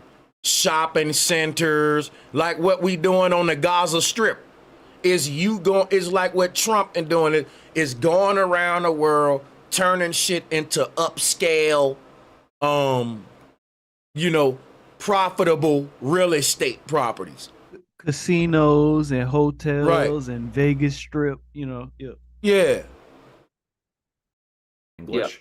So I guess at this point, historical injustice can't be undone. What is preventing black people in Africa and in America even now from... It's not.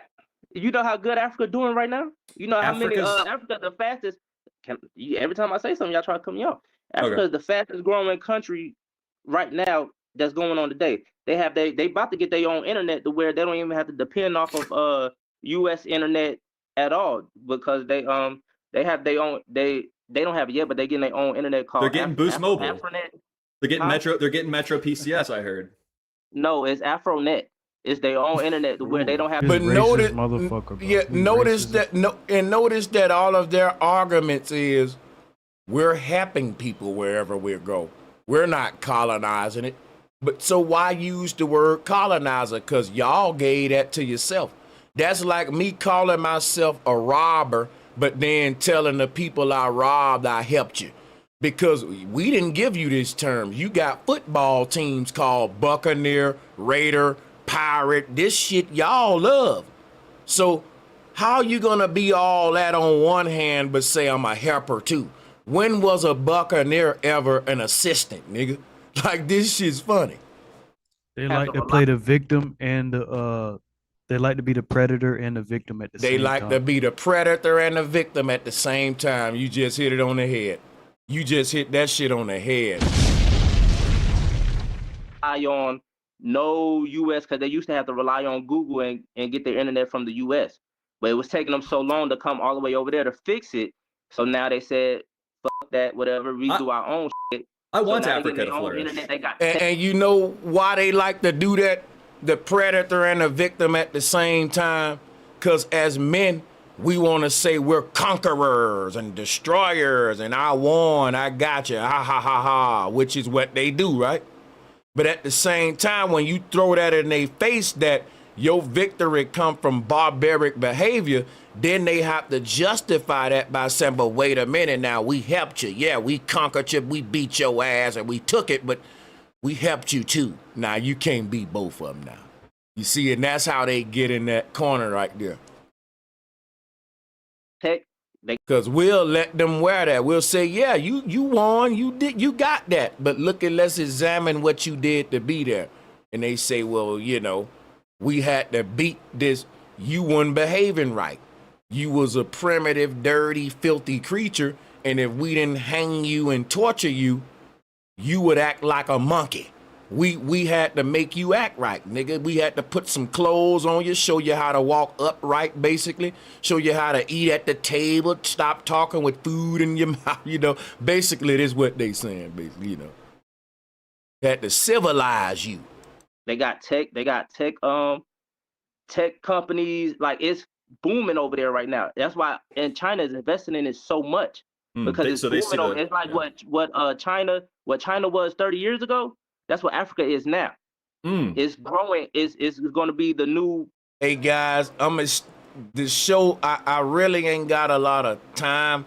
I know y'all wanted me to extend the show. You know, somebody coming on with smoke. I'm kind of getting hungry. You know what I'm saying? I want to grab something to eat, but I'm gonna let this brother on because I gotta keep my promise, man. Y'all did show love. But yeah, hit the like button, share button, hit the super chat. The Cash App is $ Bro Sanchez TV if you donate via Cash App. Appreciate y'all Cash App donors as well. The smoke is coming, y'all. What was his name? Aaron C. He's joining now. He say he got smoke. I don't understand how anyone can disagree with anything I'm saying. Not even ego. I'm not even being egotistical. I'm just saying how anyone could disagree with this. Power country. So it's already happening. Let me ask you this, because one of the things we were discussing earlier was a matter of comparing cultures, and you said it's not better, one or the other isn't better, it's just different. Do you believe that all cultures are equal? It's different. Shout out to Rabbit Man for deleting that troll. Like they think their culture is better than yours. You think your culture better than them. It's just an opinion. If somebody's happy, want to live in a hut and live in a mud house or whatever, they might be the happiest person in the world. They choose to live there. I'm pretty sure if they'll get tired of that and choose not to want to live there, they'll go to. It's plenty cities in. So what I like about this brother, he don't got to have the knowledge of Tartaria to condemn and expose these barbarians, because really, me trying to teach Tartaria and tell black folks that it wasn't us in the mud huts, it was them, that may be doing too much in a quick debate like this. So that's why I said you got to be able to use their own history real quick at the moment just to show how they wrong too, like what this brother doing now. Because look, even if I am in my little mud hut, maybe I didn't want you to upgrade me, man. Maybe I'm good. I wanted my mud hut, you know. Africa, they got, because they argument is wrong no matter what. It's just a dumb argument. Like, well, didn't we enhance your lifestyle? That's a real stupid argument. And they all say that. And you want to know what's even sadder, y'all? There are black folks that agree with these white guys. Yeah, man, because if it weren't for them, niggas would still be striking sticks together. Fuck that, nigga. I'm happy for slavery. Niggas get to wear Tommy Hilfiger and goddamn niggas get to drive Benzes and shit, nigga, and stun on niggas, Sanchez. Major mansions. Niggas wouldn't have no AC. Yeah, no Yes. AC. You know, Man, I'm tired of this shit, brother, bro. you know, I'm telling you though, Man. Somebody get me up out of here. this shit Keep is cooking. crazy, Keep cooking. bro. Hotels are like, it's beautiful over there. Now I'm not saying the whole Africa, but So it's they're not places equal, over you're there. saying? Huh? You're saying so they're not equal because they're different. I didn't say they're not equal. I'm saying Trying to they change said the they're words. better, so they might be better. They might be better. They contend They with might be different. better in their Yeah, facts. Like, eyes. Sure, they might be better, So but they you're saying ain't they're equal. different, What the hell are you talking about? which means they Yeah, aren't they're the different. same. Everybody's different. Equal means the same. No, they're not the same. No, equal mean. I mean, nah. Equal Diversity. means like the same. Right. Equal means like the same. That's a big ass chain. This nigga here must be balling. I just gotta say that. That's a huge charm, nigga. I thought that was on his shirt. You could put it as the same, but equal means like this equals that. Like one equals like I'm trying to explain it. But yeah, I guess you could relate that as equal. But I'm looking at it as a value wise. Equal as you talking about value wise, meaning that this equals this, like $1 equals $1, or that's what I'm talking about. So who creates more value, white people or black people, global? Think about this, right? How do white people create their value off enslaving people and getting free labor? How do he just skip over that? That's not a flex. That's like a robber breaking in my house, taking all my shit, selling it, and saying, who created more value in this house, though, nigga? The prison systems. Getting rich off the prison systems. Off the fake medical, like the medical mafia, so much stuff, bro. Who create more value in America? Like, goddamn, that is so dumb to say. It is. Bro, real talk. Because if your value come from exploiting the group that you said you helped, then your arguments are just you double talking and you shooting yourself in the foot the whole debate. Because on one hand, if we ask you, well, how did you create this value? Let's examine it. You will have to say through enslaving niggas. Then I will have to say, then how does that help me like you said you did? Double talking ass nigga. Helped yourself. You helped yourself by exploiting me. They double talk, man. Holy. As of right now, like that's what I was saying earlier. Of course, you can sit here and say white people doing all this stuff, but you doing all this stuff off the backs of us. Yes, there you off go. the backs of the people that you're leeching off of. There you go. That's what I'm saying. There you go. How so? I just explained it earlier. You leached off of our labor. How so? Why do you got to explain slavery to the people that carried it out every time you bring it up?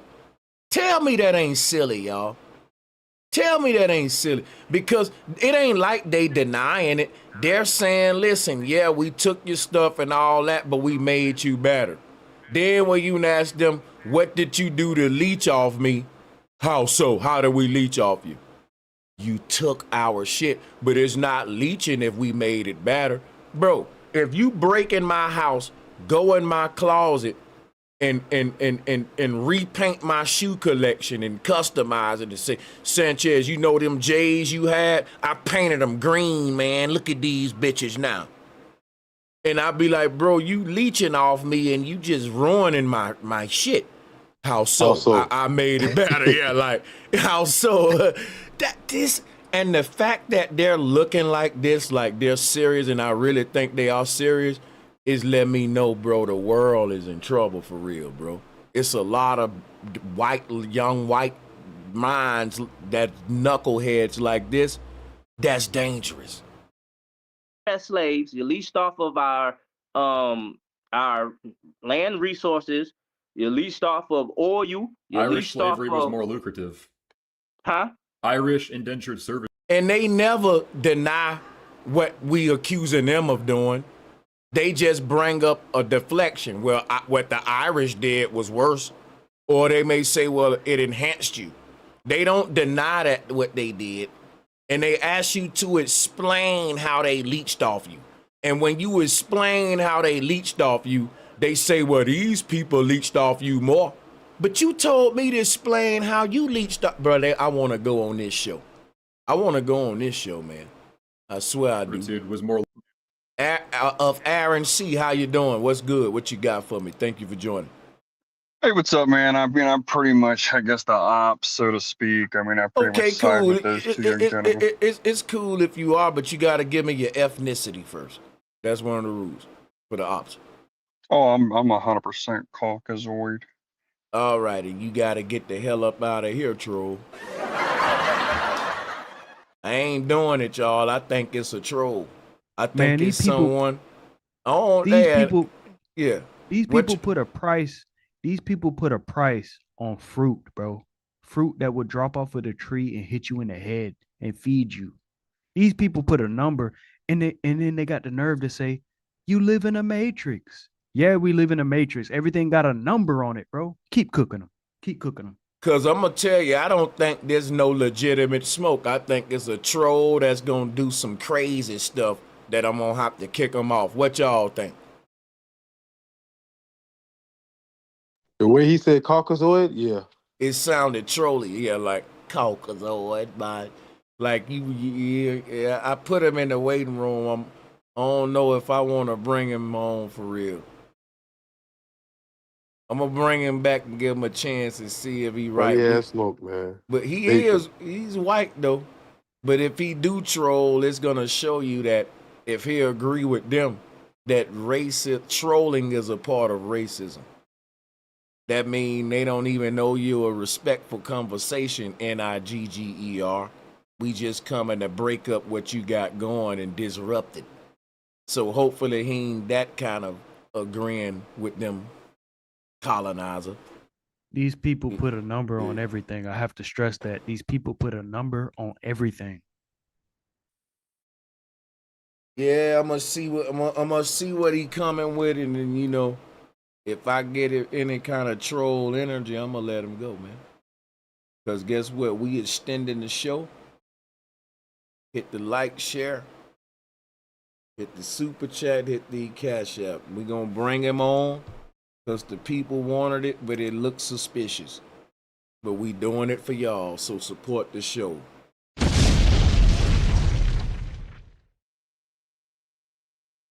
Hey, can I ask you, how come a couple years ago back when I came on this show, you also Hold on, stop. Now I let you back on, but you don't just come on talking. All right? Now I control and steer everything. So now that you back on, how you doing? Welcome back. We're gonna speak first. One thing is speaking. How you doing now? Right? Good, now, good. Cool. Now the next thing is this. I do not discuss previous interactions because I don't remember none of y'all. I do this for a living and I talk to thousands of people within a week, man. I forget who is who. So let's just talk about what we got going today and get right to why you called in today. Right down to business. Go ahead. Sure. So anyway, yeah, I agree with these two gentlemen here. Okay. I think they're correct on pretty much practically everything. I think the talking points that, I used to kind of rock with you, as far as the flat earth shit or whatever. Another thing I gotta mute you about. When you come on with smoke for me, we can't bring up flat earth because that ain't what the topic is about. And I don't care if you rock with me or not. I don't want you to even talking about me and your relationship. If you can, sir, please just stick to the topic and treat it like you calling into a radio station. You don't know the host of a radio station. Stop making it like we buddies or something. Just stick, I don't know you. You're a caller. You coming in on, we got a topic going on. Tell me what you disagree with. Let's talk about the topic. Anything else, man, if I have to mute you again, I'm going to get you out of here. Now go ahead. Yeah, if you just want to, again, I have smoke. If you just want to boot me, you can boot me. I'm not going to beg I want to get into your smoke, though, and I don't want to do all the other stuff. Man. All right, let's get you up out of here. Let's get on back what we was doing, man. Let's get you on up out of here. We're going to get you on up out of here, man. What's up, how you doing, Real True? Yeah, how you doing? Look, I wanted to piggyback real quick off of what the dude up here talking with you said. He was talking about how we got to pay for the fruit. I want to throw this out there. You ever heard of botanical sexism? Never heard of it. Type it up real quick. You're going to get a treat out of this. Yo, you're going to see. I want y'all to... Okay, go ahead. You got it, man. What you want to do is with that this? dealing with, because I brought up the topic, is that dealing with the fact that most of these plants or these trees and stuff, they're not female, they're male? Exactly.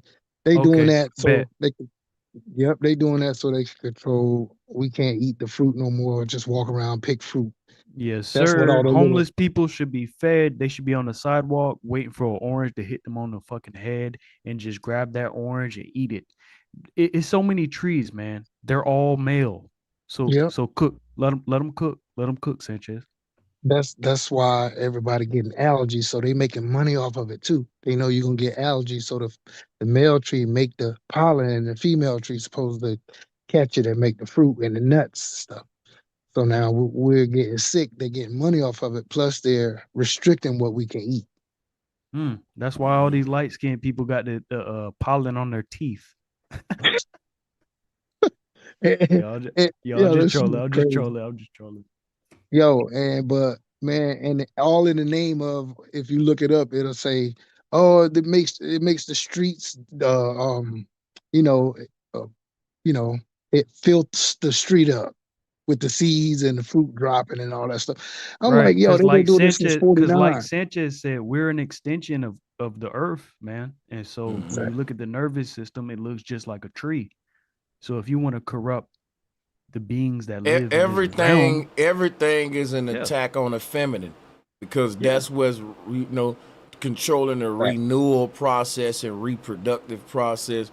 But see, the whole thing is they want to be the ones manipulate. They want to intervene in that. They want to.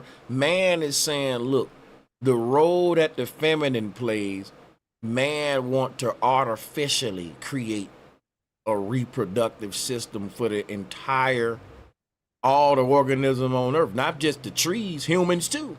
So Well, guess what they're doing with it? Yeah, they're doing us like the trees too. What this called botanical sexism. I'm familiar with this process. I didn't know the term for it, but so thank you for that. Bro, guess what they doing? Guess how they doing it? Look at the X's in the sky. Yeah. Yep.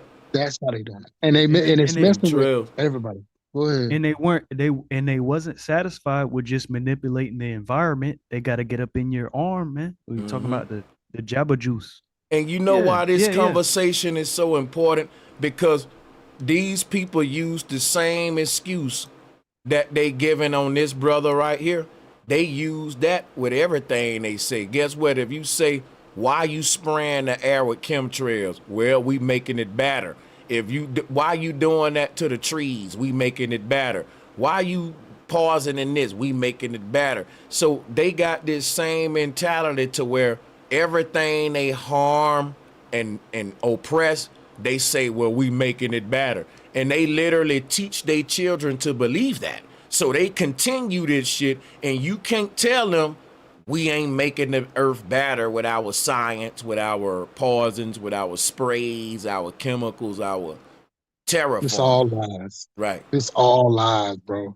Just to keep your ass destroying you. Because it's established science, is what the population believes, and you can't go against the grain. Man, come on, bro. The only reason they're using science. The only reason they're using science is to destroy us. And they had to trick people and manipulate them into believing in the science. So, but them being able to practice science, that's the way for them to destroy us, bro. We need to stop their ass from doing that. We need to plant female trees, although they are spraying.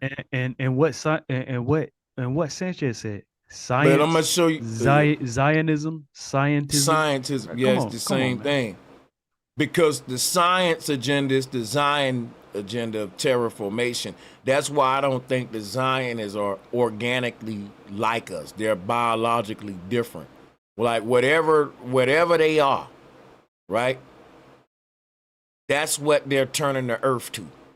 It's whatever they making while they spraying the air, putting the stuff in the water. It's because this is the stuff they need to survive, not us. We ain't the same.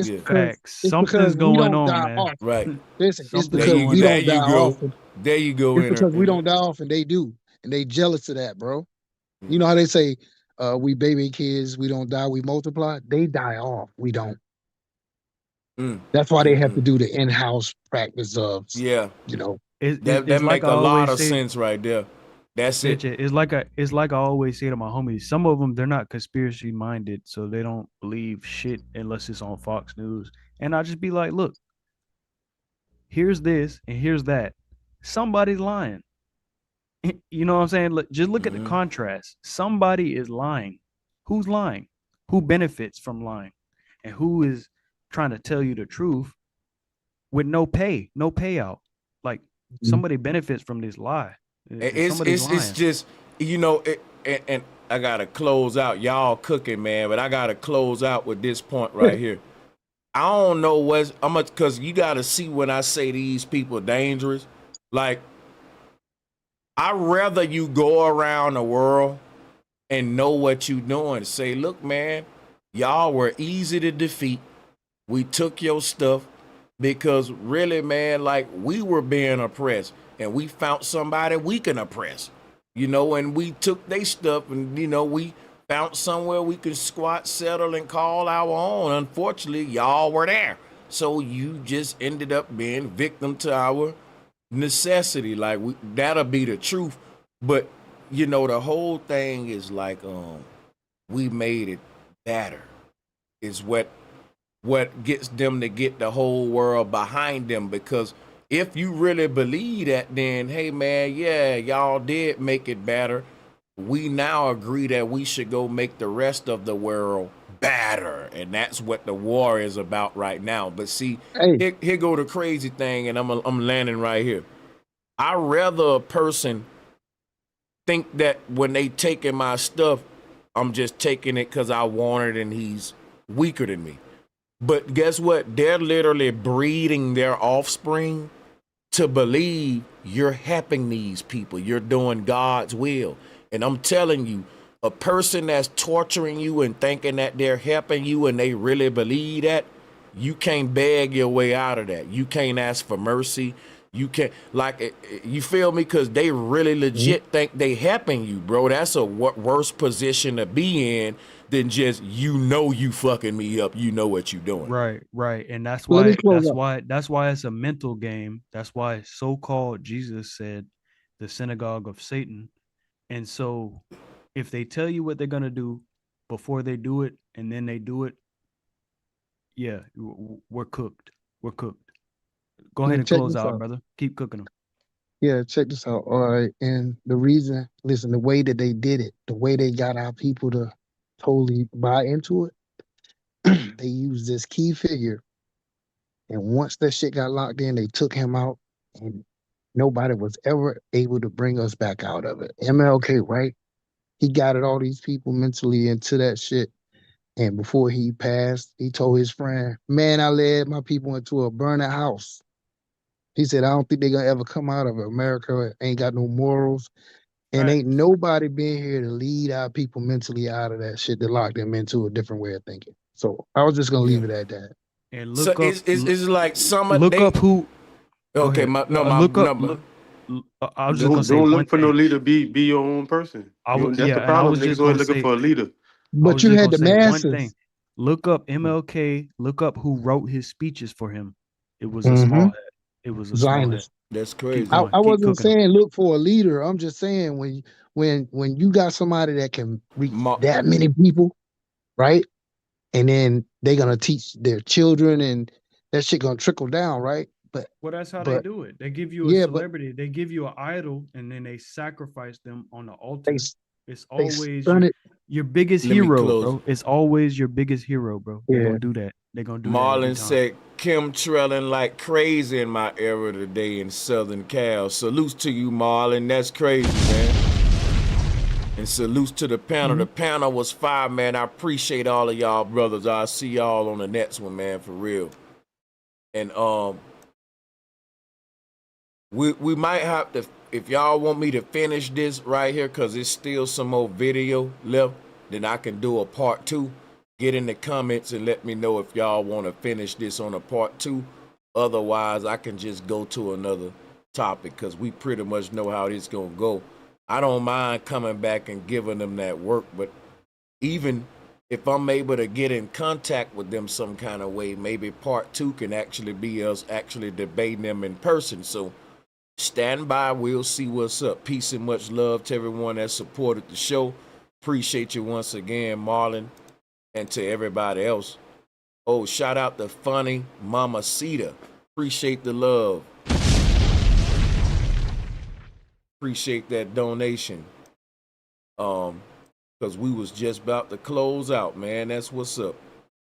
So if anyone else sending in any donations right now, man, appreciate it. To the people who hit the Cash App, appreciate y'all too. Because some people, you know, they hit the Cash App because it's more anonymous. And also I get the money right then and there. And it ain't got a lot of deductions like Google taking their cut. But anyway you donate, I appreciate it. And